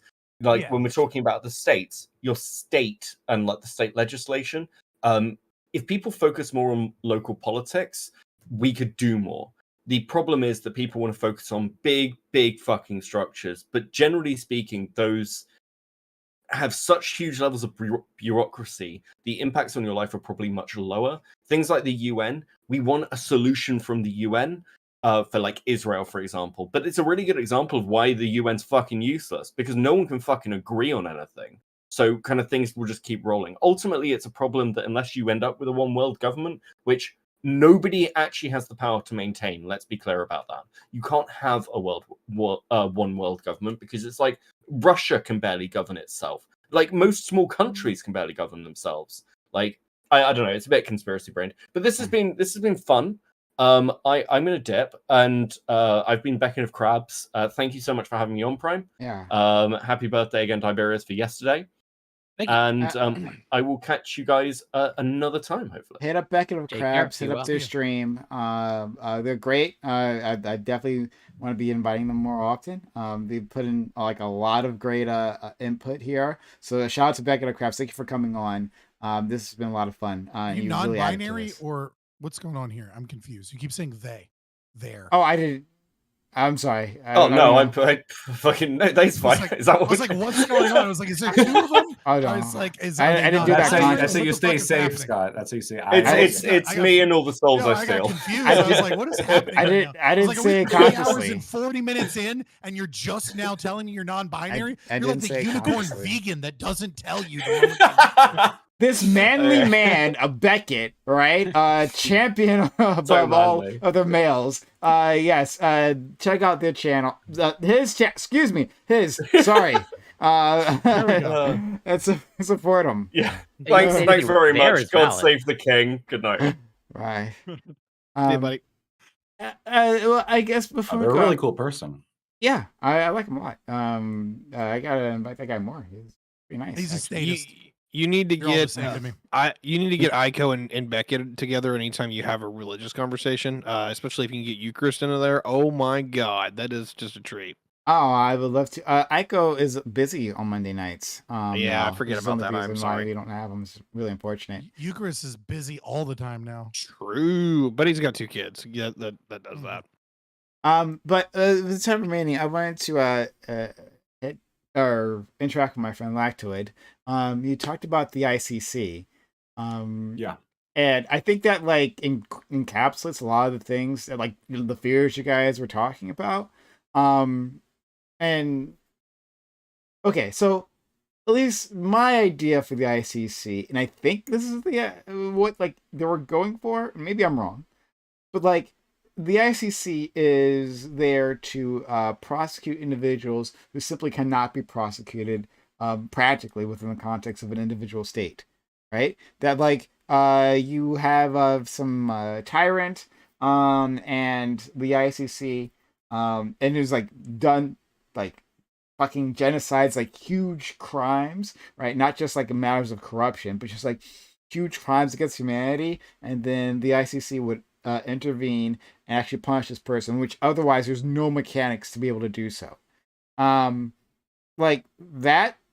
So that narrowly seems like a great thing.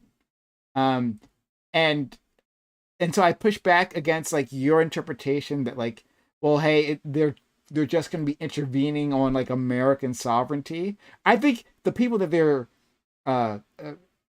prosecuting are the people that undermine that sovereignty in the first place. You know, that these individuals are effectively above the law who've committed mass crimes, and then there is no way to prosecute them, right? Undermining justice, the courts.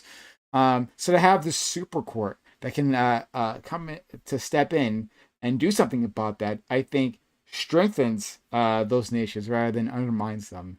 But I want you to respond to that. Well, so the U.S. does try U.S. citizens for crimes, whether that happens in the U.S. or outside the U.S. America is famous for doing that. We do it very frequently, right? If you go to a different country, even shit that's legal there, if you do it and it's illegal here, depending on the crime, if we think it's gross enough, we will come after you and arrest you. There's some questions about that, whether or not that's like something America should be doing just from a jurisdictional point of view. That's an interesting discussion, right? But we also tax you for living in another country. You and living in other countries. Yeah, I mean, we definitely treat the world as though it's kind of like, hey, like a little bit of a playground.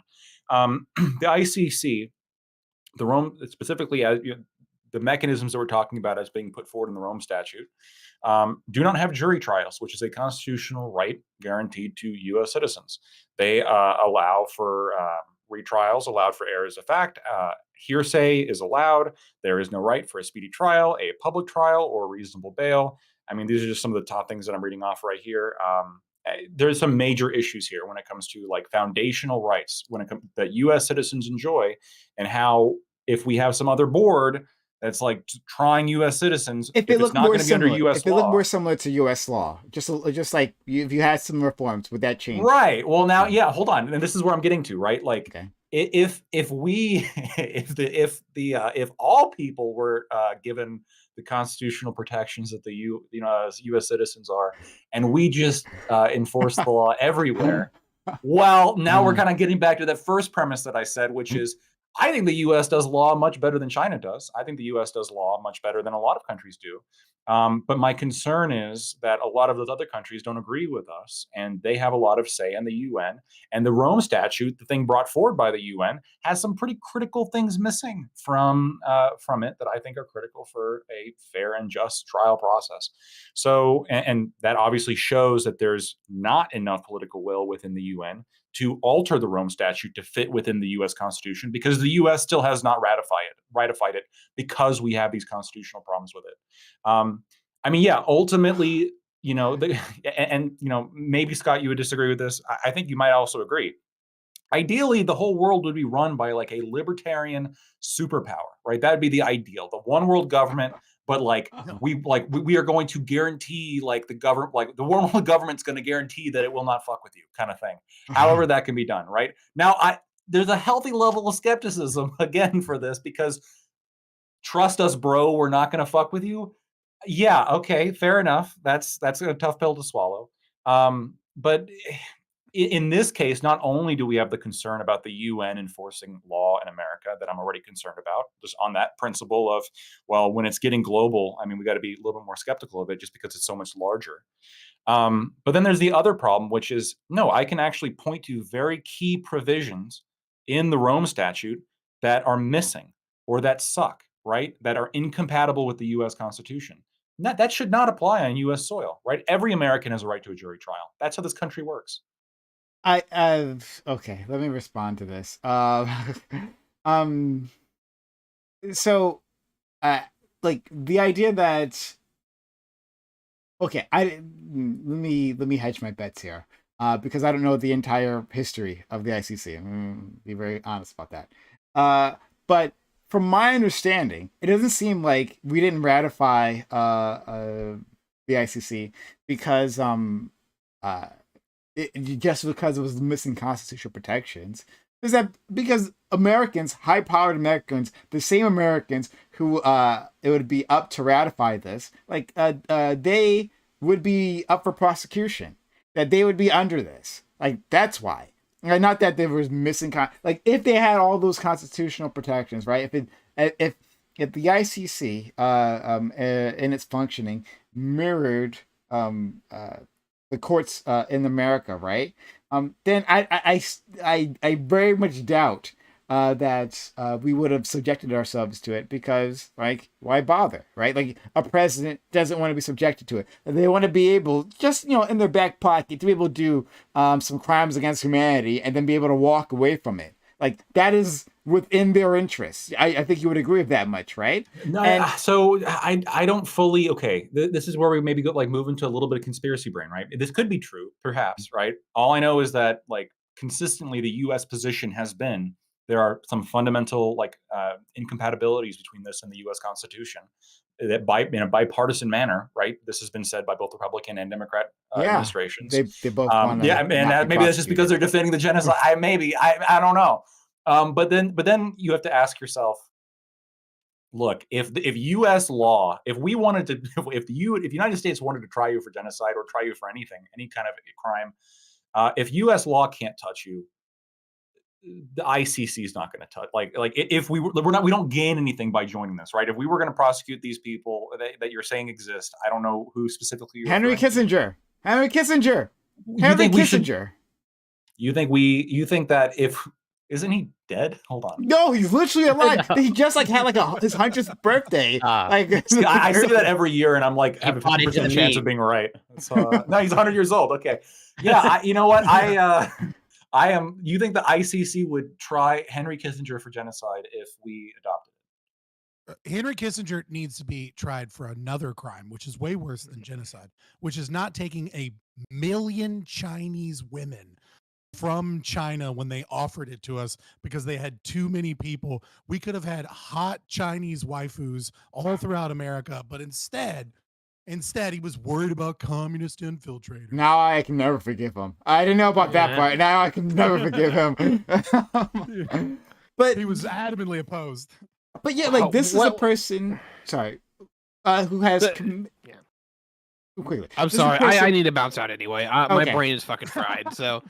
I was just thinking, Fabian, I know you know this before I bounce out of here, but what's the meme? Is it like libertarians with hot Asian brides or something like that? I can't remember what exactly it is. The least libertarian person ever, Kissinger. He didn't bring us little Asian brides. You got it. Yeah, it is a meme. I don't like. There's a couple of old libertarians that do it. Usually, it seems more like most of the time, it seems to be Jewish men dating black women seems to be more common than like libertarians with Asian waifus, but whatever. Hey, we love to see it. I guess. But yeah, thanks for being here, Ty. Shout out to you, friend. It was. I went over for you. I wanted to give you more time. I appreciate it. I by the time we got to topic 2, I was just kind of burned out. I was just there's so much, and like minimum wage conversation's always fun. I know me, like Twoid, and Scott, and a few others have already had that at least one round of it. If we want to do it again, that's fine. So never topics debate, right? Until we all collectively come together and we grab Paul Krugman and we sacrifice him to the volcano like he deserves, we will constantly be having this stupid debate. right. I will not simp for Krugman in any way, shape, or form. I can at least promise you that. I don't think that man understands much of anything, which is sad. But he's Keynesian too. Is basically how I feel like he's it a had. Nobel laureate. Okay, let's thank you, Tiberius. We'll talk to you later, buddy. Take care. Bye. Take care, Ty. Happy birthday. Here's what I'll say. I don't know if Henry Kissinger deserves to be tried for war crimes. Apparently, Christopher Hitchens thought so, which is, I mean, that's a big name. I'll definitely read that book. I mean, he's basically responsible for Cambodia. Let's just sure, yeah. I'll definitely take a look at that. We don't get that without him. Sure. Now, so many other problems in the Middle East. So we might actually have some disagreements about U.S. action in Southeast Asia during that era, due to some thoughts I have about communism. But anyway, oh god, oh god. So that's kind of influencing kind of perhaps some hesitation I have here of like what was the context in which Kissinger did the things that apparently he did. I need to learn more about this. I'll be honest. Sure. I'm ignorant about some of these claims. But let's just stipulate, like, if he was responsible, we had good evidence to say that he was responsible for mass deaths there, right, with actions that the military has taken and diplomatic disasters that led to that. Like, if that was the case, right, do you think that he should be tried? I think he should be tried by a U.S. court with a jury. But if there is a political regime that is protecting because that's how these guys get away with it, right? They're unprosecutable because they have a little protection in these in these countries. They have a regime that simply won't carry out those laws. And they're going to subvert the U.S. regime, like. Yeah, I just don't. The only way they would, so this is like the sort of paradox you're running into, which is like, okay, there's this American regime that will never allow Kissinger and a few other people to get tried. So we're expecting this regime to also agree to the mechanisms to try them. They like, if the regime is strong enough to not try them and like corrupt enough to not try them, they're never going to like agree to a system to try them. I mean, the U.S. has. I mean, it's not like we're at the beck and call of any other country, right? We got 25% of the world's economy, 40% of the military. No, like if we don't want to try Henry Kissinger, no one else is going to make us try Henry Kissinger. Well, but this is why we need the court in the first place, because exactly what I'm saying. Like, well, this like proves the point that I was saying previously, right? That like Americans, like the American elite, doesn't want to put themselves under the jurisdiction. Right. But what you're missing, because they know they can get away with it. Right. What you're missing, though, is like what I'm trying to argue is if we had the political will to try Henry Kissinger, we would just do it. We wouldn't have to join the ICC to do it. Right. Because because we have the political will to either join the ICC or try Henry Kissinger. And if the reason we're not joining the ICC is because of Henry Kissinger, then the elites aren't going to agree to join the ICC anyway. So how about we just like work on like trying Henry Kissinger under U.S. law and not have to join this ICC that subverts a lot of foundational constitutional American rights. If we can get the will to try Henry Kissinger that way, then we don't need to join the ICC. I think we would need this court for the points in time where there isn't a like it should that justice shouldn't be up to that political will, right? Like I think you would agree with this, that in general, when we're talking about the courts should be independent of that, right? Like if you committed a crime, there's evidence that you've committed heinous crimes, that it shouldn't be up to like the regime and its opinion of you as to whether you get prosecuted, right? I don't think it's saying morally. I think Lactoid, right? You're being a realist here. Like in terms of trying Henry Kissinger, it doesn't matter, right? Right. So, and if it did exist, then we would just try him under U.S. law. We wouldn't join the ICC, because that comes with a whole different can of worms, which is kind of subverting U.S. authority to nations that have like very fundamentally different concepts of government than we do, and very different concepts of due process. So, but again, like I've already stipulated that this ICC mirrors.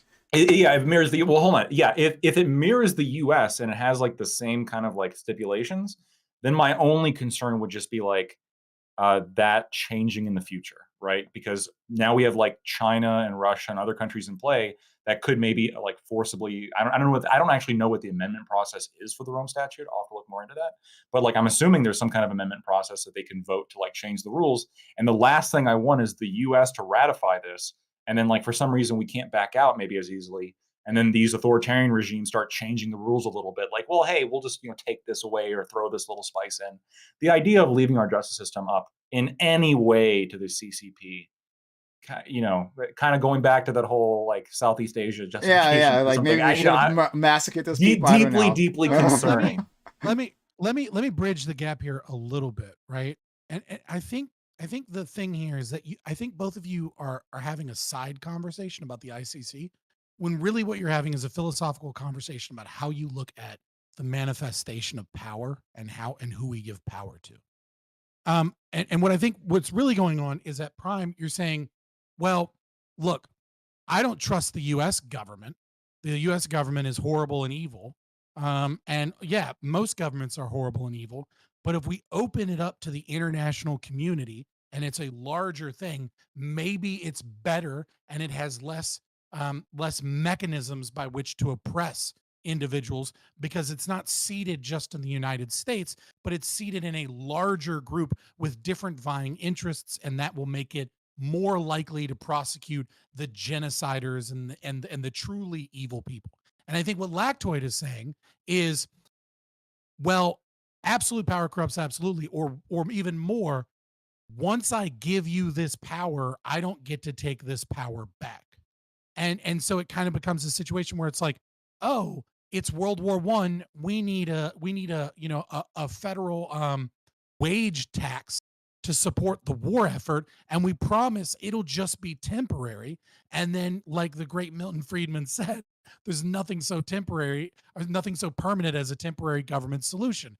And so, like, I think Lactoid's looking at this from like, look, if we give these people power, sure, it might be utilized in a good way now, but that's not how power works. You give it up forever, and then it can be used against you. And I think, Prime Guys, you're looking at this saying, yeah, but the people that have the power aren't using this responsibly at all. And here's my proof. Henry Kissinger just got celebrated for his 100th birthday, and he's one of the most evil pieces of shit on the world. So if I can find some organization that is more open to the world to judge like the US hegemonic power when it goes too far, maybe that's a good thing in the world. And I think you both have points, and I would just say, fuck anybody having power over me.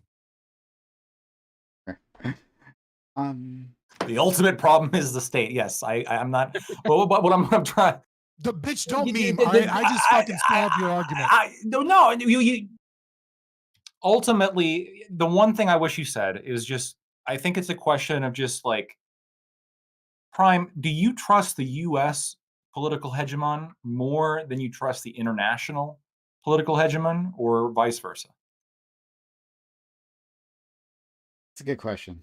That's actually a really good question. Right, because for me, like, do I like the U.S. federal government? I got some. No. Do you know who I dislike more than that? A governing entity with input from the CCP.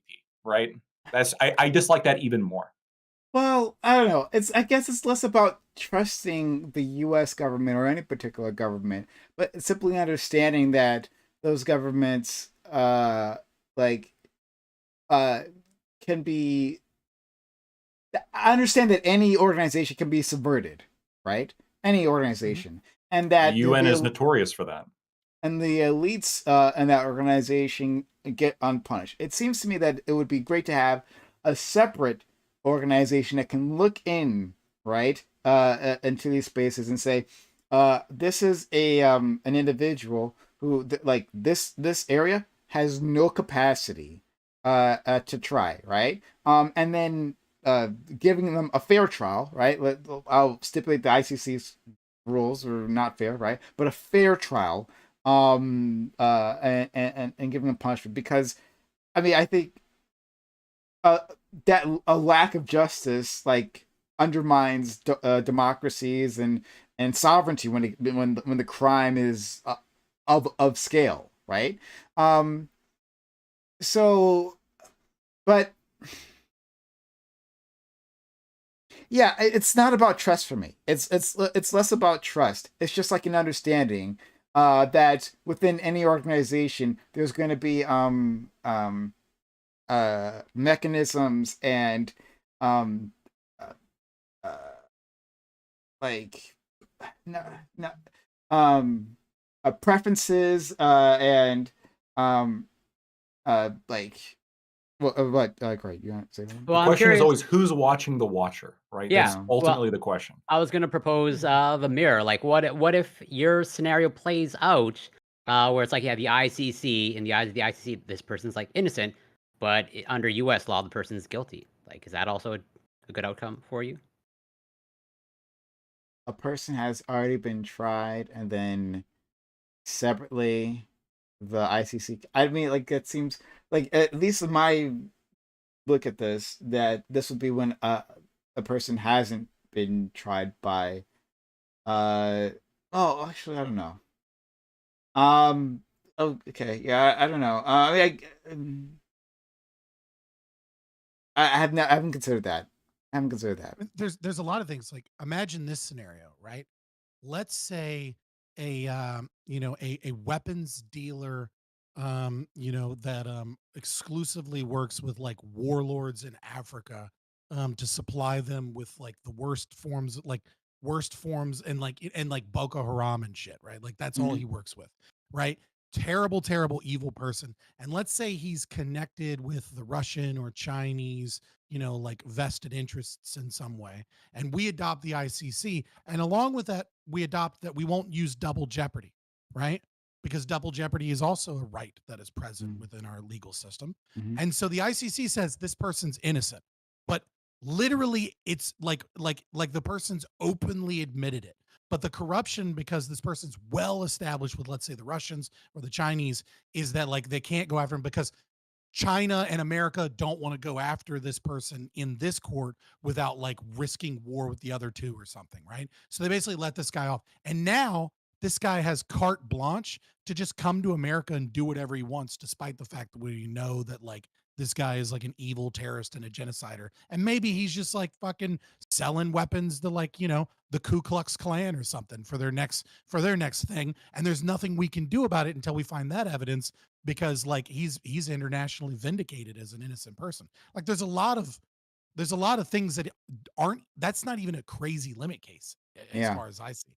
That seems like something that would probably happen at least once. Okay. And we Yeah. give up that power to be able to protect our own citizens via our legal system.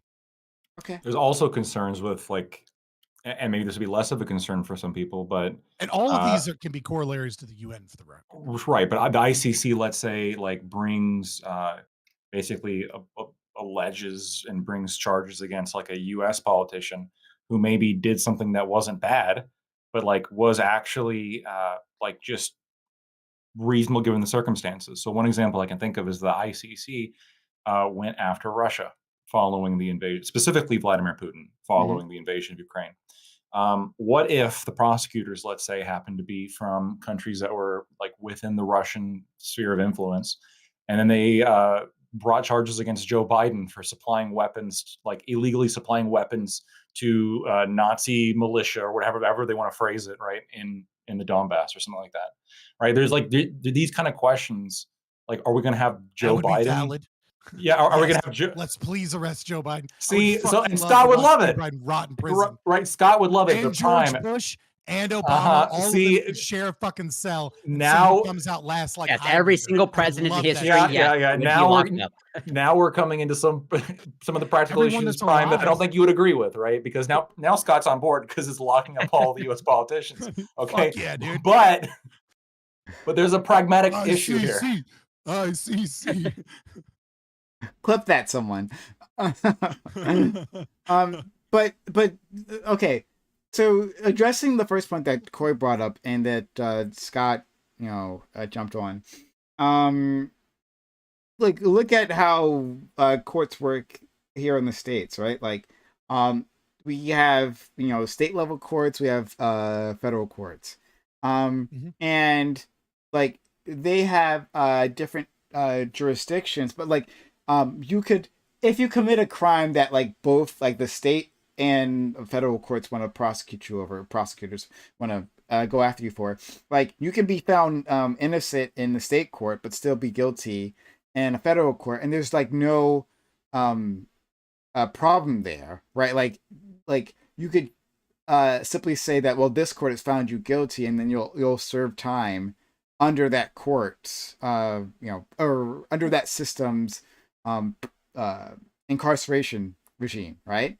And so vice versa too, though. If hold on, let me just finish this. So if the state courts, like talking about the Boko Haram, like a gun runner, right? Somehow the state of North Carolina had jurisdiction on this, right? The state court finds them innocent. Federal court finds them guilty, and then our national ICC court finds them innocent.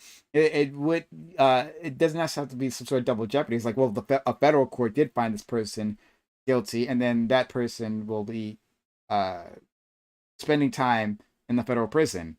I guess I don't see like there has to necessarily be a conflict there. That gets around the double jeopardy thing, yeah. Yeah. Well, yeah, but at least like it maybe just might be a matter of a different perspective, because like the way I would like sort of view the ICC or like some like whatever Supreme Court as like has overall jurisdiction, as in like this is like the final ruling of like if you're sort of like exonerated by the ICC, like that's like the final verdict. But if you're just using it as like this is just like another equal to like the federal a super federal justice. Yeah, but if it's super federal, then like almost aren't you like overruling the federal in some sense? It's you're overruling the national sovereignty of the United States government. If I got a question. The ICC can make decisions that the United States government disagrees with, then it is de facto a form of giving up national sovereignty to a more powerful entity than the United States government, which like the U.S. government's never going to do anyways. Like it's a big what if. But well, here's the other issue I was thinking of, right? So you said that you would be like this would only apply if the Rome Statute was amended to incorporate the things that I'm concerned about, right? Yeah. Including right to a jury trial. Well, generally, like juries are selected from pools given certain areas, like in your area, right? So would the ICC just pick a jury pool from where you are? Because if that's the case, then it's just going to be another federal trial. All non-English speaking country juries.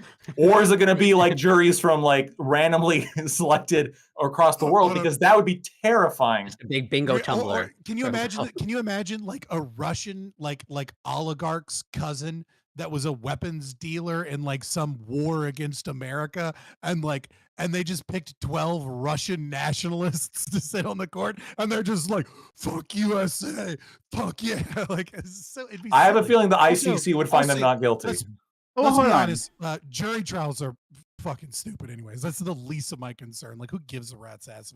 Juries are just you trying to convince 12 dumb people that like you're right. Like, Jesus Christ. Like, the idea that juries hold sway over other people's lives is just insane to me. That it's like fucking 5 Karens and fucking 4 dudes that just got members of the community, Scott.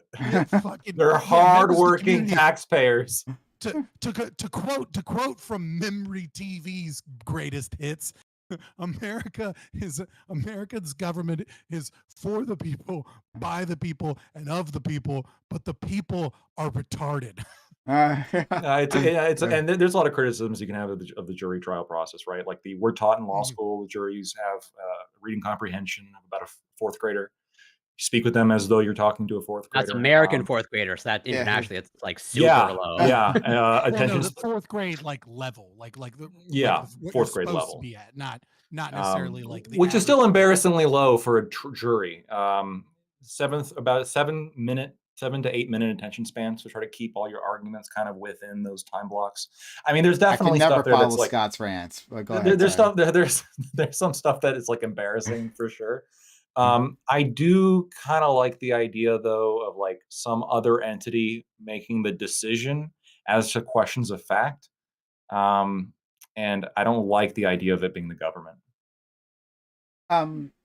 So I guess with the jury thing, I think that's an interesting discussion. I have heard. I want to look more into this because like different countries have different ways of running their trials. Like some of them like don't have jury trials like whatsoever, and have like really interesting systems. So like just off the top of my head, like for jurists, you could have like panels of jurists.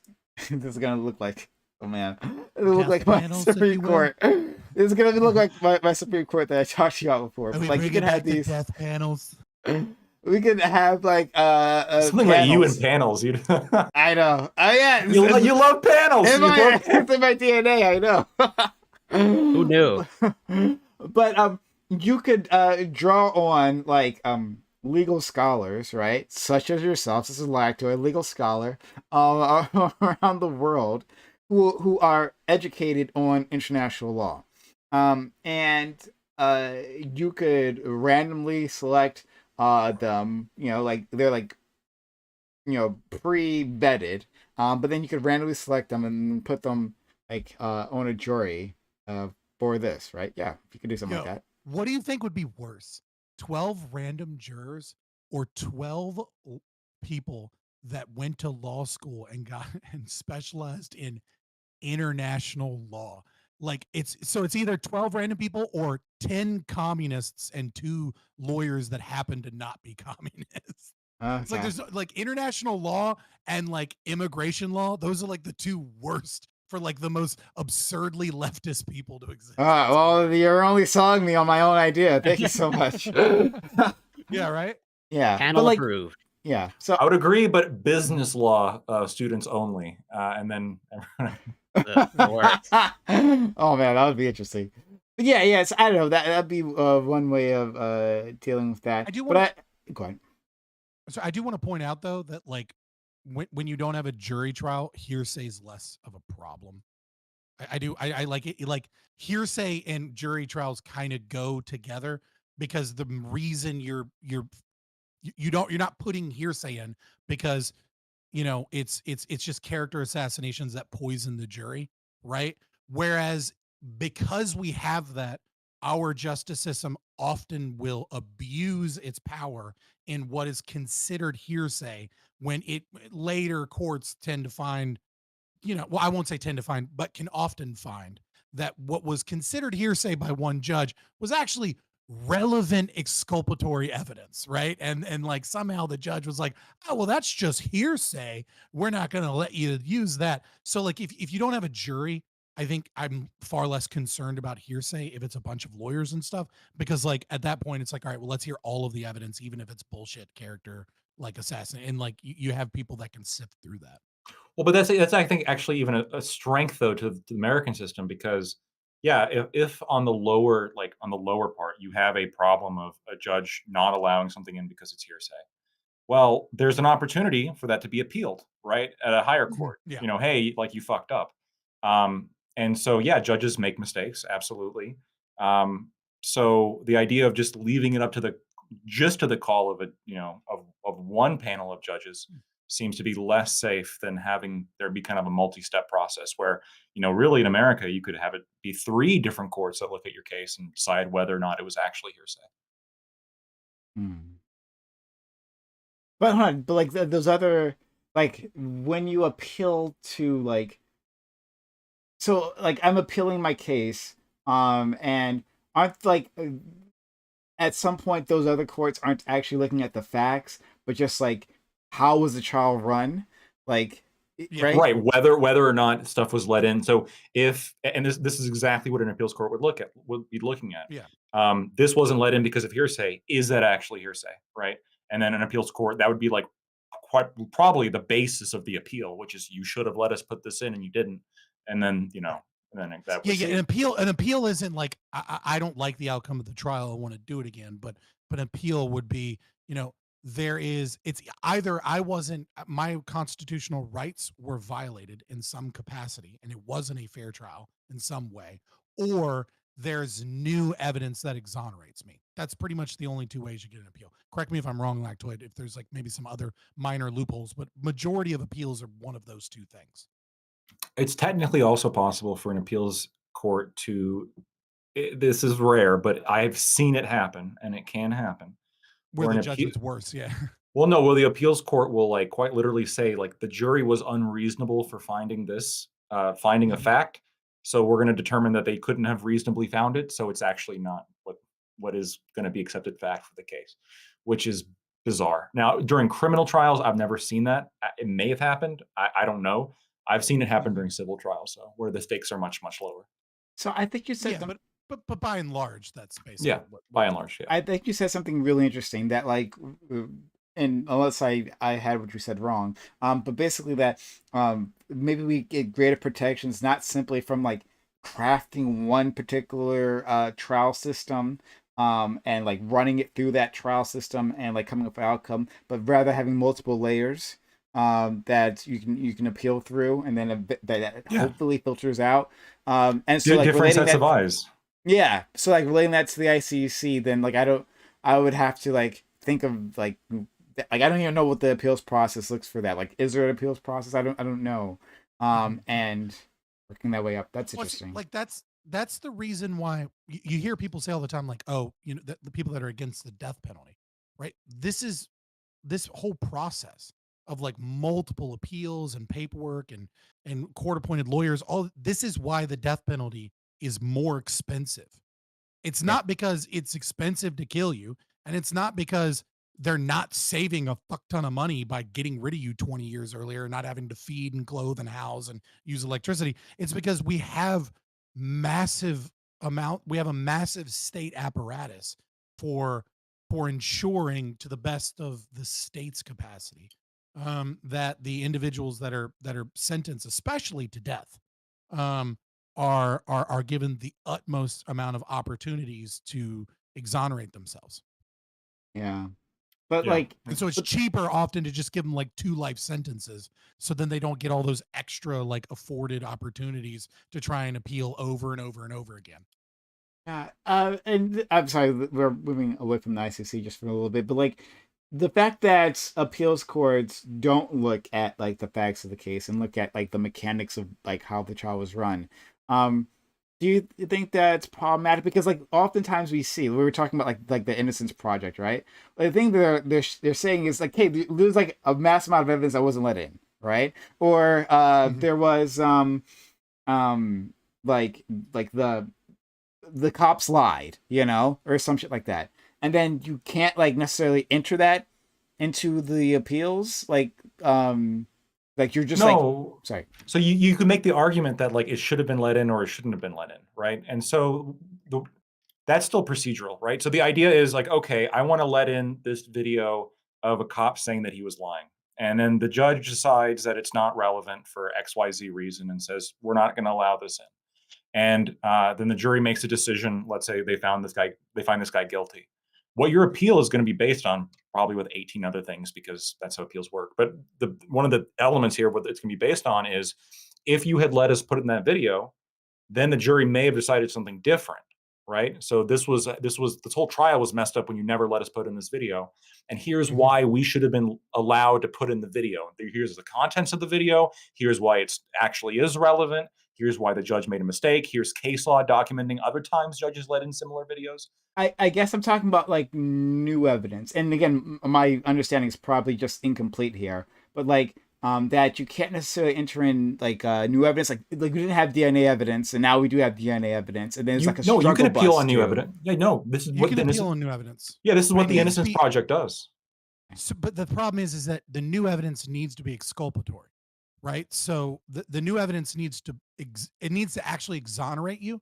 So it can't just be new evidence that is like I can't just say, but nobody mentioned the fact that I was wearing a red T-shirt, and this guy Yeah. doesn't like people with red T-shirts, right?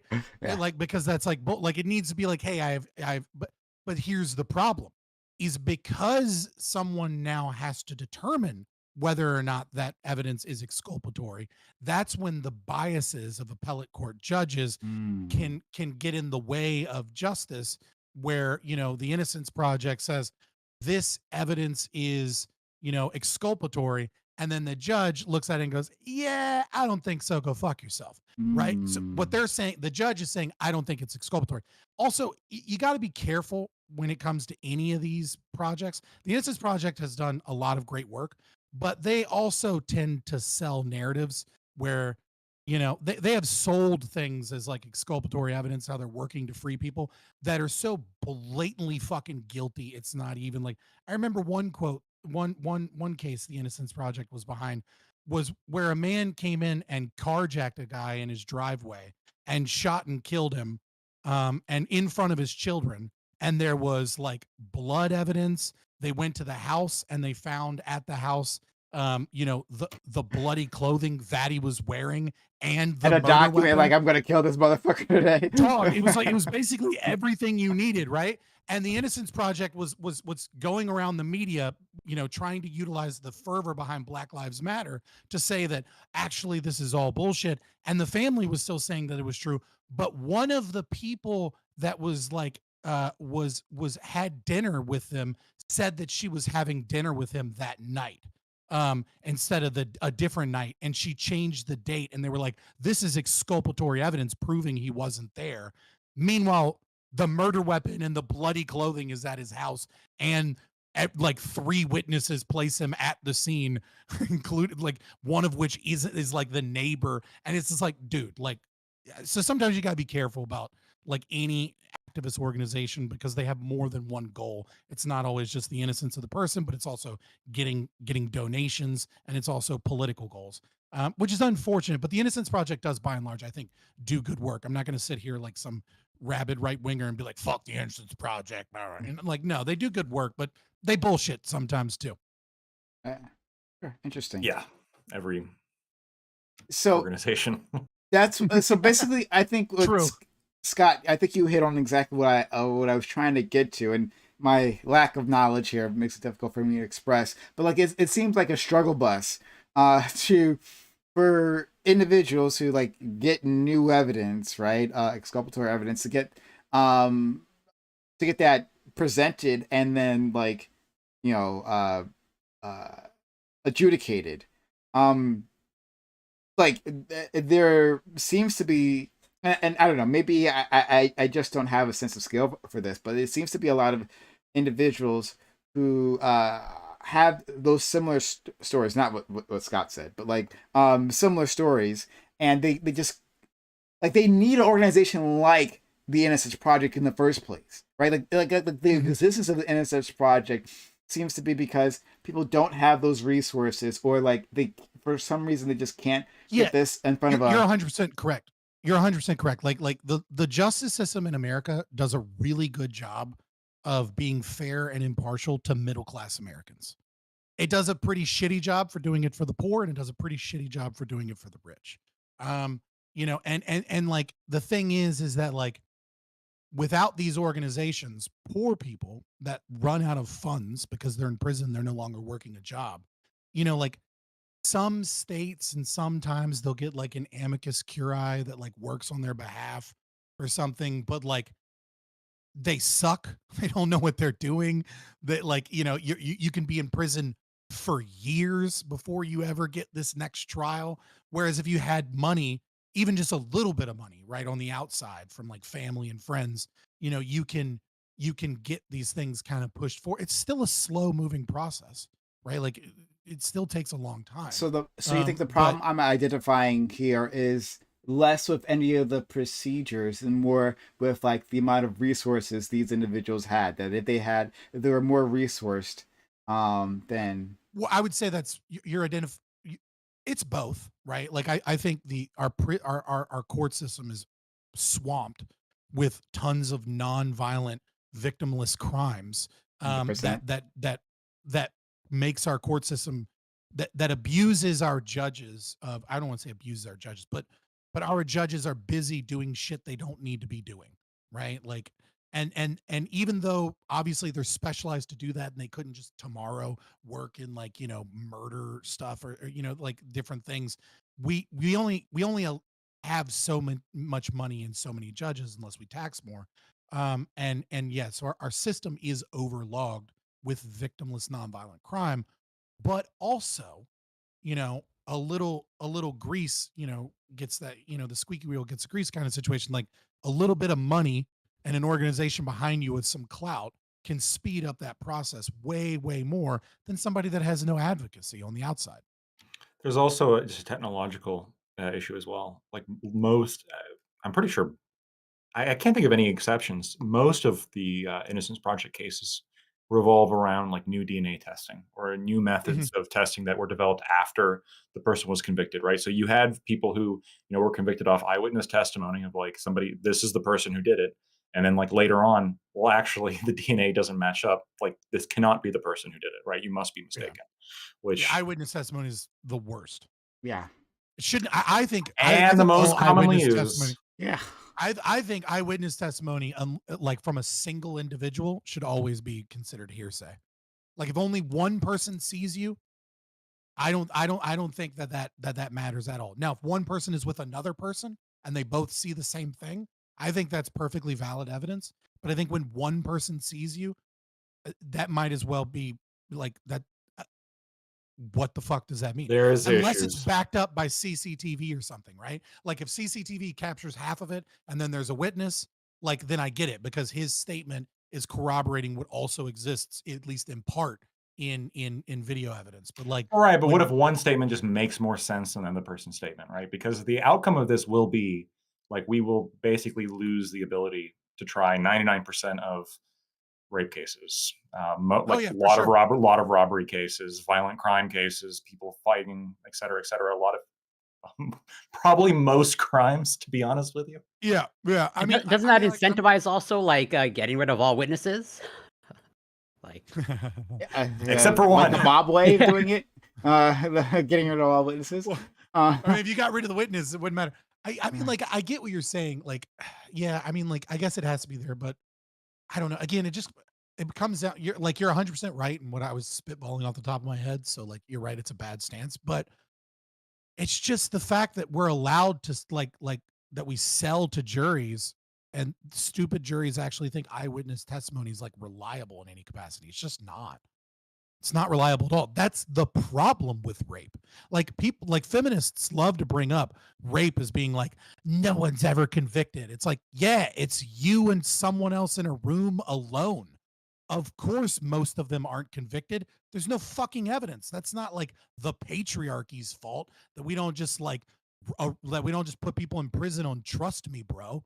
Right? Like it's just, that's just an unfortunate reality that rape tends to be one of the most difficult things to prosecute because it's more often than not simply he said, she said.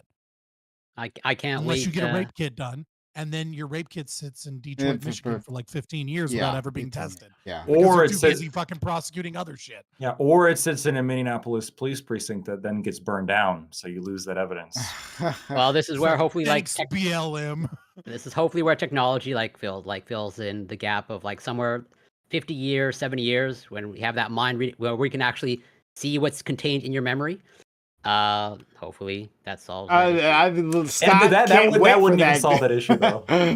Why not? People have, so memories are much more of a play than they are like a recording. People will misremember things. Like people will be convinced. No.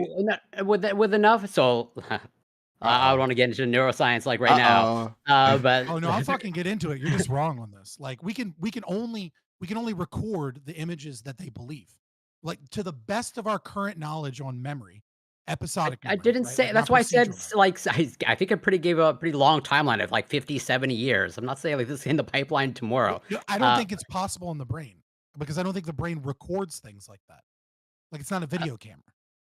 No, there's very good reasons to believe that with enough cellular resolution, you can extract just as we can already sort of we're already moving in the direction of like right, but the current thinking by cognitive psychologists that tends to be the dominant thought right now, right? Like obviously we can discuss whether or not there's evidence to the contrary, and you may be correct that the brain does indeed store memories just like video evidence or recordings that could be accessed with enough cellular resolution.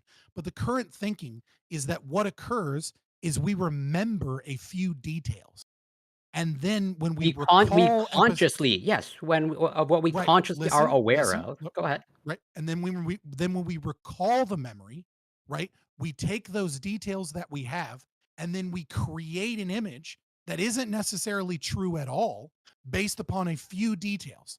And every time we do this, we have the danger of rewriting that memory. This is where flashbulb memories come from. They've done studies on people during 9/11, and what they found is that a majority of people, when asked about 9/11, one of the details they get wrong in recounting their story after we look at pay stubs and Facebook posts and all these other things, right, is where they even are. They'd say they were at work when they were at home. So even if we had a machine that could read that memory, I don't know necessarily that what we're reading would even be true. Is my or how could we know? No, please respond to that. I'm just like, oh, be careful. Well, yeah, I'm attempting. I said I gave it like I said a pretty long timeline.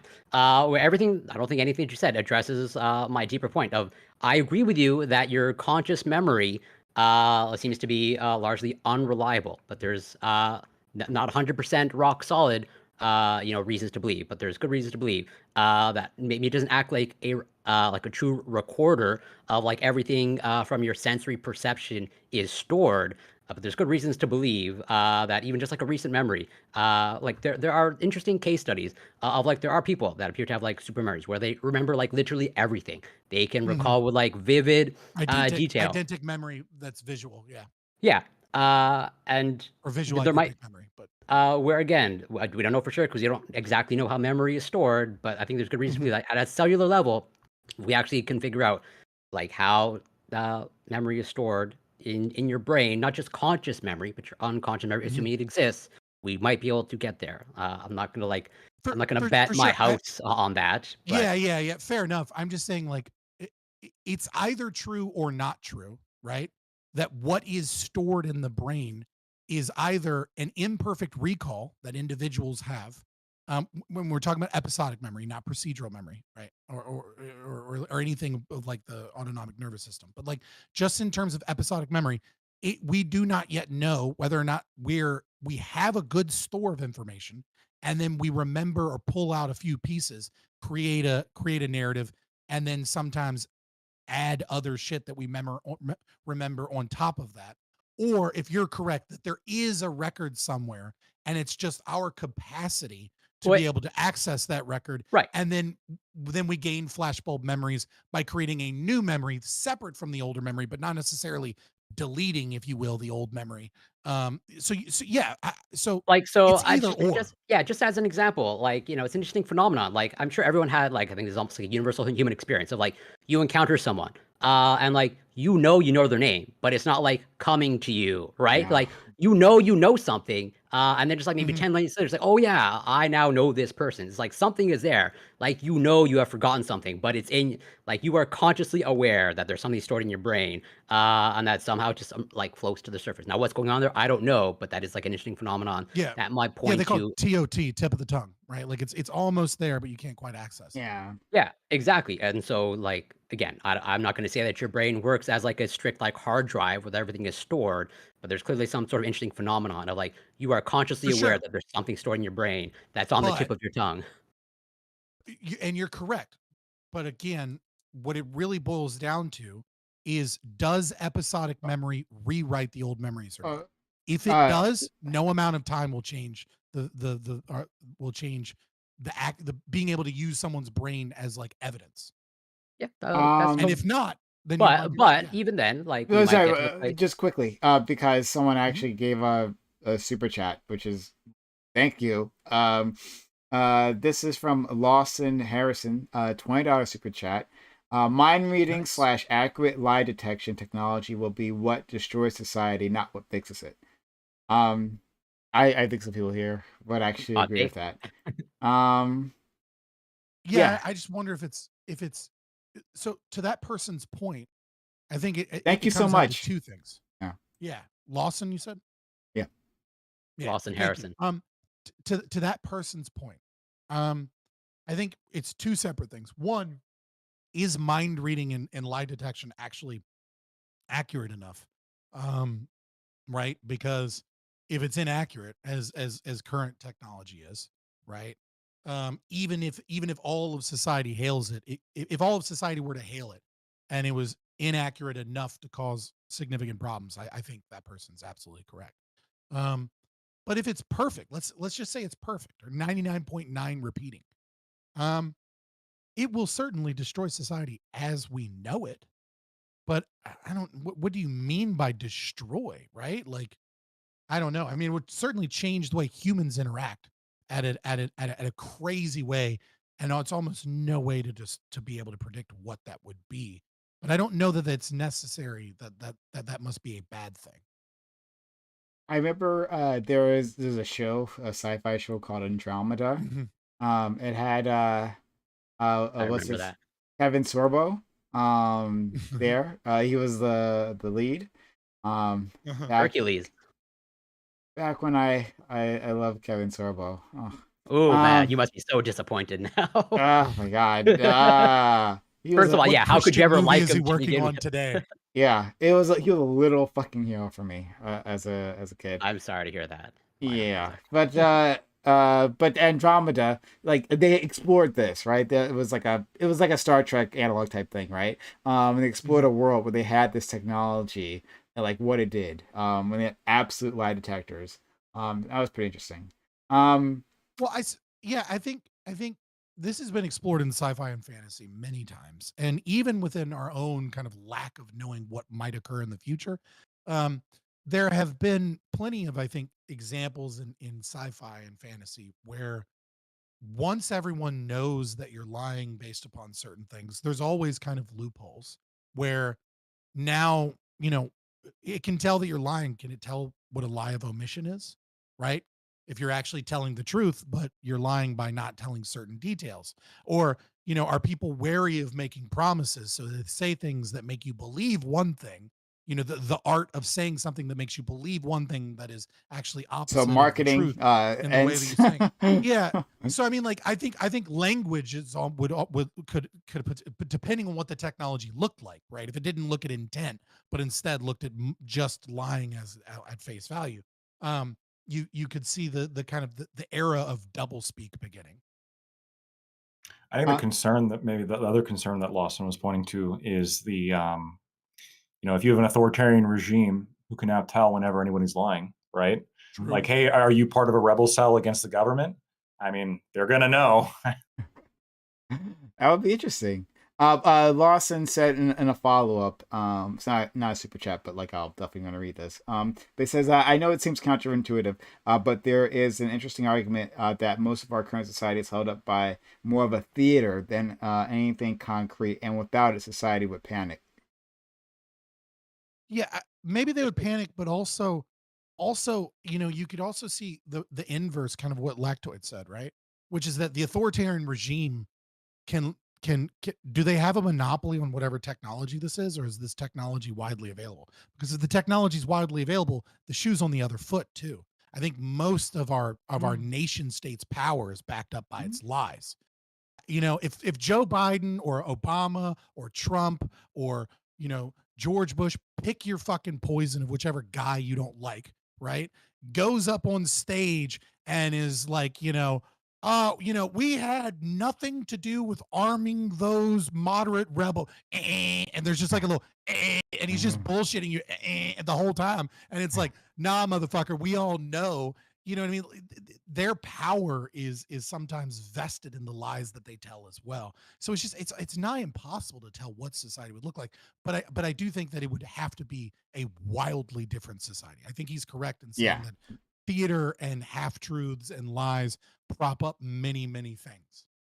In Japan, I've talked about it before, but like they've got like this system. It's like I'm gonna fuck up the name because it's been a long time since I brought it up. But like Hone and Tatame, basically, right? It's like it's talking about the phenomenon of having a public mask. Yeah, three but masks. Yeah, and they are like it's almost it's like semi formalized. And that like you just don't reveal like your true intentions. Even for simple things like, hey, Lactoid like says like, hey Prime, like let's go to movies, right? And I'm like, Lactoid's fucking lame. I don't want to hang out with this dude. But I don't He just say wants to that. see Atlas Shrugged and all the. Just, yeah. First one's okay, all right. He The said second okay. and third one that are rough. Yeah, he said this like Second last and week. third one. The third one is so bad. It's so bad. It's so bad. It's so bad. It's so stupid. The first one's all right. But like it's like the way they like make excuses or maybe go along with things that's like really formalized in a way that you don't see in other cultures. But in any case, like if you had this technology and you knew someone's bullshitting, and it's because I think you're lame, Lactoid. That's why I don't hang out with you. That would all collapse. I don't actually think that. Yeah, I mean, we certainly tell a lot. How do I know? How do you know? Right? Yeah, I mean, we certainly tell a lot of white lies. I do think too something interesting in East Asian languages is they found certain success in switching to English in certain tasks because of the formalization of East Asian languages requires that like people that are like beside you or near you be given some level of respect if they're technically older than you. And this makes like working in a collaborative process very difficult at a language structure. And they find that like you can fix these problems with just by switching to English. So like I think it was Korean, like a Korean Airlines company. The Korean Airlines that was that like switched to English because in Korean, it's difficult for the co-pilot to tell the pilot that like, hey, I think I need to take over. I think you're sleepy or I have any disagreement with them because they can't be equals because the pilot is hierarchically above the co-pilot and like essentially makes the co-pilot useless because of the language. Which I think is an interesting co-pilot. Right. But I think that is like an interesting way of looking at what a society might look like in the way that if we can no longer lie, is that like we may end up operating very similarly to East Asian cultures because of the same, similarly, not the same, but there are similar kind of barriers, or I don't know how to put this word, like similar kind of constraints on our actions because of the way that culture and language kind of forces you into certain domains. And I think the same would be true if you were incapable of lying.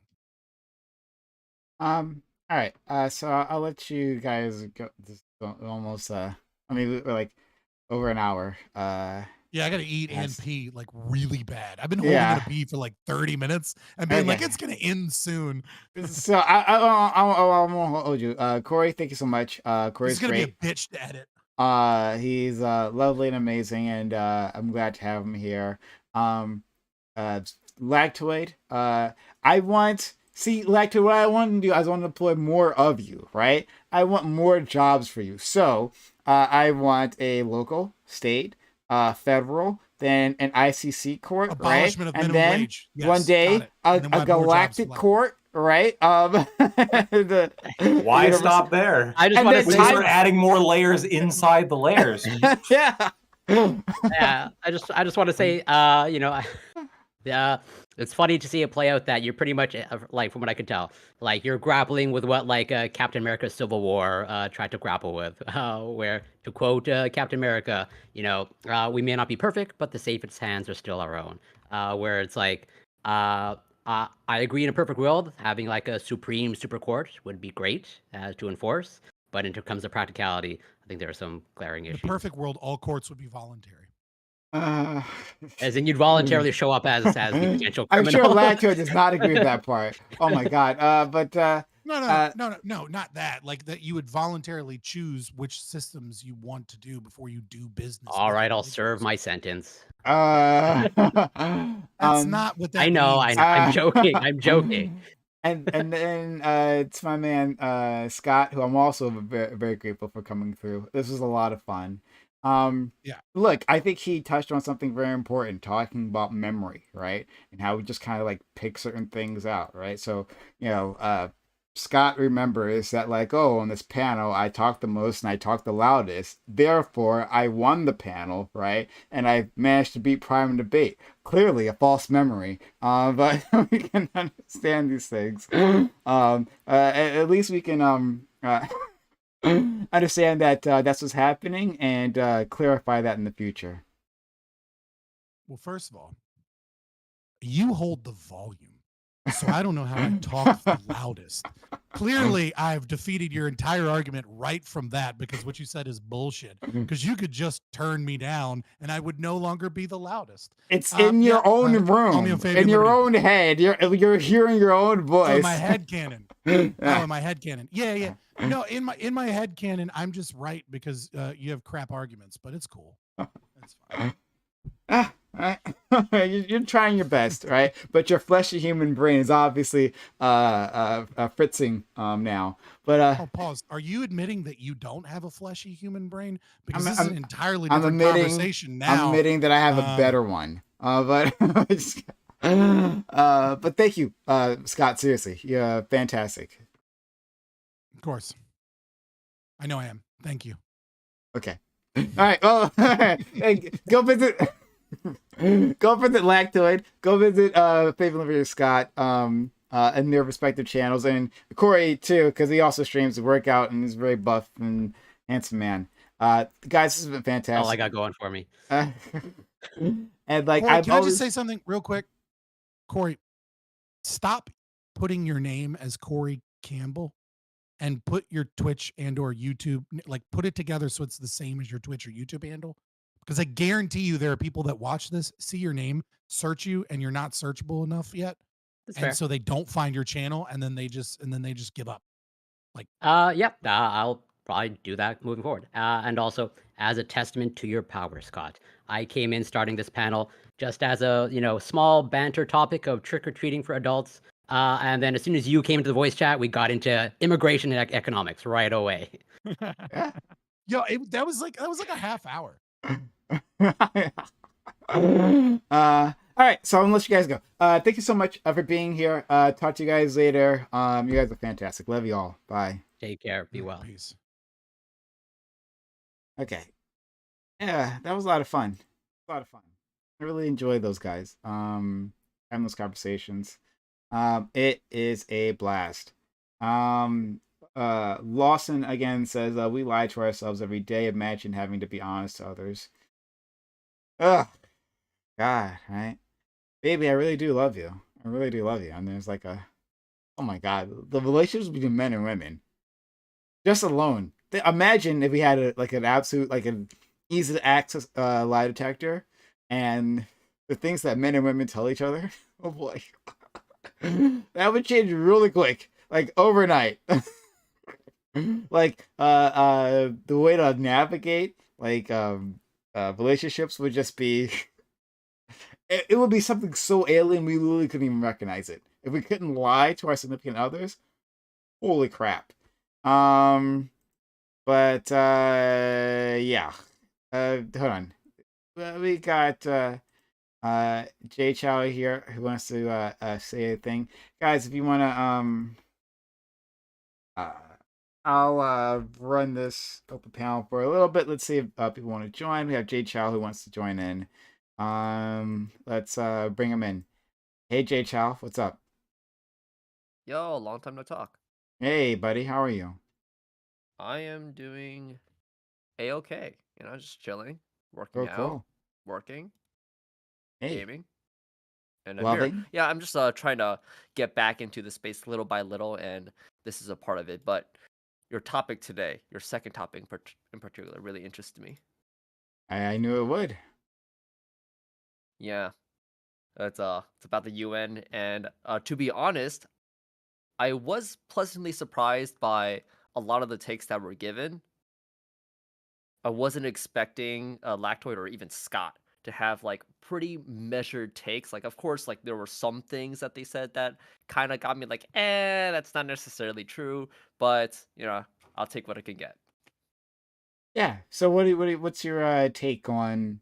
And I'll read the topic again for you. The prompt. Mm-hmm. The United Nations is paralyzed in this moment of crisis in the Middle East, but this is the first time the UN Security Council has 5 permanent seats held by the US, UK, France, Russia, and China. Any one of them can veto any action that the rest of the organization wants to take, and these vetoes happen when there is a threat to their perceived national interest. Is the UN a failure? Are supernatural organizations pointless, e.g., the European Union? Should we dismantle the UN and start again? Mm-hmm. Okay, so directly addressing your question, is the UN a failure? And sort of having to address the current situation, the context that you're putting the question is, which is the Israel-Palestine conflict, the U.S. having to veto that resolution, is that just looking at it from that context, it is unfair to judge the UN by only that because the UN is much more than just the UNSC. And I'm not even talking about the General Assembly, but I'm more so talking about things like organizations like the ICJ, the International Court of Justice, or maybe even UNDP, the United Nations Development Program. You may have heard of the Millennium Development Goals or the Sustainable Development Goals. On the panel, it was already mentioned about the IPCC. We have the COP conferences that every 2 years, delegates from all over the country come together to talk about climate change and what to do. And from one of the COP conferences, there was an agreement, a global agreement that had it banned something that was like really killing our ozone. And because we had that ban, the ozone Fluorocarbons, stopped. Yeah, CFCs. it exactly that. Yeah. And because of that, the ozone layer actually stopped like shrinking Yeah, or expanding. the whole And the which hole in it's shrunk. yeah. We have extended the life of the planet, or mainly the planet being habitable for humans for many decades because of that. So I think, like, for the most part, if we were to take two different timelines, where one timeline had the UN and the timeline didn't have the UN, the timeline that didn't have the UN would be a lot worse. Okay, that's interesting. Like Beckett of who was here, he said that he brought up like this, just like the studies that the UN puts out, right? That um an organization that can go across national lines and get data. And so for policymakers in those respective countries can like rely on these reports. I mean, they'll argue against them if it's like the report says like, "Hey, you're a totalitarian, knock it off." But still, Mm-hmm. there's just like more information about what happens from the world because the UN is there, and it fulfills a role that maybe no other organization can. But you're expanding on that, talking about all these the different committees. I'm not sure what exactly you call them, but within the organization that do specific tasks that engender cooperation that just wouldn't be there without it. Okay. Yeah, that's absolutely right. And they're called bodies. We call them bodies. Bodies. Okay, thank you. Yeah, I mean, I hear you. Um uh I can definitely say that the UN has brought on positive changes. I think you brought up a good example of the ozone layer. Um, but Do you want to just like focus it down on the security yeah, aspect of the UN? I mean, yeah, and I understand that's not entirely fair to do so. I hear you, but like, Mm-hmm. I do like want to directly save lives, like when there's a conflict. Um, Mm-hmm. is there? Do you think there can't be an organization as long as we have the nation state world order? Do you think there can't be an organization that really effectively stops those conflicts? Intercedes in them. Well, the UN kind of does do that already. We kind of just pick and choose which ones to intervene. So we have something called responsibility to protect, in which the United Nations Security Council has to pass a resolution in order to enact on that. And then from there, there's a coalition of military that's volunteered by the countries within the United Nations Security Council to then wear the blue hats, and then they go in and stuff like that, to like maintain the peace, or even intervene and stop a country from, say, like attacking another country, or even like genociding its own people. Yeah, And responsibility to protect has been enacted many times, and the results have been mixed. They range from like, oh, it's a disaster, to like, oh, it's actually a success where we stop the conflict and we're putting in a ceasefire and the both sides are not killing each other. So there is that. I think the reason why this particular event is such big news is because it has big players. It has Israel. It has the United States that's backing Israel. And it's in the Middle East. It's also coming from a a conflict that is so well known and goes back so many years. And of course, we have to. I think it has to be mentioned that there's a lot of people who are Muslim around the world. yeah. So just having that kind of PR and those eyes makes the conflict of Israel and Palestine, such a bigger deal than, say, like, oh, there was a skirmish on Crete. Like, did you know that there's been a United Nations peacekeeping operation on the island of Crete for like I don't know how many decades? Or like, what about the UN operation in, say, the DRC, Democratic Republic of Congo, or the successful one about the Suez Canal in Egypt Um. that was So, resolved? okay, that's fair. Um. Like you hear about the planes that crash, not the ones that land safely. Fair enough. Um. Hmm. But all right, so what you're doing here is helping me narrow my point to exactly the thing that I have a problem with. I have a problem with this veto ability that Hmm. one nation can just kind of stand the way of action, right? The fact Yeah. that Israel is doing the thing that is doing because the international community did not respond um like for decades.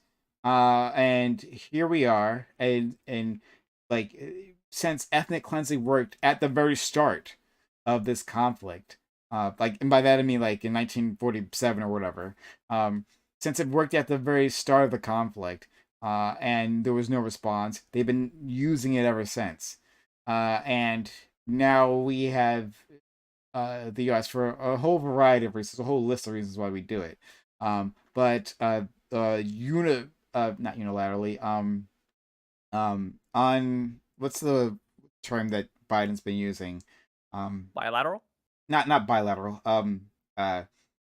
Complete support for Israel starts for you. Um, un, Unanimous. Uncompromising support, something like that. I don't know. For whatever Oh. Israel does. Like the fact that they happen to have a permanent a government on a permanent seat that's backing them nonstop, right? means that they can get away with this for decades. That the UN doesn't take stronger action against them, and that's an issue. And you can see this in other areas for other countries with their interests. Like is the UN able to make uh like statements or demand action on Taiwan, right? If China can uh say no, can veto that, right? Like I actually don't know the history of that, but I imagine that would be the case. Like without looking at it, that China would just be vetoing all those bills. So Yeah. yeah. Okay. I feel like I'm just going to let you narrow it down more because I find the veto power to be very crucial. The veto power has, you could argue, saved the world many, many, many times during the Cold War because, say, like the United States wants to put forward a resolution that does something to country A, but we are completely unaware that the Soviet Union actually has something going on in that country. The Soviet Union could then veto that resolution and therefore prevent there a conflict between two superpowers potentially, and then leading to nuclear war and so forth. Like there is a very good reason why the veto power is there in the first place.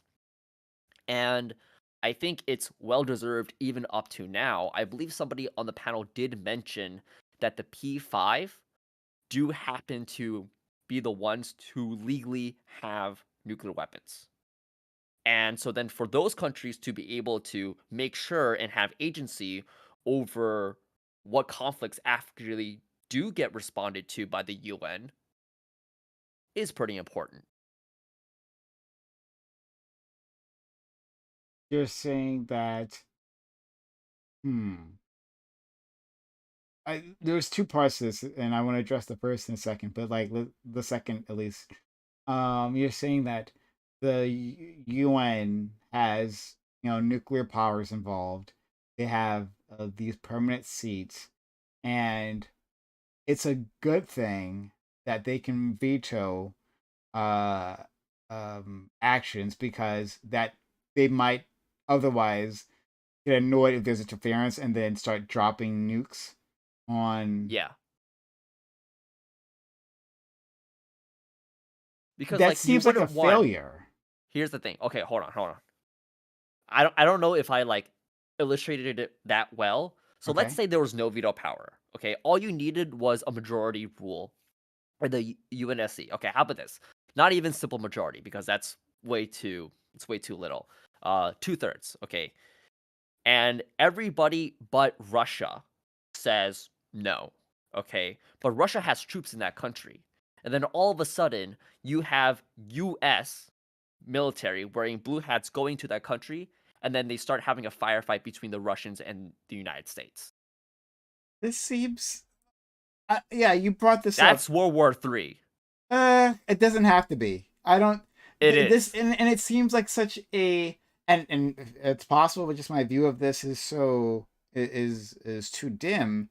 But that seems like such a weird edge case that like the way to handle that is not through a veto power, it's through simple communication, which our militaries do already, right? Like we talk to each other, hey, like we got our troops here, right? So you are in this country for whatever reason, we're both in this country, but our troops are parked here, your troops are parked there, let's do ourselves a favor and not like bomb each other, right? Like that's the way to do it. It's just to simply talk rather than enact veto action that the rest of the world doesn't understand, that builds resentment, and that makes the UN feel like impotent and flaccid. That's Okay. Go But ahead. what you're arguing is that we should have absolutely open communication between like every single military around the world so that we could just talk it out. But of course, countries have their own what's that word? Like covert operations, right? They want to keep things a little secret. They don't want to give everybody their intelligence, or else what's the point? What's the So that's the reality of that. Yeah, but like you don't go to war over the deaths of covert agents. We don't go to war over the deaths of spies, right? Like it's a covert If enough of them operation. do, yeah, maybe. And if it's Do we? When have we ever and gone? if it's a particular and if it's a particular special interest that we are not aware of, then we give that sort of not leeway, but that option for the other side to veto. Uh, uh, sorry, I don't like this, and I'm willing to be convinced. Let me state that, like, it's not like I'm taking some like utterly hard stance on this. Like, I'm like exploring my way through this. But like I would say, how about this? If there wasn't a veto power throughout the course of history, then we probably wouldn't be alive. I'm not, like, that's how many times the veto power was used between the U.S. and the USSR to prevent there being a conflict between those two countries.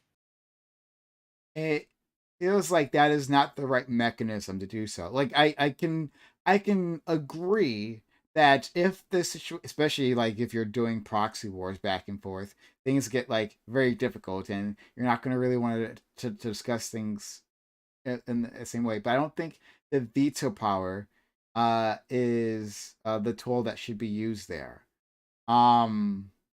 Like working through intermediaries. You know, like let's say you don't want to tell the U.S. right, like the Russia has troops doing a thing, and Syria, right, and it doesn't want the U.S. to, or the Western world, to interfere, because that would mean, I guess, we have to nuke Western Europe, whatever. I don't know. Like then you could That is work exactly through what happened, though, right? but you can work through intermediaries. You could work through like neutral parties to say like, hey, this is our issue, and just like have diplomacy that way, rather than too much risk, in my opinion.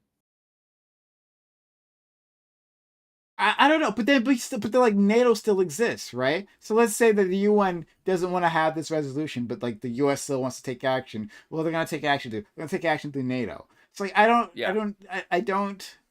This seems unconvincing to me, and I feel like I don't have like the history and the vocabulary to properly express myself here. But that's the other thing about the veto, is that at the end of the day, countries like the United States and Russia could just ignore the UNSC and do whatever they want. So, like, is there really that much fault on the UNSC veto powers that we are giving to the P5? But yeah, still, because when the U.S. is like for Israel, because the U.S. could decide that they want to support Israel, but like if the rest of the world could like like take action, right? Either economic action against Israel or something else, right? We could decide that, yeah, fuck the U.S. In this. We are going to step in, and the U.S. they could do that. Yeah, it could be butthurt about that. But we can't do that to the United Nations because the U.S. just stops that. United Nations as an organization simply just can't take action here, and so we allow this like ongoing ethnic cleansing campaign for decades at a time. Damn.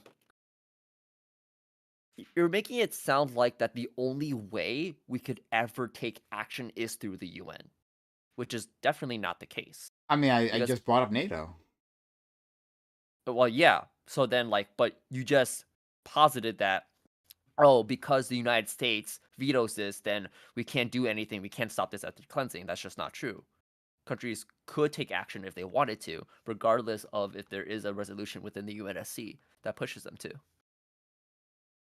Yes, but the UN is the infrastructure that we have in place to do these things, to take these collective actions, especially when we're talking about smaller nations. That this is the way that they cooperate. It is a difficult task to um, in an impromptu fashion, like have like smaller blocks respond like outside the U.S. right to form together and like sorry outside the United Nations and interfere with these like problem areas.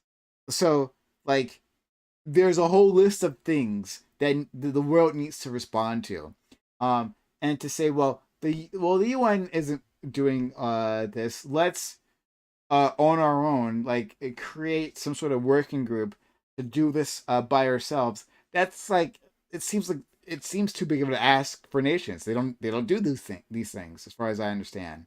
Um, Wait, hold on. You do realize that all the UNSC actions are just done by countries. They just wear blue helmets. I'm not just talking about So, military like, at the interventions. end of the I know day, that. Yeah. at the end of the day, the UN isn't really doing anything by itself. It isn't by itself. Yeah, I Yeah, the agree UN has that no military of its own. I know.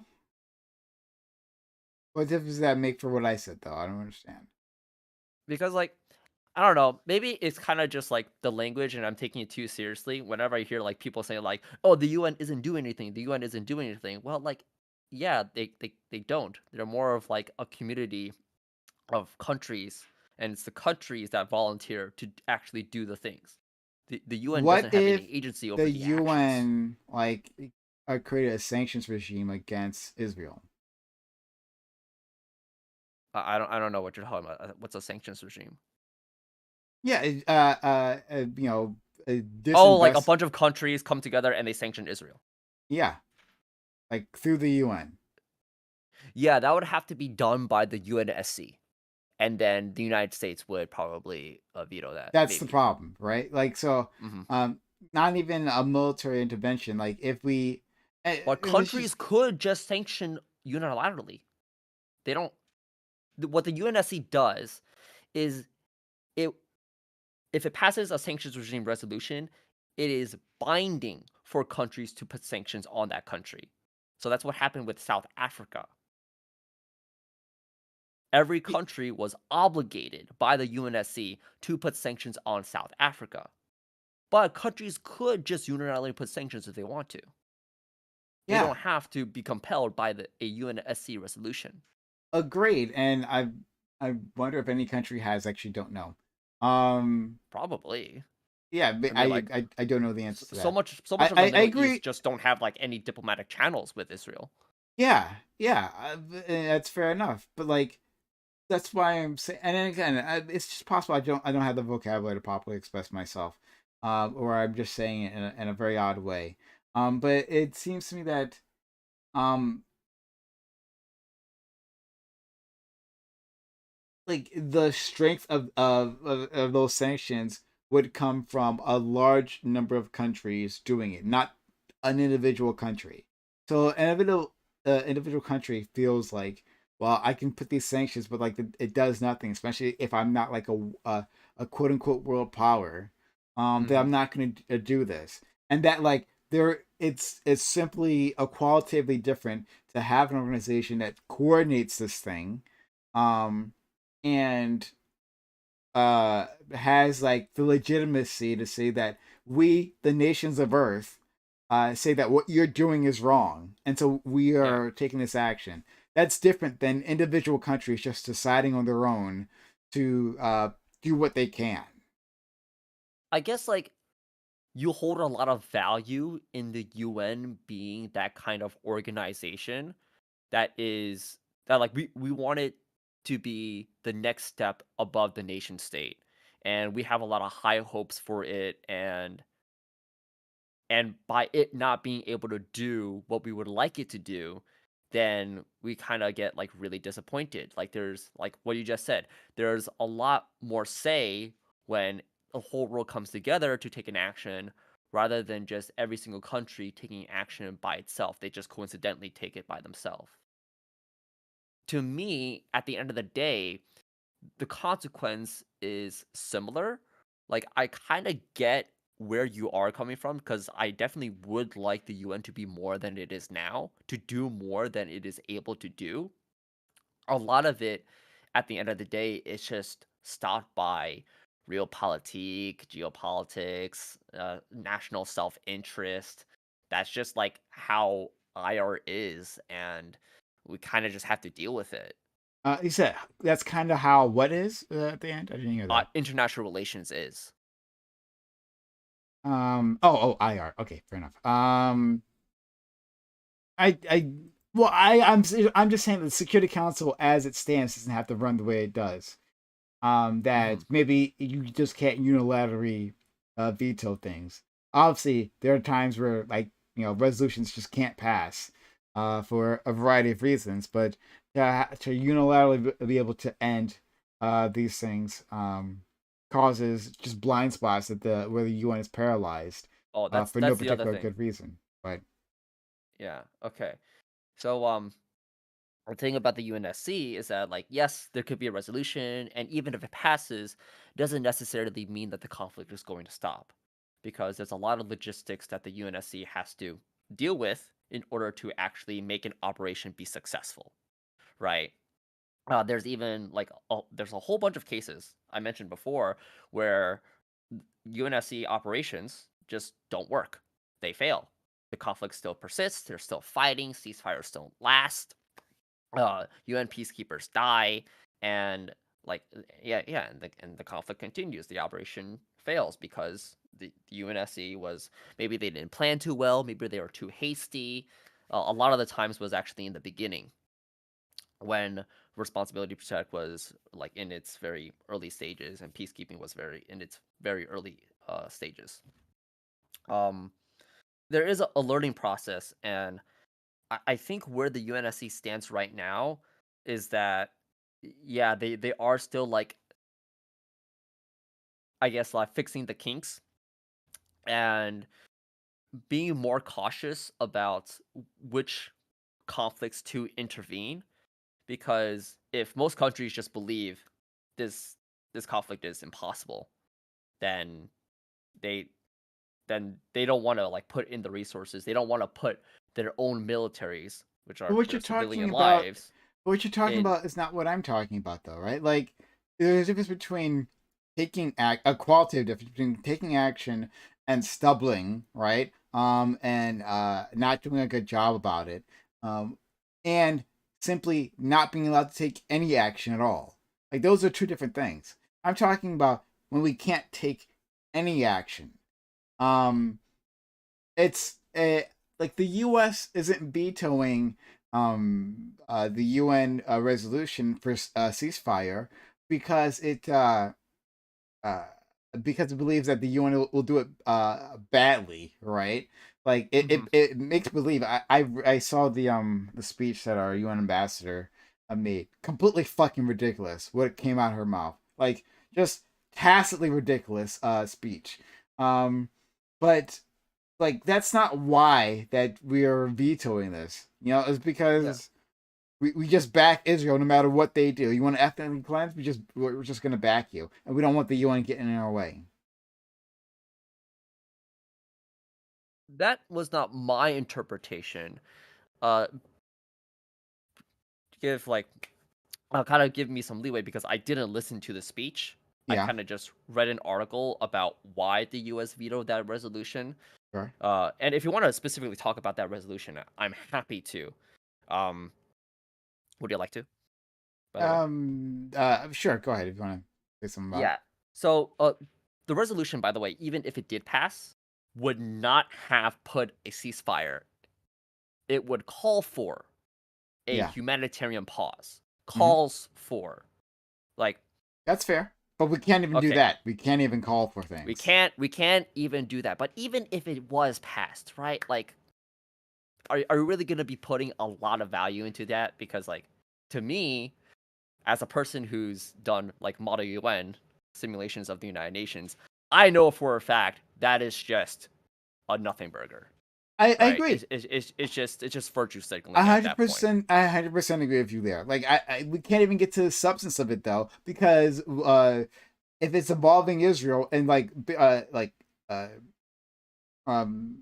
admitting the honesty of what Israel is doing, ethnic cleansing, then we can't get anything done. So I'm sure there've been stronger resolutions in the past for actual action against Israel, but those don't pass either, right? We can't get substantive resolution through, and we can't get a bullshit hey, we just kind of suggest stop murdering people resolution through. So Yeah, I can't even agree with you on that because there was a resolution that passed the UNSC. I believe the United States have seen this that called out Israel settlements increasing and demanded Israel to stop was that and under the Obama give those back. administration? That might have been. It was a while ago. I feel like it would be under the Obama administration because Obama, I don't know, he hated Netanyahu. Netanyahu hated him. Yeah. I mean, And even under Biden, the Israel and United States relation is like all pretty strained. it doesn't seem like it. Well, that's because you're kind of maybe seeing it from the US perspective of, oh, we're always like supporting them and we're always sending them aid and all that stuff. But the United States for a while has been, and I think this did start under Obama, it did want to clamp down on Israel's human rights violations. It's just that once we do, then all of a sudden Israel is no longer a reliable ally in the Middle East, and we have like a lot of They're interest a in the Middle fucking East. liability. They're a fucking liability. Like Israel and its and the Palestine question, as people have been saying, like they make things more dangerous. They make relations more strained in that part of the world. Like imagine a world without an Israeli Jewish state, right? Not that sorry, within Israel, but like not a Jewish state. Like a pluralistic state. I dream about that all the time. Yeah, right. Like Yeah. amazing. Yeah, same here. But that that is a nation that could be an ally to the U.S. That we could like have bases there. We could do all the same things without inflaming the region, right? Like not making itself a target. Like Israel is a liability. The things it does, and in these moments, like diplomacy breaks down because Israel doing what it's doing. The U.S. helps get the Saudis to the table with Israel and pushing for some sort of normalization of their relations. But guess what? The Palestinian problem is not going to go away. They want to pretend like it's going to go away, but it's not going to go away. Israel, as it stands, is a liability, not an asset. I don't agree. Yeah. I think Israel is incredibly important for keeping the peace within the Middle East and also dealing with problems like Iran or Islam jihadism. And like, of course, I have to recognize that there are issues with the Palestinians and maybe with Lebanon and Israel because they have a history with Hezbollah, but Hezbollah just goes back to Iran, right? Israel, they are our eyes in the Middle East. We can't rely on Saudi Arabia as much as we can on Israel. And of course, we would love for Saudi Arabia and Israel to have normalization so we could just focus on, say, Iran. We also have an interest in oil in the Middle East, and without Israel, that becomes a lot weaker than without it. I guess I've made this point out on my Twitter that if we kind of just like deal with these interests, like say we get off oil, like we're not oil dependent anymore. We've gone on green energy.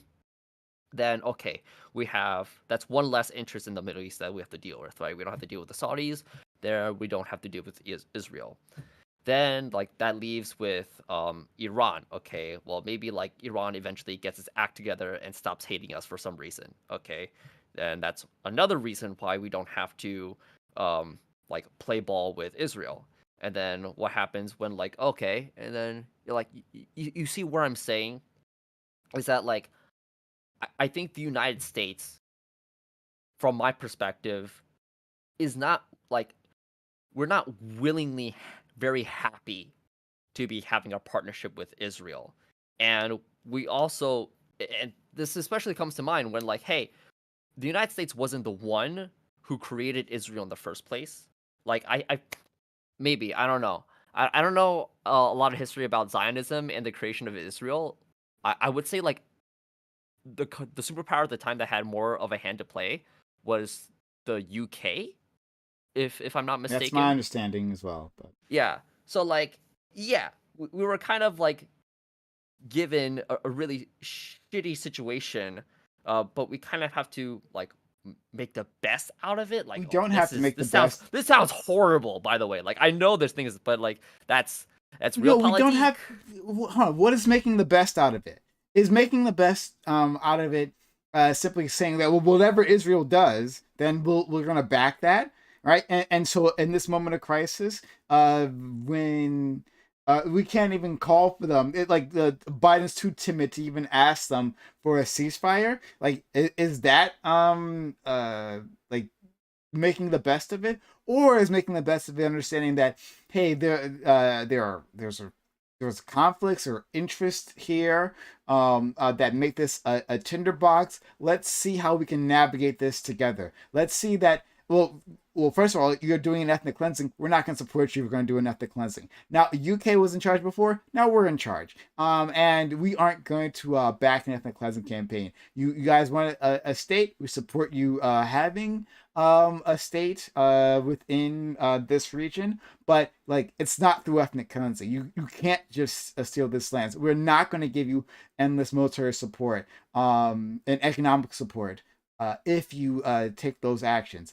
That's making the best of it, and then like there's a back and forth. No, that's playing. Hold on, that's playing hardball with Israel, and Israel's response is they're gonna say no. They're gonna continue doing what they're doing, and they are no longer going to be aiding us within that region. And then all of a sudden, our oil prices are a lot higher. Then dude, Americans are dying. The entire bullshit. The entire.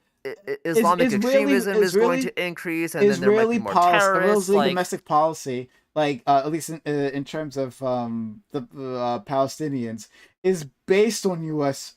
Support and the U.S. Keeping the world at bay, so that the world doesn't organize against Israel and what it's doing. It's literally based on that. If the U.S. isn't, the world has organized against Israel. Okay, how? Do you remember that war where like all the Arab countries came together and fought against Israel? Is that the 6-Day War? Or I don't know the names of those wars. Yeah, it happened, and Israel kicked their asses, and Israel has like used that. Do you think that's what I'm talking used that about? For like their own propaganda. But like action, but there has been action against Israel. Yeah, I didn't say there was no action. I'm saying I didn't say you literally just said no. Like, the United States will literally stop everything. There's been regional action, but like the rest of the world has not taken action. Has not organized against them. Yeah, there's been regional conflicts. Did I say there weren't regional conflicts?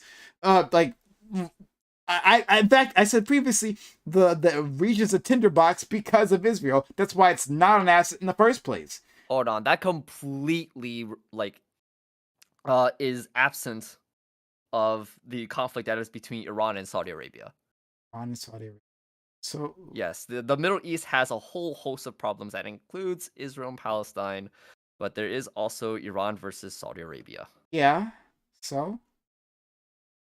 Okay, so I'm just saying that like your I know point that of exists. The Middle East being a problem because of Israel. I didn't say. Hold on.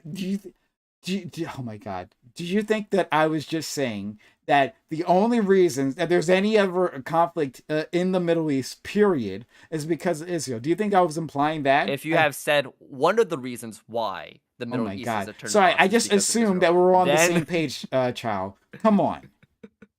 Like, come on. I don't know. Be more specific in your language. No, I don't have to be more specific in my religion. I think it's very obvious that this is a region that dates back. I mean, like since the cradle of fucking humanity of civilization. And yeah, they've got a lot of reasons to hate each other. We have that. But that doesn't has nothing to do with what I said. I said that uh, Israel is a liability, that it makes the region more dangerous, that it makes a tinderbox. Yes, that, and I stand by those words. Not that it's literally the only problem, and if not for Israel, the Middle East will simply be a paradise. All What? right. I don't Here's have. a take. If I have, we can't have a conversation. If I Here's have a to take. state something so After- obvious. Okay. Here's the point. I'm gonna move on from this. Okay. Is that Israel-Palestine is not as a big of a problem that is causing the Middle East to be such a tinderbox, because a lot of Arab states actually don't care about Palestine. They did in the beginning, and then nowadays they're kind of just virtue signaling and they're not doing anything. And even a bunch of countries already have normalized relations with Israel, which has already pissed off the Palestinians because they're like, hey, what about us? Israel's doing all this shit, and yet you're normalizing relations with Israel. What the fuck?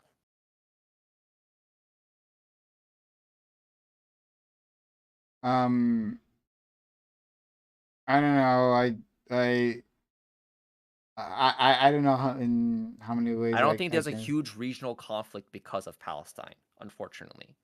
give I a think what Iran huge- does, Iran is using Palestine as a very easy way to gather support, as well as for Hezbollah to work with Hamas in order to target Israel. Uh, Iran sees Israel as more of an enemy than it does see Palestinians as a people to save. I And then can the agree rest of with the that. Arab world just wants to leave Israel alone. Really.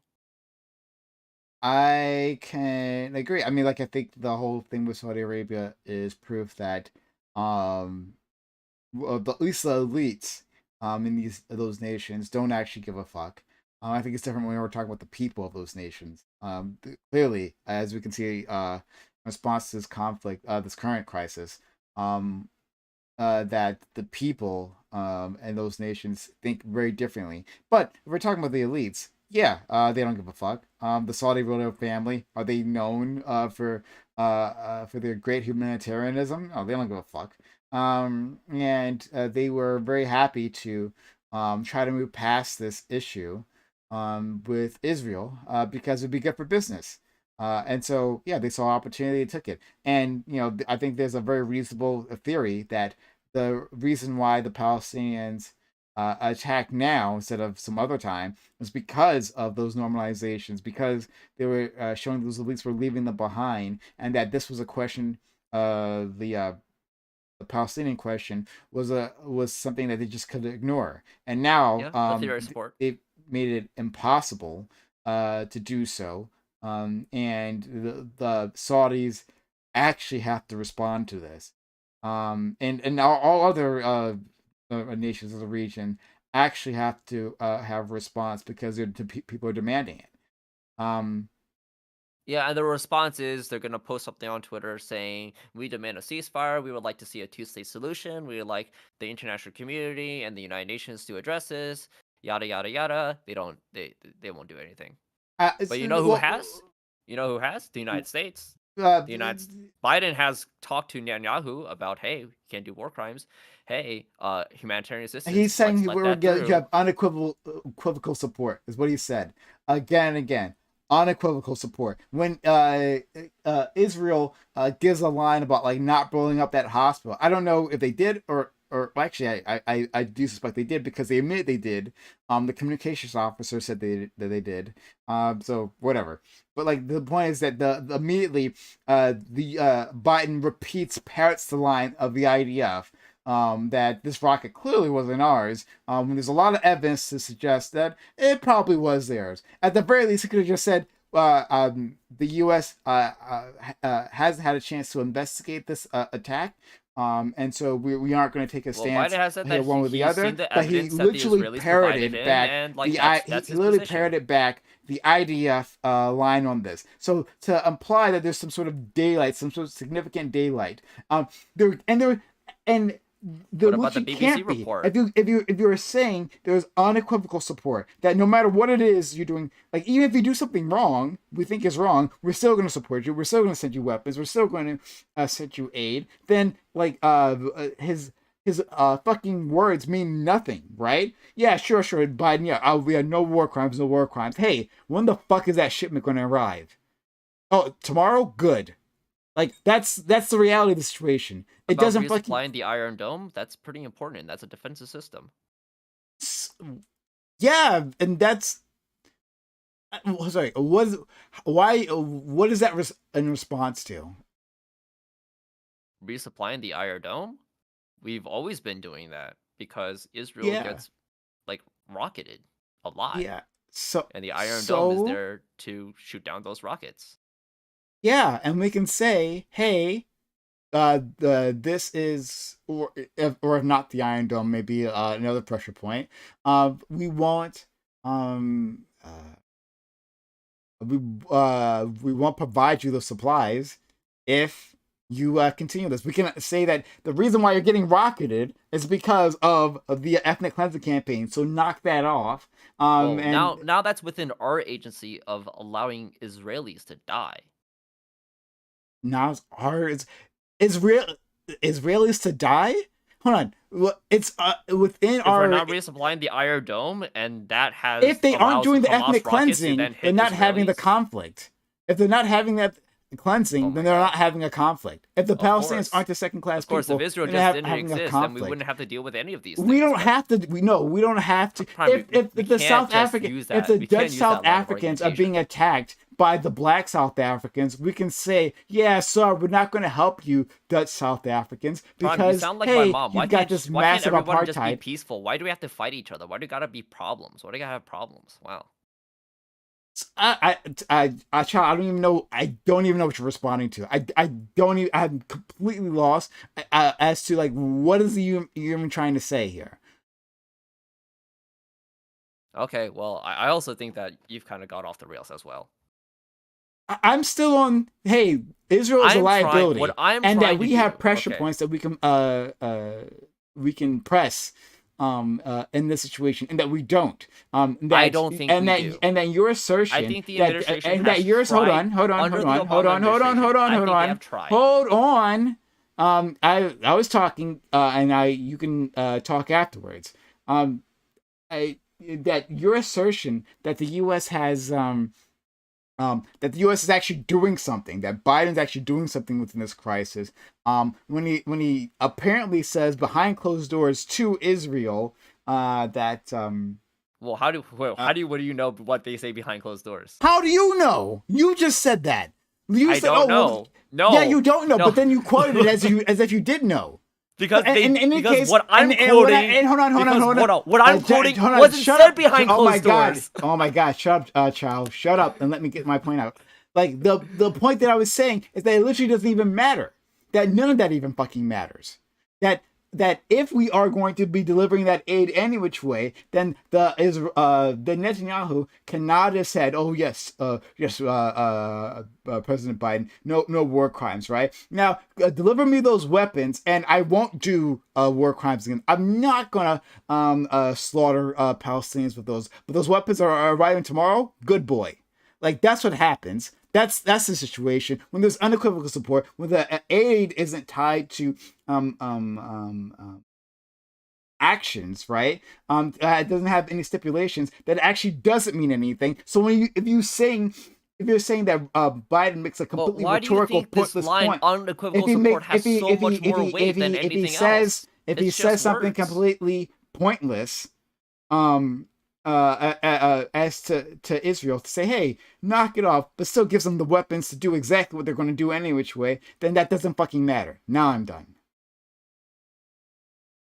Why do you think the unequivocal support line has so much more weight than any other line that he says? Because it's backed by his actions. then it's backed by his actions.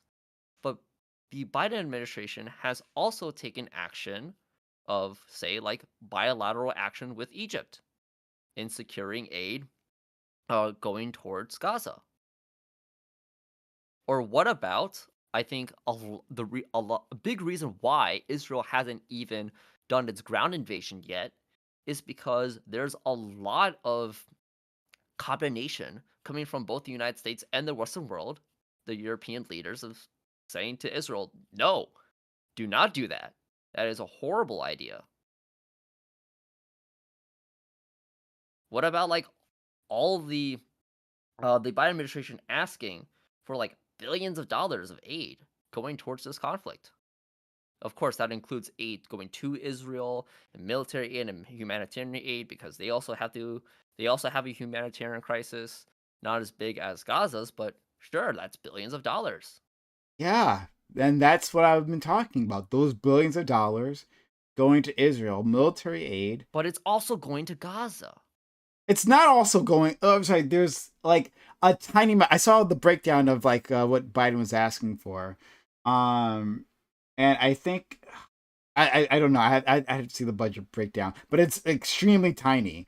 If there's stuff going to Gaza, then that is extremely. What, 100 million? I saw that as 100 million of That's the humanitarian total aid going to Gaza. No, what? 100. Oh, sorry. 100 million. Yeah. Which Maybe may seem like I a have to little, look at that but budget again. But it's very humanitarian aid is a lot cheaper than weapons. That kind of just makes sense. Yeah. Hold on. But the thing that I'm responding to is the thing that I've been responding to is the idea that the U.S. is holding back Israel in any way. That you said specifically that Biden tells Netanyahu, "Hey, knock it off with the war crimes." And I'm saying Hold on. Okay, so he said that, but whether or not Netanyahu and the Israeli IDF actually listen to that is not really within our agency. What is within our agency is providing them the ability to do those war crimes. As far as I'm concerned, we pledged to resupply the Iron Dome. I don't know about any offensive capabilities that would like cause bloodshed against the Palestinians. I'm unaware of that. We said we were going to give them weapons and munitions.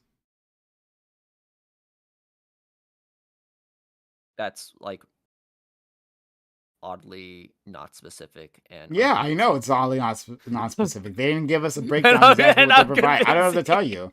They didn't give us a breakdown of exactly what they're going to give them. As far as I know, if it exists somewhere, I'd like to look at it. But as far as I know, we don't have an exact breakdown. Wait, but like, I feel like in any case, I feel we like can just say a better place for okay. you to like actually yell at is the U.S.'s position that Israel has a right to self-defense. I would, yeah, sure, that's already on my list. Whatever. Yeah, because I feel like that's the cause as to why Biden or in the U.S. is even giving military aid to Israel, is because of that position.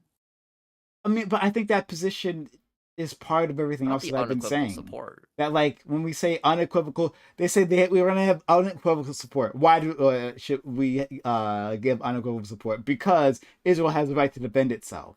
And yeah, I think those things are tied. I don't think they're separate in the first place. So. Okay. It's just that like we haven't mentioned it yet, so I wasn't sure. Which, by the way, that was the reason why the United States, by their account, vetoed that resolution, is because the resolution did not state that Israel had a right of self-defense. I don't think. Yeah, I know that's what she said in her statement. Are you an ambassador? But I don't think it would have mattered one way or the other. Maybe I'm wrong. But like Biden isn't. So like, okay, Biden can say that like himself outside the UN, he can say, well, I believe Israel should immediately institute a ceasefire, right? Like work with, like we will happily help them work with Hamas and like through That's Qatar. not their position, though. Not their. I don't think that's genuinely their position.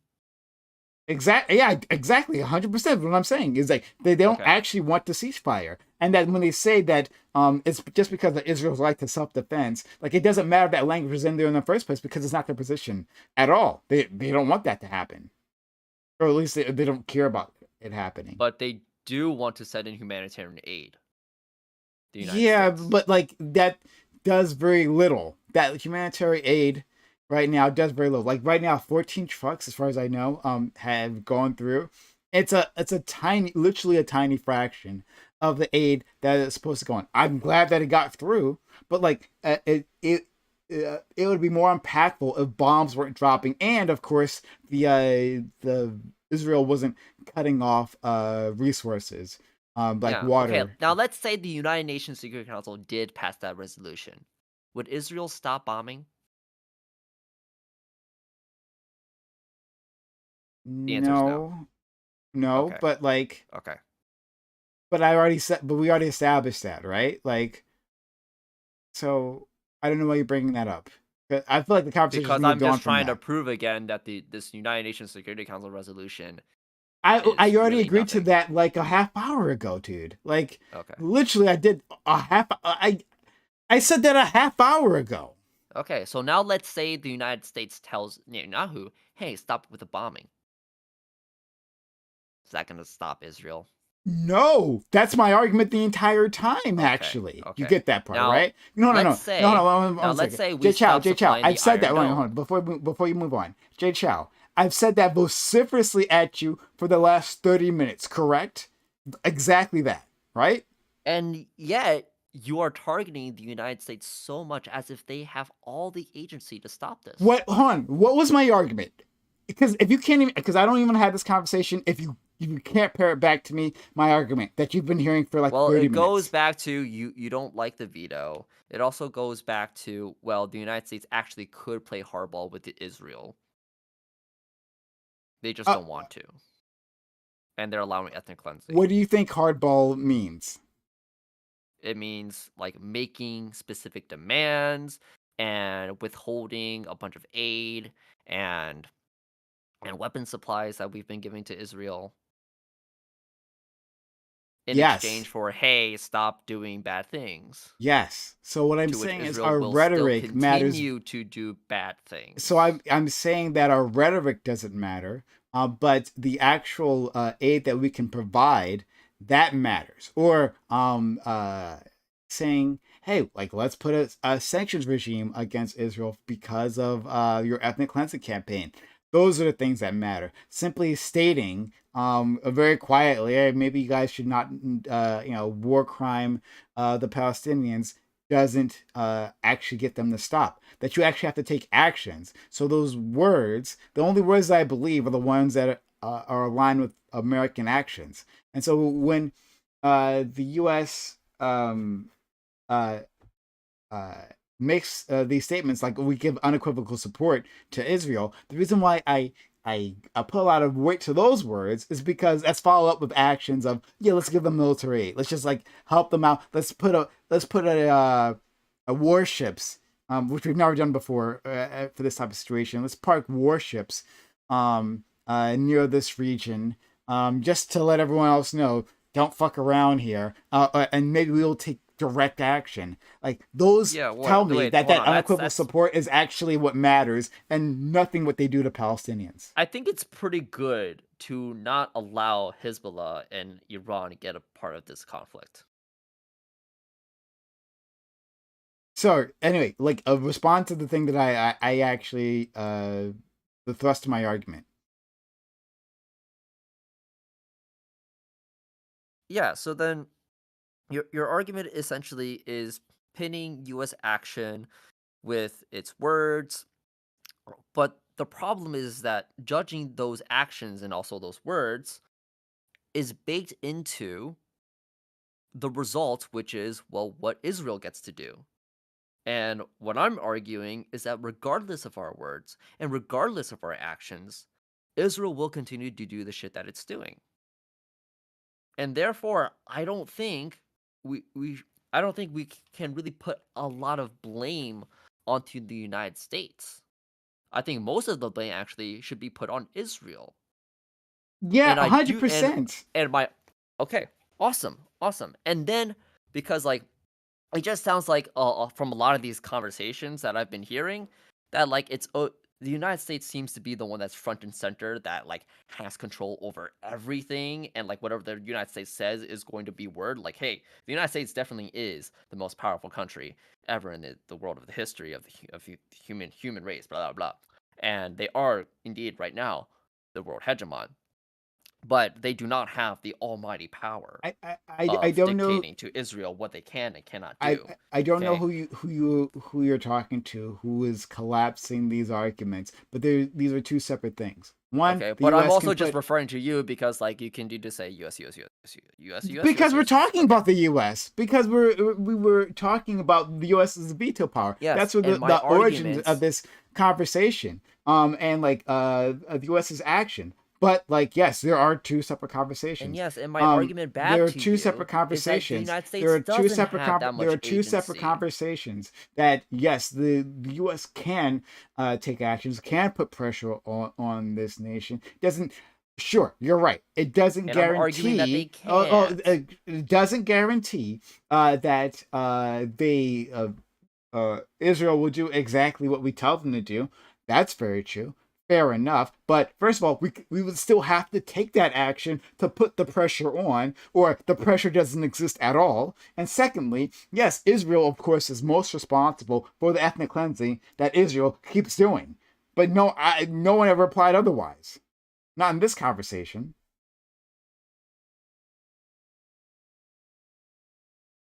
Okay.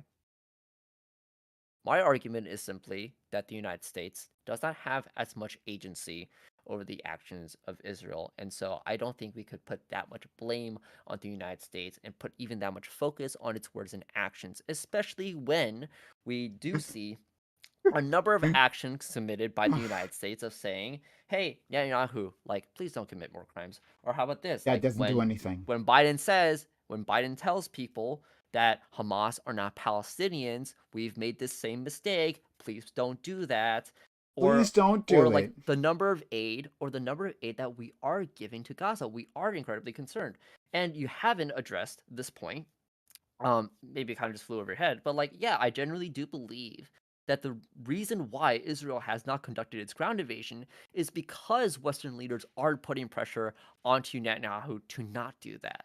And I think that's pretty good. I don't know what this pressure is. I don't know what this pressure is. I've yet to see it at all. Where a all lot these of the world, just in general, are seeing what Israel is doing, yeah, like the airstrikes, and they're condemning it.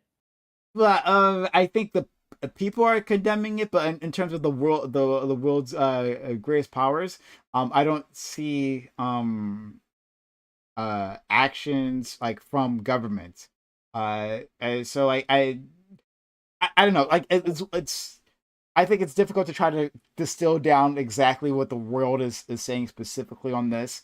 But what was the point that I'm trying to make? Oh yeah, that ceasefire. I think a lot of that, not the ceasefire. Excuse me, the ground invasion. The ground invasion.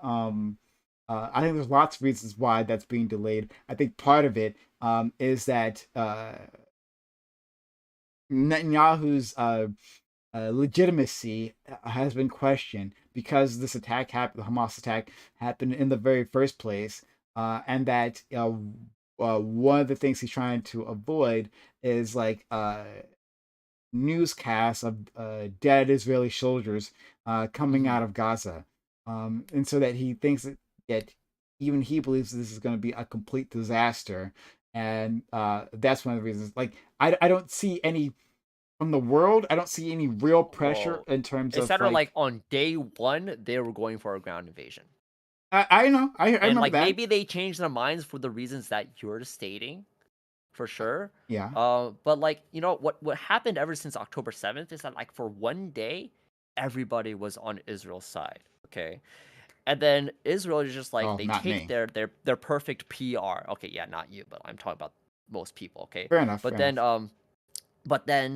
Israel takes this like this perfect PR of solidarity for Israel, and then completely turns a 180. They just flip the table because they want to take their revenge onto Hamas by doing this collective punishment thing, right? And then ever since that day, now the world is against Israel. And we've been condemning them. We've been telling them like, hey, like these are Biden's words that Hamas is not Palestinians. Okay, do not make the same mistake that we did in pursuing revenge and policy that is anger filled, because it just leads to disaster. It just bites you back in the butt. He's also said a bunch of other things that I think actually does sway Israeli decision making. Wait a minute. I think right now, like, yeah, the airstrikes are probably not going to stop, and I would prefer if Israel is going to be doing like taking separate action to dealing with the Hamas problem. But yeah, Why is your priority list reversed? Is what I don't understand. I think this might be. what's reversed? This might be the heart of our issue, but maybe not. I don't know. Yeah. Is that like what I'm putting a priority on in terms of like importance is material actions taken by the United States. Uh-huh. And then what you are putting priority on is the words. I don't understand why you think Biden's words matter more than his actions. That like if Biden says, "Hey, knock it off," but I'm gonna give you all the goodies that you asked for and more. Okay, yeah. That like that his words are a better determinant, or a bigger influence on Israel's actions than or Israel's decision making than our actions, our material actions. Yeah. Okay. Yeah, because unlike you, I don't associate words with actions. Like, I don't verify words by looking at actions. I kind of see them both as separate instances of action. Like, he said this, but they're also doing that. Like, I try not to conflate those two things, because like I do generally believe that words themselves do have power, and that like it's not we shouldn't just only look at actions as like a reflection of what is a country's position. Okay. Especially when there's a lot of cases where someone's words do not line up with their actions, but they're still able to pursue both. They're still able to do both. Okay. All right. If that's the case, then that's a fundamental disagreement. No wonder that we've been talking at like cross purposes here. Like Yeah, but like that I still we am telling you that the United States is taking action. by saying words. Yeah, I hear you. Well, Or hold letting on. in a few trucks. That humanitarian aid is very material. I'm saying that it's flaccid when on the other side Israel is denying Gaza like water and power. Like in fact, Israel not even letting fuel in. It's not even letting fuel within aid, and they need fuel to keep critical systems up and running. So like Yeah, what Israel's doing is really fucked up. okay, all right. So I just think yeah, this is unreconcilable if you actually don't line up words of action. So all right. Anyway, thanks, JHL. And thanks What? We're to done? well, I mean, I don't know. We haven't gotten any support or anything. So I don't know. There's no reason to stay up. But I'll send you guys off to ba, ba, ba, ba, ba. Who am I gonna send you off to? You and I can keep talking. If you like. Ba, ba, ba. We can send you off to Jason's Society. He is streaming. So let's head off to Jason. Jason's a good